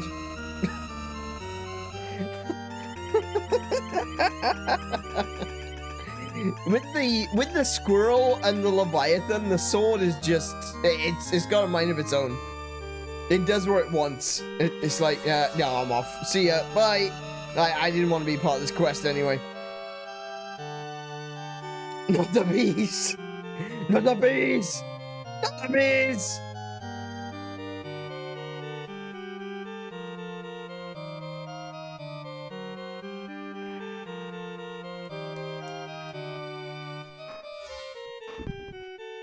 I really fancy a pie. Oh, bees!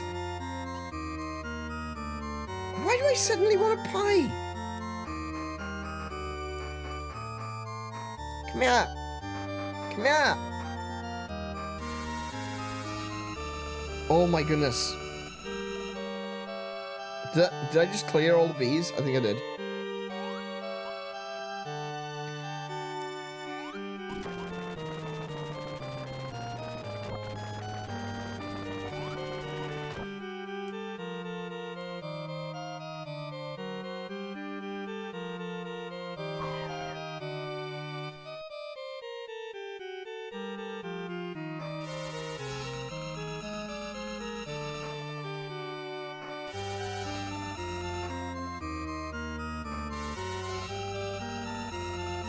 Oh, I see. Oh, okay.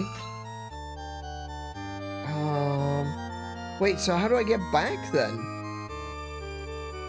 I have some pumpkin pie. Guess that doesn't help though. No, not really. I appreciate it, but no, unfortunately, pumpkin pie does not really. I actually fancy. I very specifically. There's a pie that I want. I don't know why. It just suddenly came to me. It's like, you want this pie? I'm like, oh, okay. Interesting, I do.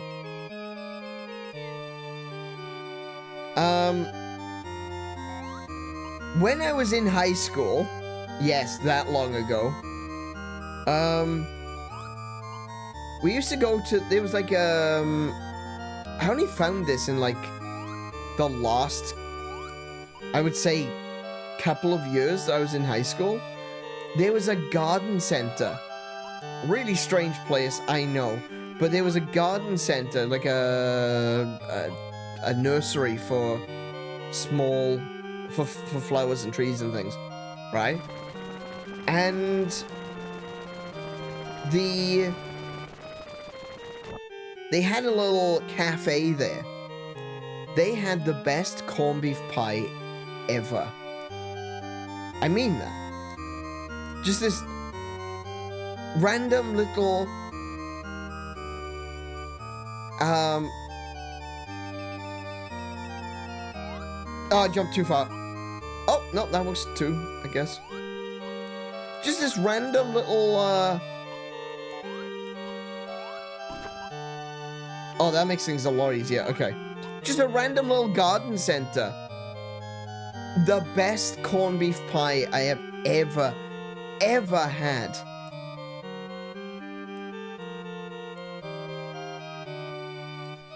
And I'm suddenly craving it. And I don't know why. Like I said, my brain just went, you want some pie? I'm like, oh, I do.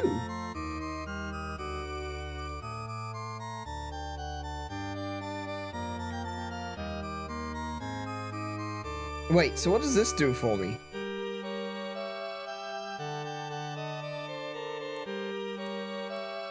Why am I going this way?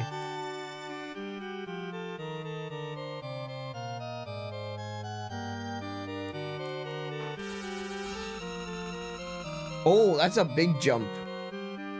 Okay.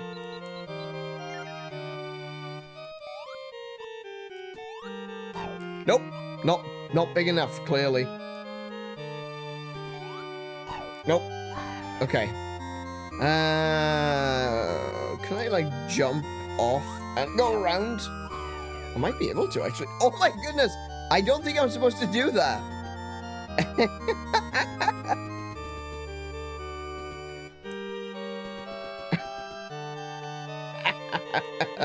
Ah, this game is busted. I don't think that was the way I was supposed to do that.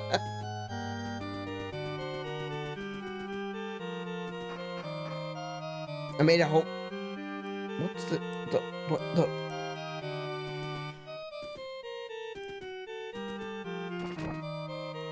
Okay.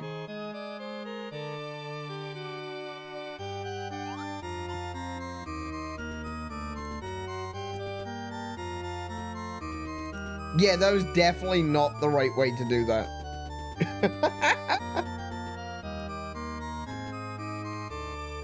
Maybe this is supposed to be the way back?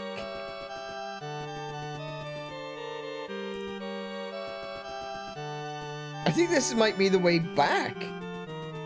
It was! I need to get to the button! Oh my goodness! I just skipped the entire thing. I could just do that. Oh, I can't get back though. I can't. Oh, maybe. No, I can't. Okay.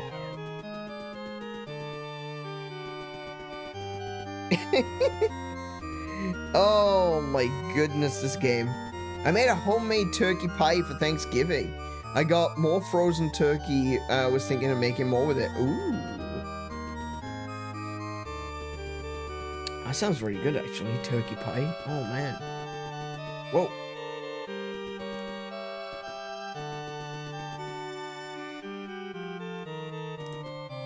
Oh. Okay, don't want to do that. Don't want to do that. Okay. I want to go this way. Okay. Stay on the path that isn't moving. There we go. Okay. Turkey pie sounds good. Can't say I've ever had turkey pie. What does it say? Destiny does not pave a path for man.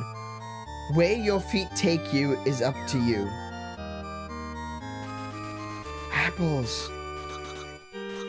I'll refill on apples. Oops. Didn't mean to do that. Wait, are the apples back? The apples are back.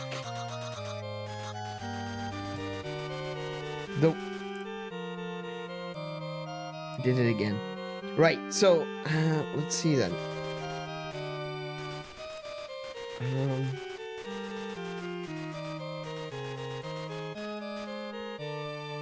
Am I supposed to jump?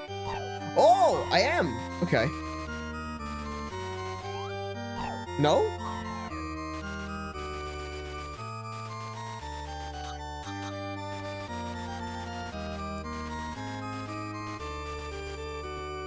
Oh, I understand. Yeah, okay.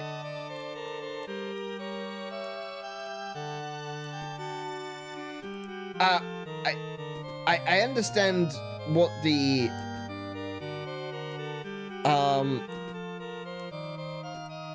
message means, but it's not strictly true, is it? Because I can only walk.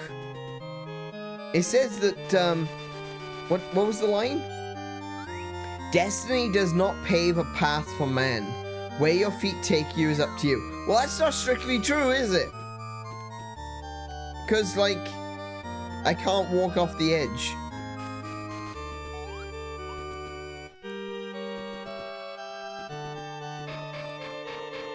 Oh, hey.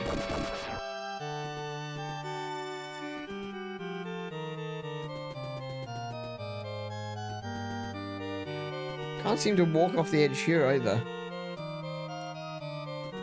I thought he was telling you to choose one of the holes to fall down. Ooh, that's, maybe. I think this is just a leap of faith at this point.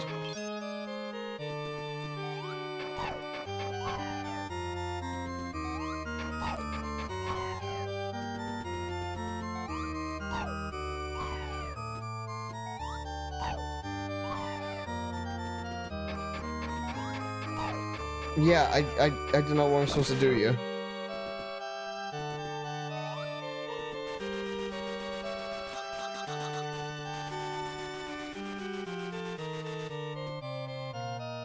Ah, you might be right, though. Maybe I do need to jump down the holes, or maybe...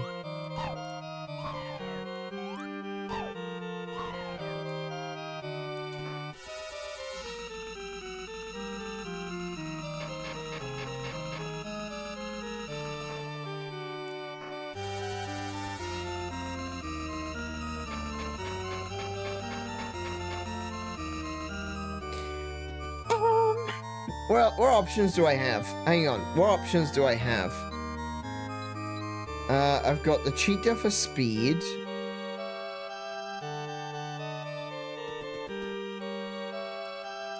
I've got the squirrel for rebounding my sword. Definitely can't...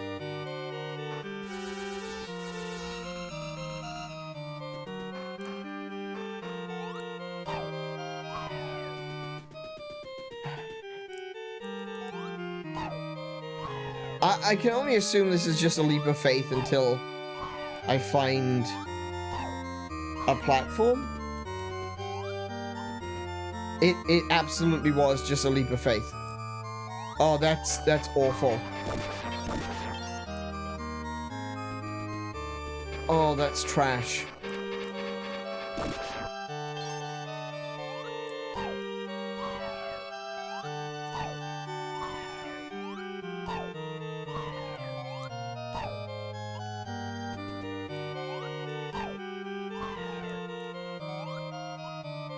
Oh, your shadow appears. I just noticed your shadow appears when you go over an area that's that you can stand on.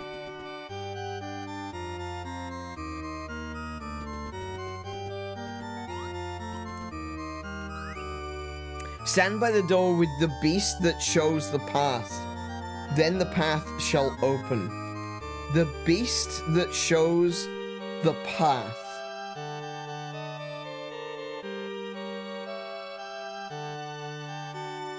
Wait, I just realized the dinosaur's text has changed. Leave the swimming to me. I can safely cross damage zones too.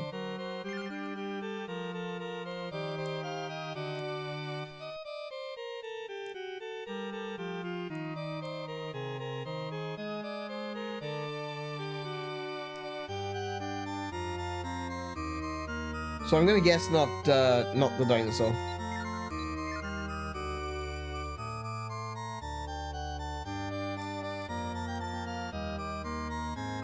The animal that shows the path? Let's go with Leviathan. No. Dog? Wait. Dog hasn't had a use for ages.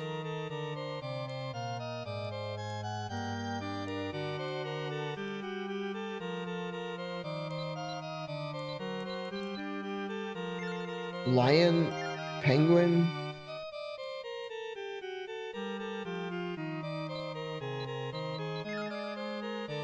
Do I just need one animal?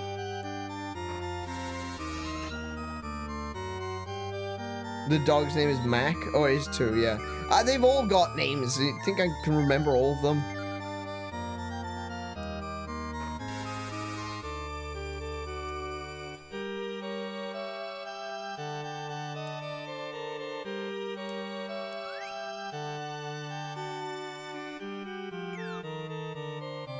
The beast that shows the path?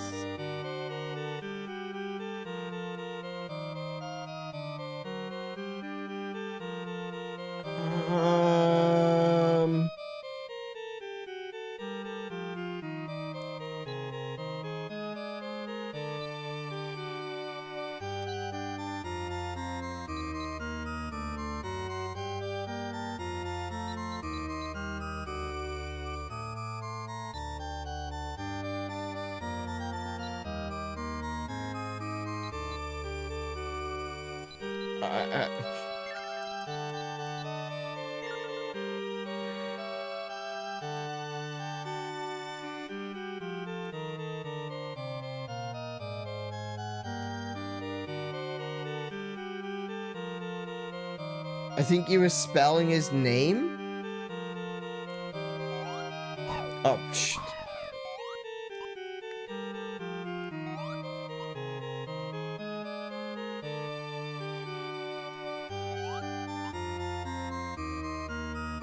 Oh, yeah, you're right. You're right, you're right. What a terrible puzzle. Okay, dog.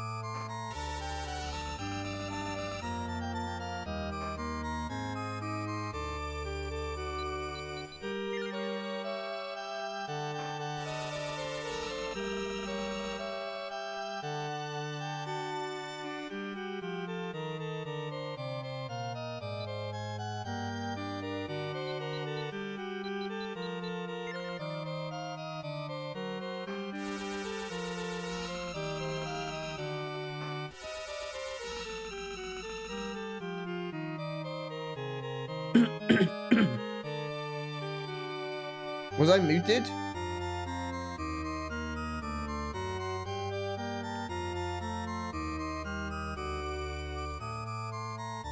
What was the last thing I said?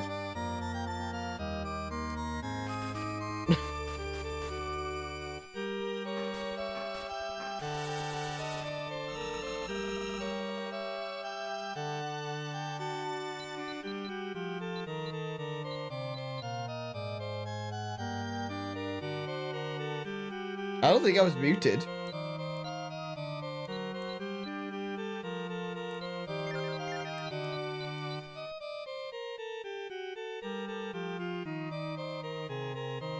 You've been muted since you went through the door with the dog? Really?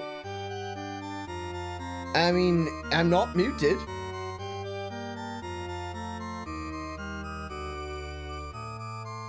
Okay, anyway, that's weird. Alright.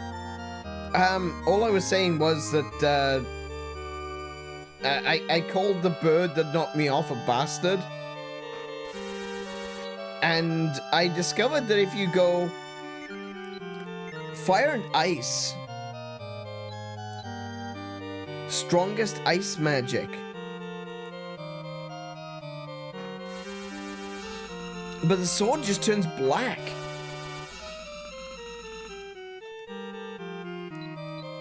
Or if I swap them around. Strongest ice magic. Okay. No combo effect. No combo effect. Nothing.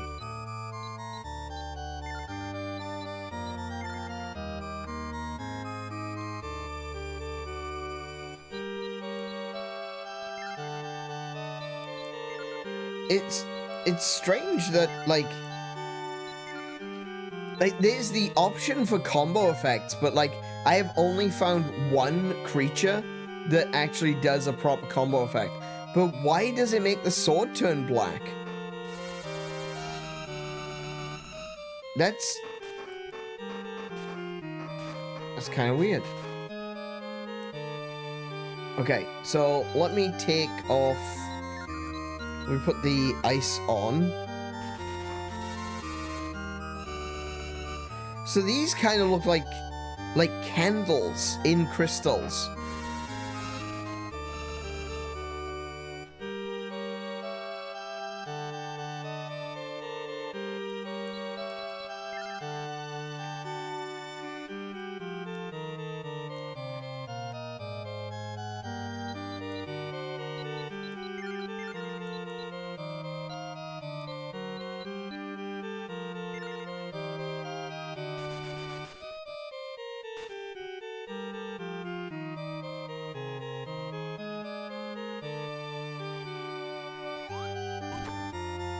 Oh! Can I jump on them?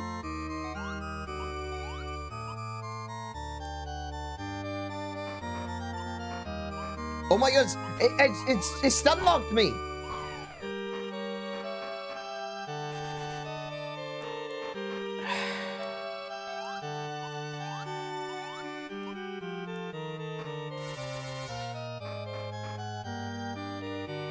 Okay, I have no idea what to do here. Do I need to take my dog up to this door as well?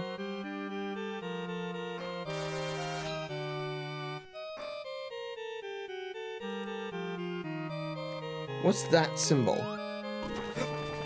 Oh, that was not something I thought was gonna happen. Alright, okay, well, at least now I understand. There's another one of those symbols down here.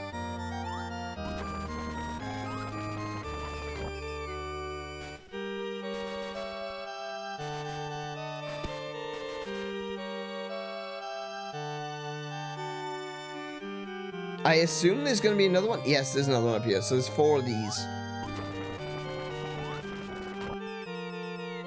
Okay.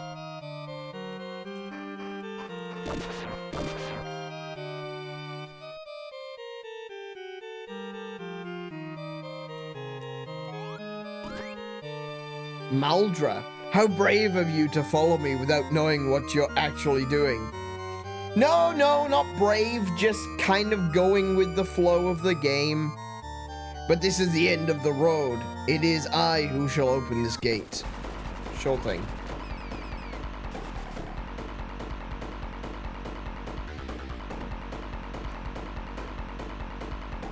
Oh, heck, hello. Oh, hi. Someone to fight?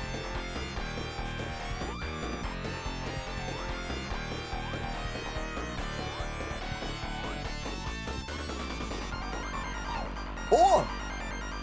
Just straight up murked me. Okay.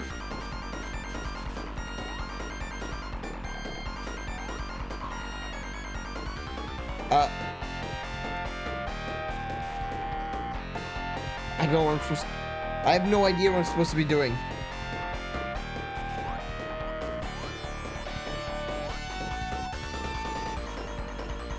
Oh, wait. Hang on. Strongest ice magic. Let's try that. Oh, shit. Nope. Did nothing. Does nothing.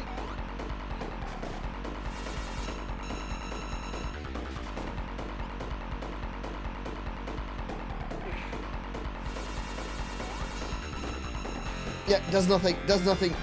Oh, crap.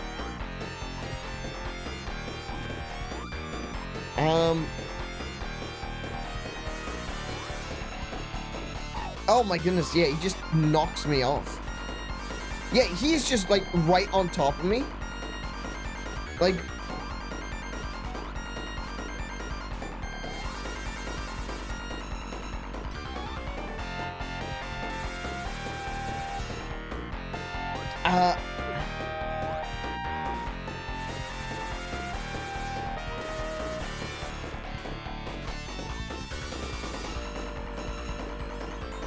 yeah, I don't know what I'm supposed to be doing here. Oh, I can attack him from above? Okay, alright, right. Okay, I get it. I need to kite him down, charge my sword, then get above him and hit him in the head. Got it.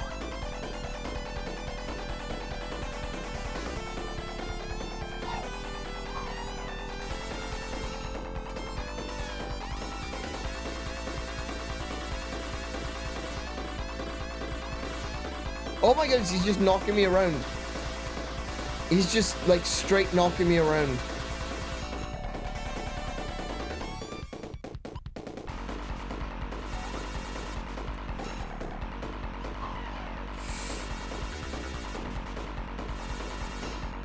Yeah, it's only working. It's only working sometimes.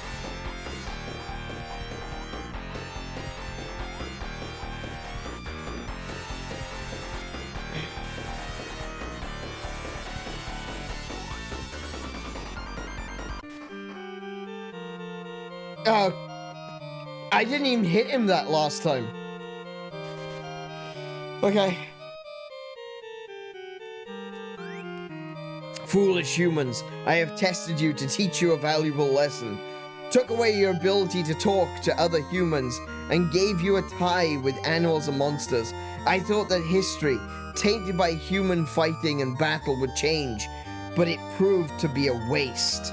Moreover, you have tainted this peaceful place as well. I shall return your language to you, but what is important is not words, but to embrace that which you know is true in your heart.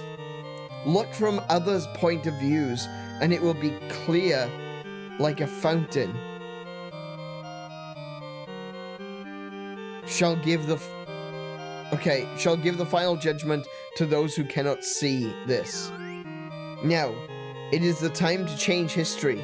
The laws of nature will exist no more. The Crusader of Centy shall come to an end. Come to know the depths of man's sins. I didn't do shit!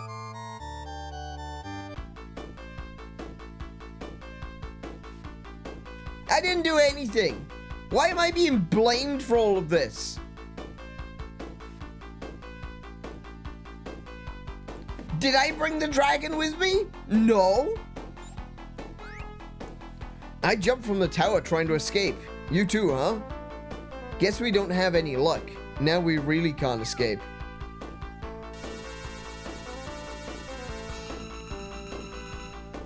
Hang on. There we go.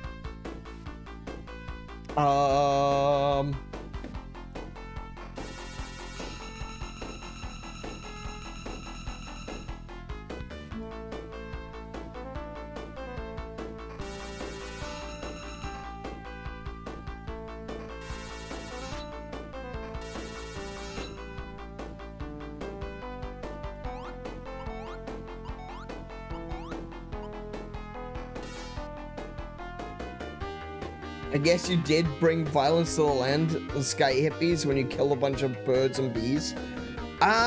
Maybe, but like, I doubt, like, I didn't kill, I killed the dragon. I didn't bring the dragon to me. Oh, hold on. Hang on, I need to change, let me put, no, wrong one. Hang on, I've got an idea. No, it's not gonna work like that. Yeah, I was kind of hoping I'd be able to...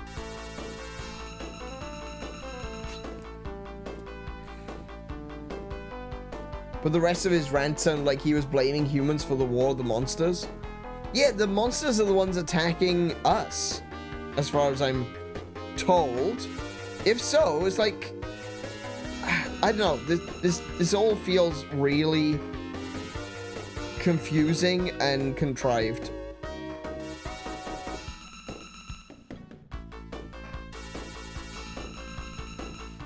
I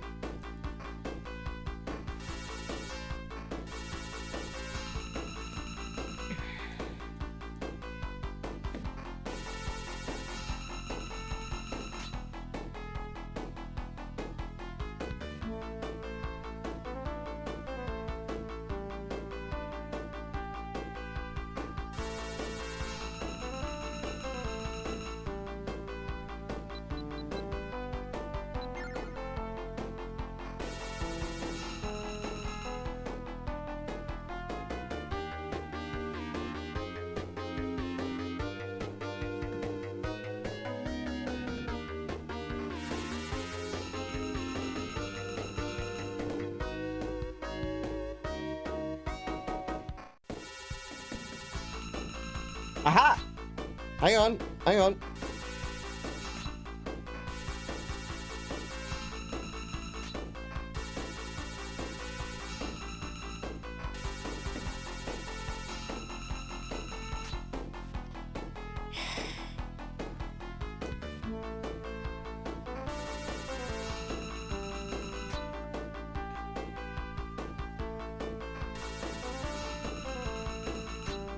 Oh, it went over the top, but it didn't actually activate it.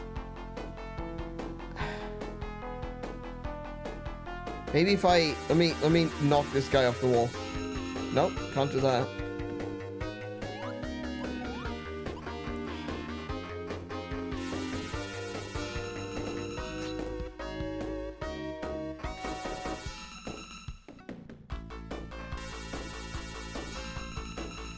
Okay, I have no idea what to do yet. Back to the walkthrough. Screw this. This is so dumb.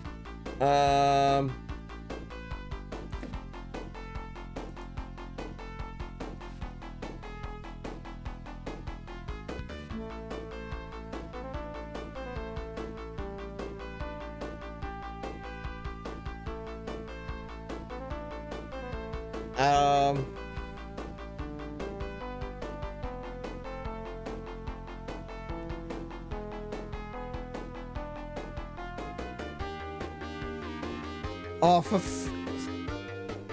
this is exactly what I mean. The only enjoyment I have left is to watch that pooper hatch. Wish I was a butterfly. That way I could fly anywhere.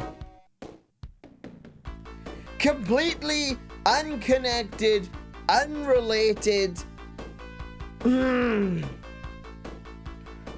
morning. It was so bright it woke me up. I've turned into a butterfly. I'm ready to be at your service. Pieces the butterfly joined the group. Hooray!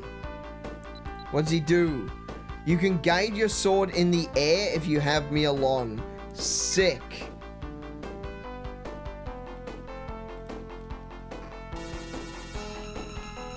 Oh.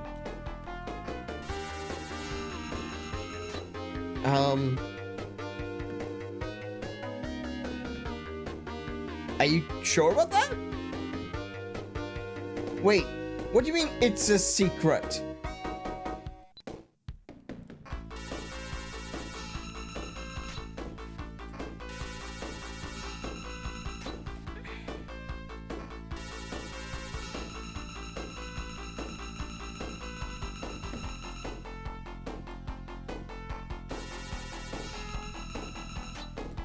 What the f-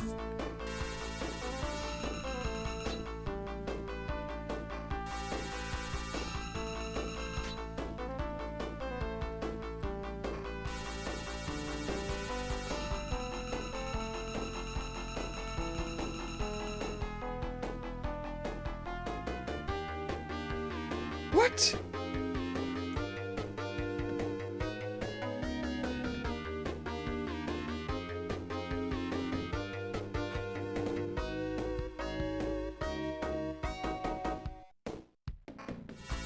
The guide says I'm to throw it through here, but it doesn't go through there.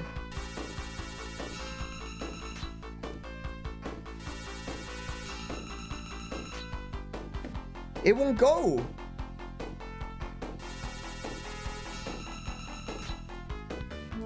It just straight up will not go through. It keeps hitting something. Hang on, let's remove, hang on. Let's try that. Oh, okay. All right, right. I understand now. No, I don't. So apparently it still just hits the wall and bounces back. There we go. Alright, so with these two, the sword, like, wobbles?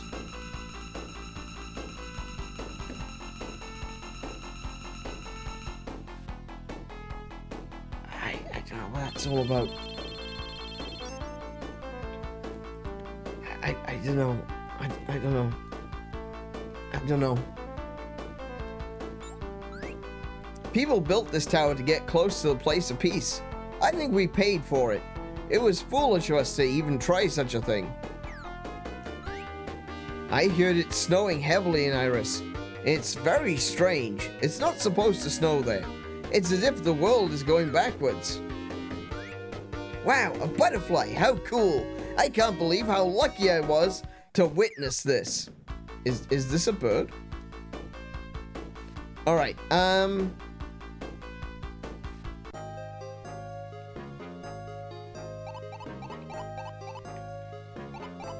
look, it is snowing in Iris. What a surprise. I guess I've got to work my way back through the entire map now.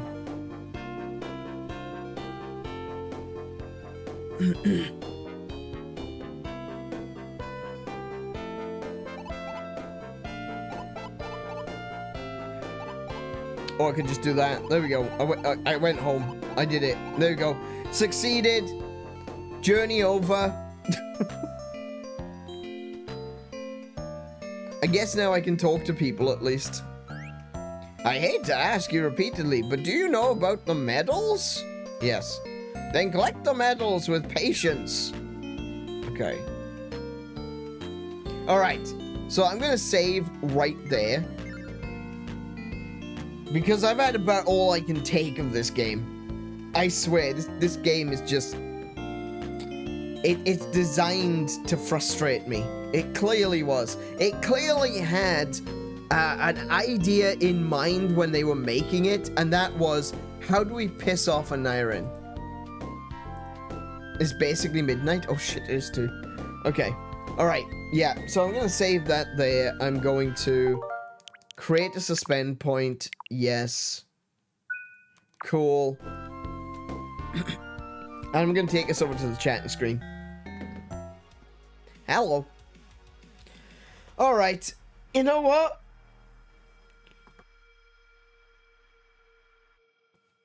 You know what? I'm not fussed on this game.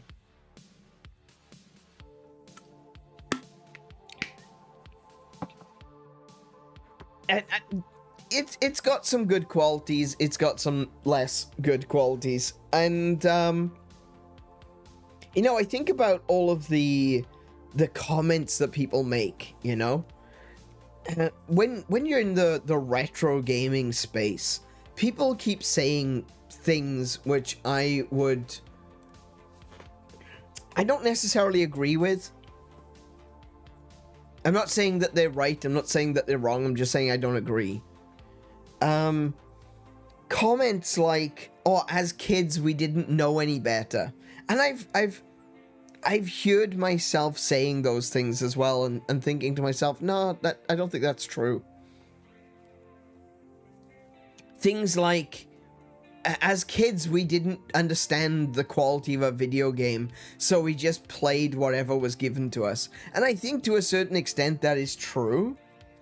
I think to anyone, really, who hasn't played a lot of video games, that playing a video game, whatever it is going to feel like that's where a video game should be, you know? You give someone a game like Bubsy, for example, right? Someone who's never played a platforming game before. You give them Bubsy and you say, right, this is Bubsy. Use the D-pad to move. This button is jump. This button is attack. Go for it. Right? And they do a big jump and they climb up a thing and then they jump off a thing and then they take fall damage. Someone who's never played video games before is going to look at that and go, oh yeah, that makes sense. I fell too far. The idea of not taking fall damage is something that came later. Now, you look all the way back to Donkey Kong. You can take fall damage. You look all the way back to Donkey Kong Jr. as well. You can take fall damage. It was only really when you got side-scrolling platformers, like Super Mario Bros., where fall damage was no longer a thing. And yet, not having fall damage in a platformer is commonplace. It's expected. A two-dimensional platformer with fall damage is insane. And that's expected. You know, it's just expected that you don't take fall damage. But how long did, how long did it take for us to know that?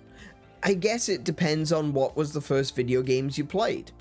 If your first game was Mario 64, then you might expect fall damage. Conventions and the way games are supposed to be made are informed by what we play. So while I would say that yes, maybe back then as kids we were less informed, I would agree. I would have to agree. I would say that maybe I had some more patience, you know, because I used to play Teenage Mutant Ninja Turtles on NES with a friend of mine, and we never got frustrated. Well, we got a bit frustrated with the stupid electric seaweed. That was frustrating, sure, but everything else was fine. It took us a few times to get over that gap, which has got like 1 pixel of clearance. But aside from doing the bombs under the water with the electric seaweed, I don't think we really got frustrated very often. And I don't think it was because we didn't know any better. I think a lot of people look at the idea that, oh, when you were a kid, you're a stupid kid. You didn't know any better. I don't think that's true, though. Because I look at this game, and I'm playing it, and yes, admittedly, most of my complaints are comparisons to other games, specifically to A Link to the Past, which this game is clearly taking a lot of inspiration from. But that's not my biggest problem with the game. I don't have a problem with games that are not Zelda, you know? They're kind of trying to be Zelda, but they're not quite living up to that. I can accept that. Newtopia is another game which I've talked about. For the TurboGrafx, funnily enough. Newtopia is a Zelda clone. It is. That's just what it is. And it's not as good as Zelda, but I still enjoyed Newtopia. I thought it was really fun. It was very simple, but it was fun. This game, I think what my biggest complaint with this game is it feels like it was designed by someone who didn't know how to make these kinds of games. There is no logic. There is no causality. There's no sense of, I'm going to do this thing, which is going to activate that thing. You know? There's no conveyance of story or plot. There's no direction. There's no telling you, oh, hey, you need to go to this place because that's where this thing is going to happen. You know, when you play The Legend of Zelda, again, making that comparison, but still, making that comparison, yes. When you play A Link to the Past, you go out and your uncle tells you, hey, I'm going to go to the castle, stay here. Well, obviously, you're not going to stay there. And you know that your uncle went to the castle. So where do you go? You go outside and you look for the castle. It's that simple. All it needs is a little bit of dialogue. Also, you got the dialogue at the beginning saying that Zelda was, you know, you get the telepathic message from Zelda that she's in the castle dungeon. Well, you know, saving princesses and all that seems to be what heroes are for. So you head towards the castle. There you go. Problem solved. You find your uncle in the basement when you eventually figure out how to get in. You find your uncle in the basement. He gives you a sword and he says, "Save Zelda." Oh, okay. I need to save Zelda. Where's Zelda? Oh yeah, I got that telepathic message. She's in the dungeon. So I gotta figure out how to get to the dungeon. Okay. And then you explore the castle, and the castle is designed, funnily enough, like a friggin' castle. Anyway, you go through, you find Zelda, and Zelda says, "Oh, there's a way out through the sewers to get to Sanctuary, but we need to go to the throne room." Now, if you explored the castle, you already know where the throne room is. So you go to the throne room. And it said, "Oh, you need to push the shelf." Okay, push the shelf. And then you work your way through everything. You get through the sewers. You get to Sanctuary, and the priest at Sanctuary says, "Oh, by the way, you should check out Kakariko Village and a guy named Sahasrara." All right. I'm going to go find where Kakariko Village is. Off I go. Sahasrara isn't there? Oh, but I'll mark on your map where he is. Okay. Now I need to go to the other end of the world to find him. Okay, cool. You know, every step of the way, it's not like Skyrim, you know, where there's a dot on your compass telling you this way, you need to go that way. It's conversations. It's things that's happening saying, "Hey, take a look at this." Okay, I need to go and have a look at this. Why do I need to go and have a look at this? Oh, because he's the village elder. Okay, cool. Okay, the village elder might know something. All right, cool. Understandable. You know, there's reason behind it. Even without playing A Link to the Past, I would have been frustrated at this game as a kid. Because the gameplay mechanics feel inconsistent. Depending upon where you are and what you're doing, different mechanics either work or don't work. Things change. Things are different.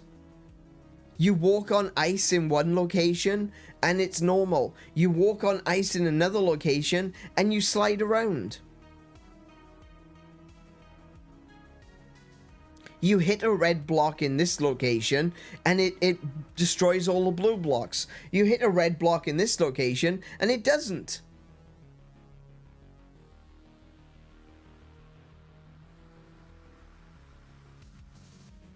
The inconsistency with the sword. It doesn't always hit. Sometimes you swing in and nothing happens. To the extent that they had to add a power-up where you swing your sword very, very fast. Just to make up for the fact that the sword swings are inconsistent. I didn't need to compare this game to Legend of Zelda: A Link to the Past to notice these problems. It's a little thing called internal consistency. So long as your game, your logic, your outlook on life is internally consistent, you can justify a lot. When you turn around and when people talk about plot holes in video games and in movies, they're not turning around and going, "Ah, yeah, but magic doesn't work in real life, so therefore it's bad." They're not saying that. A plot hole or an inconsistency that affects the enjoyment of a piece of entertainment is not something like, "Yeah, well, the Force doesn't really exist. Lightsabers are impossible. Magic isn't real. Dragons don't exist." That's not the problem. The problem is when you establish a way that the world is supposed to work, and then you do something different. In gaming, it's mechanics. You establish that this is how the mechanics work. And then you don't do it. And then you change it later on. That's where the consistency is. We're not looking at consistency with real life. We're looking at internal consistency. And is the internal consistency consistent? No, it's not. Is seaweed electrical? No, it's not. But in the world of TMNT, it is. And when you swim through it, that's fine. It to take damage because you expect to take damage.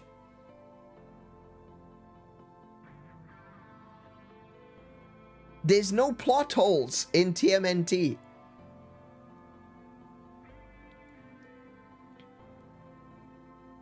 Since the Force can be used to lift objects larger than a human, why can't the Jedi fly? People are objects. Very interesting. I think...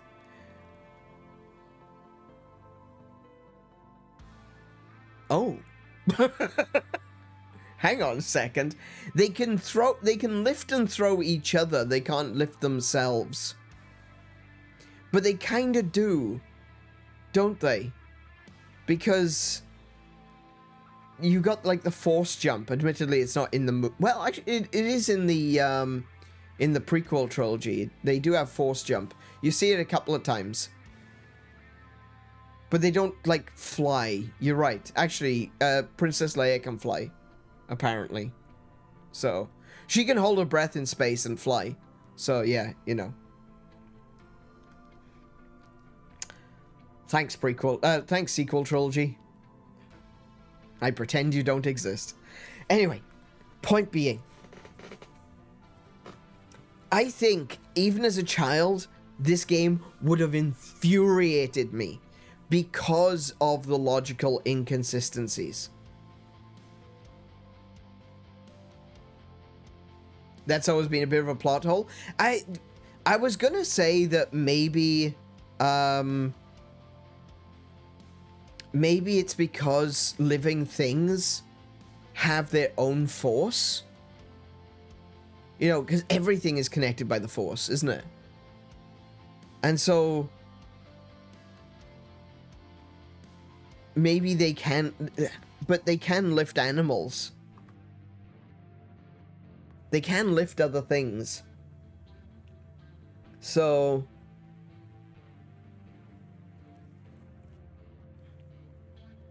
I think the only thing is they can't lift themselves.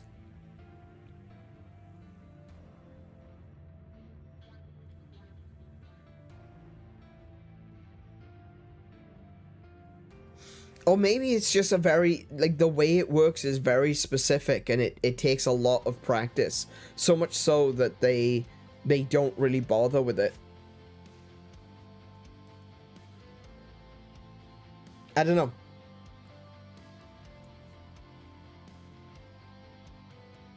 Maybe Force flight is unreliable?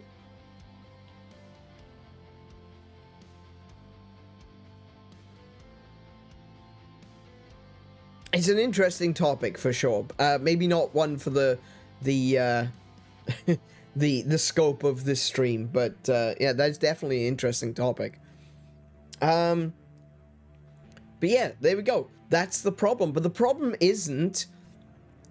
The problem is about internal consistency. That's what plot holes are. Internal consistency issues, like Chekhov's gun. The fact that it was never mentioned that Chekhov owns a gun. Then, for one episode, he needed it. And then it's never mentioned that he has a gun again. It's not really a plot hole. It's kind of like a plot lump. It's almost the opposite of a plot hole. Something appears. It's a MacGuffin. It's a MacGuffin.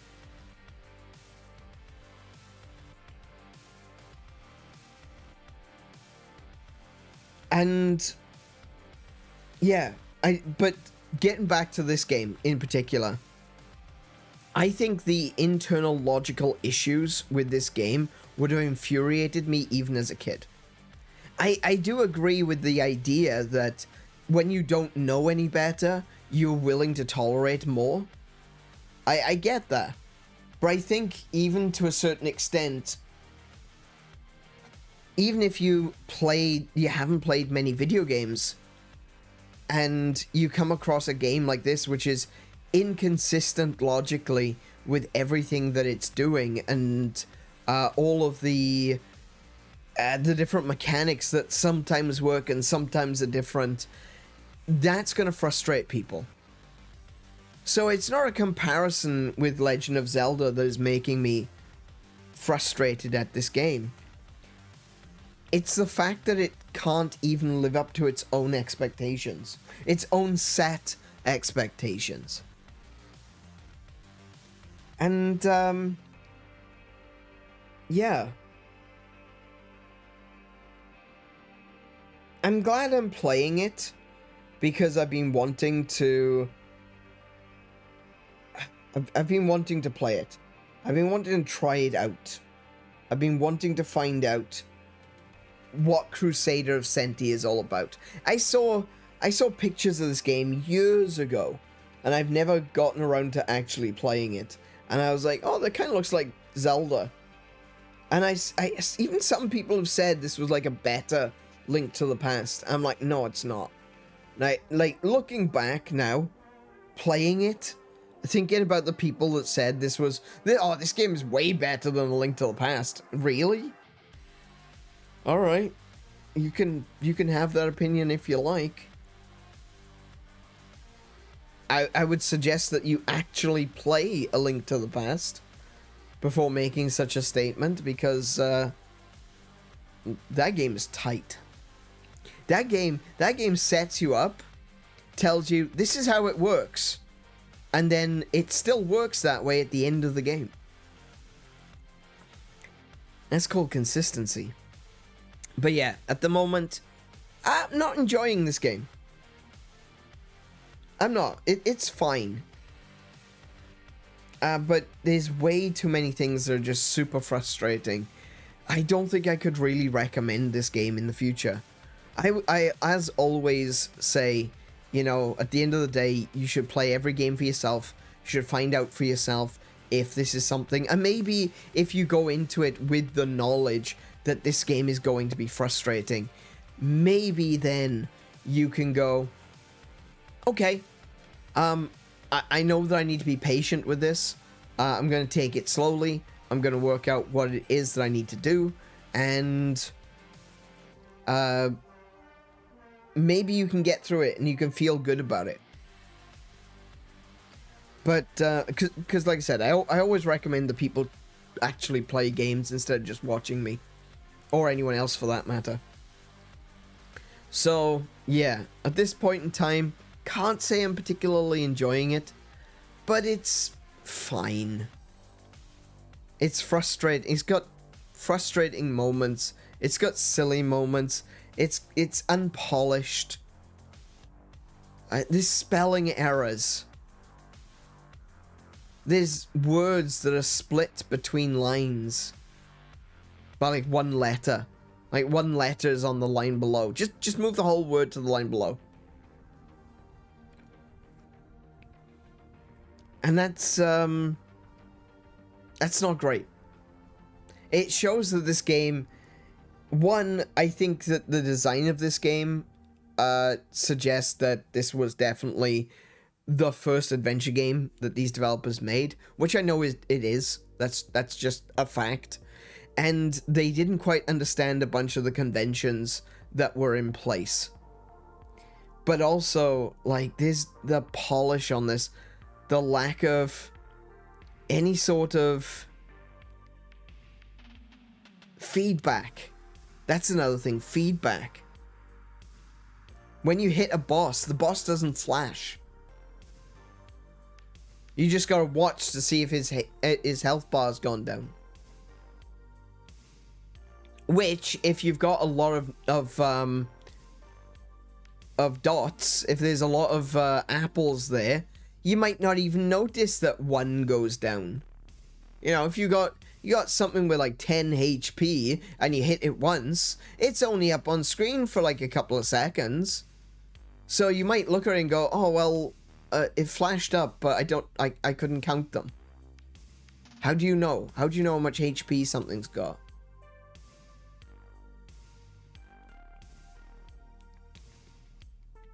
But yeah. We're gonna finish it. We'll finish it. We will. We'll be back, actually. There we go. We'll be back on Saturday with more Crusader of Centy. And I'm going to be back tomorrow with Monster Hunter Wilds. Apples need to flash before disappearing to show that it went down. Exactly. Yeah, absolutely. Either that or the enemy health bar needs to be on screen for the entire duration. I think when you're in a boss room, I don't think that a boss needs to necessarily have its HP always up. That is definitely a modern thing, which I don't 100% agree with. I don't like being able to see enemy health bars all the time. But it is a convention that has become pretty commonplace. But, like, if you're going to have a health bar for a boss, it needs to be up all the time. Not just a little bit. Not just occasionally. If you are targeting on a boss, or if you're in a boss room in a game like this, then the boss HP, if you're going to show it at all, needs to be there all the time.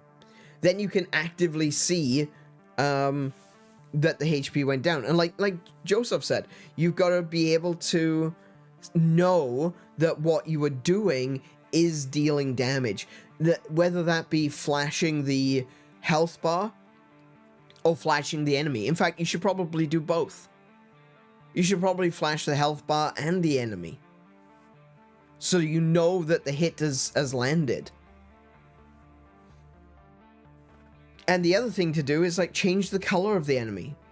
That's another thing, is like when the enemy gets weakened, they change color. That's pretty straightforward. Or there's some visible physical change. I think of, like, again, Legend of Zelda Link to the Past. I can't help it. I'm sorry. I think about Moldorm. Moldorm, his rattler gets faster as he goes along. I think about the armor statues, which, when you get down to the last one, it turns red. I think about Helmasaur King, where if you hit it in the head enough, it'll break the helmet. You know, a visible change. I think about Monster Hunter. We're going to be playing Monster Hunter tomorrow. I think about Monster Hunter, and Monster Hunter is all about reading your opponent's patterns and the changes in those patterns. So if you see that they're starting to puff, there's a lot of breath, then they're starting to get tired. If you see them limping, they're getting weak. Now, admittedly, Monster Hunter has kind of gone down the route of a lot of modern games. You get not so much health bars, but you do get notifications that pop up to tell you, hey, the monster's weak, now's a good time to try to capture it. You know? You get little icons appearing around the monster on the minimap. On the minimap, you'll see a monster with skulls around it to say that it's nearly dead. So, you know, you don't need that. We never had that in old Monster Hunter. And it was just about watching the monsters. It was just about seeing what they're doing, understanding, hang on a minute, this monster's limping. That means he's weak. He's weak. Or the monster's breathing heavily. That means he's running out of stamina. He needs to go lie down. If the monster is running towards a particular area, if you've scouted the area properly, you'll know that that monster is either running towards a meal or running towards a nest. And then you can plan yourself accordingly. If it goes to the nest, you blow it up. If it goes towards the meal, you attack it as hard as you can, as quickly as you can, so it doesn't get to eat much. You know? There are things that you can stun it. If you see a monster starting to leave, you can use a flash bomb to stun it. It's only temporary, it'll try to run away again, but you can do that. It all comes down to being aware and being present. Unfortunately, there's often too many things on screen at once to be able to be aware of what's going on. When you're trying to dodge multiple homing attacks, you're not looking for the enemy's health bar when it pops up occasionally. Not that that particular enemy did take damage when it was attacking. But still, you know? That dragon, Malgon,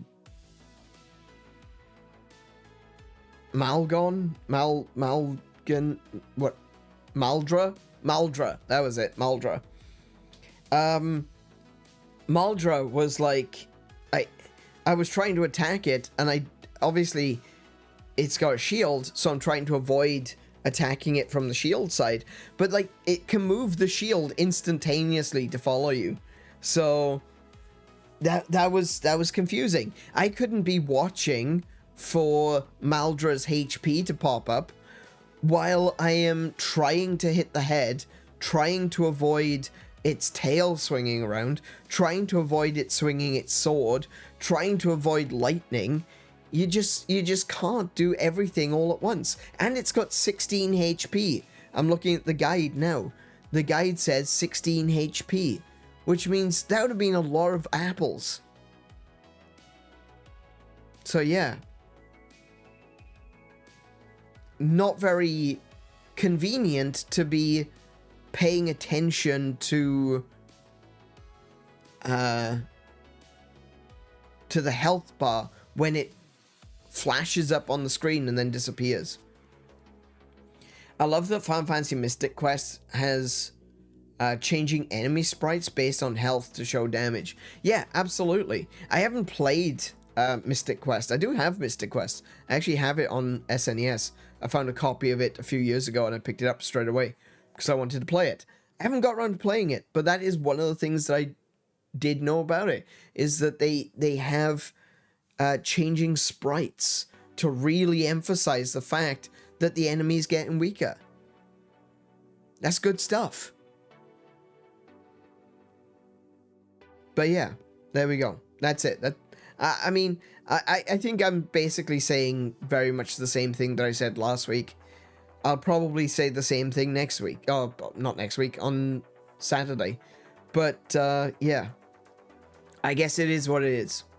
We'll continue through, we'll finish it off, and we'll see where we go from there. But like I said, tomorrow I will be back on stream with Monster Hunter Wilds. We're going to be fighting Gogmazios. I'm really looking forward to fighting Gogmazios. It's been a while.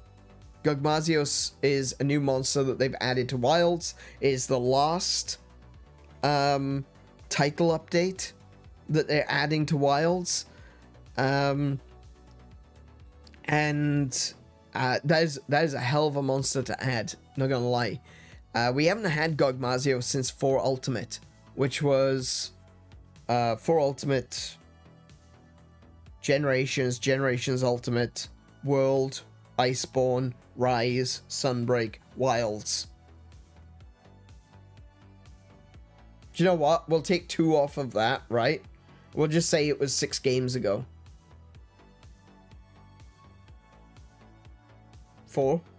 Hang on. 4 Ultimate, Generations, World, Rise, 5, sorry, and Wilds. It's been a while. So fighting Gogmazios, and Gogmazios is going to be very much so a big a fight that's going to take some planning. It's going to take some being aware of the situation. It's going to be a fun fight, I think. I don't think it's going to be quite on the realms of Alatreon or Fatalis from World, but he definitely looks like he's going to be a hell of a fight. Yeah, I'm really excited. I'm looking forward to fighting Gogmazios tomorrow. I'll be back on Friday with Hyrule Warriors Age of Imprisonment, where we should, in theory, finish Age of Imprisonment on Friday. And that would have been a great stream to end on. But unfortunately, we've still got more Crusader of Centy. So on Saturday, we will play the last part of Crusader of Centy. And I think that on Monday, I'll probably do a just chatting stream to end off 2025. And then it's going to be a break. We'll be taking a break from the 22nd, or if I do actually stream on 22nd, 23rd through to the 5th. Where we'll be coming back on the 5th of January with Anirin Plays, or, as some folks have already noticed, Anirin Dimension Tripper 3.0. Hopefully I'll get everything done by then. I'm a little bit concerned. I'm not going to lie. I am a little bit concerned that I'm not going to get everything finished in time. But I'm looking forward to giving it a shot, nonetheless.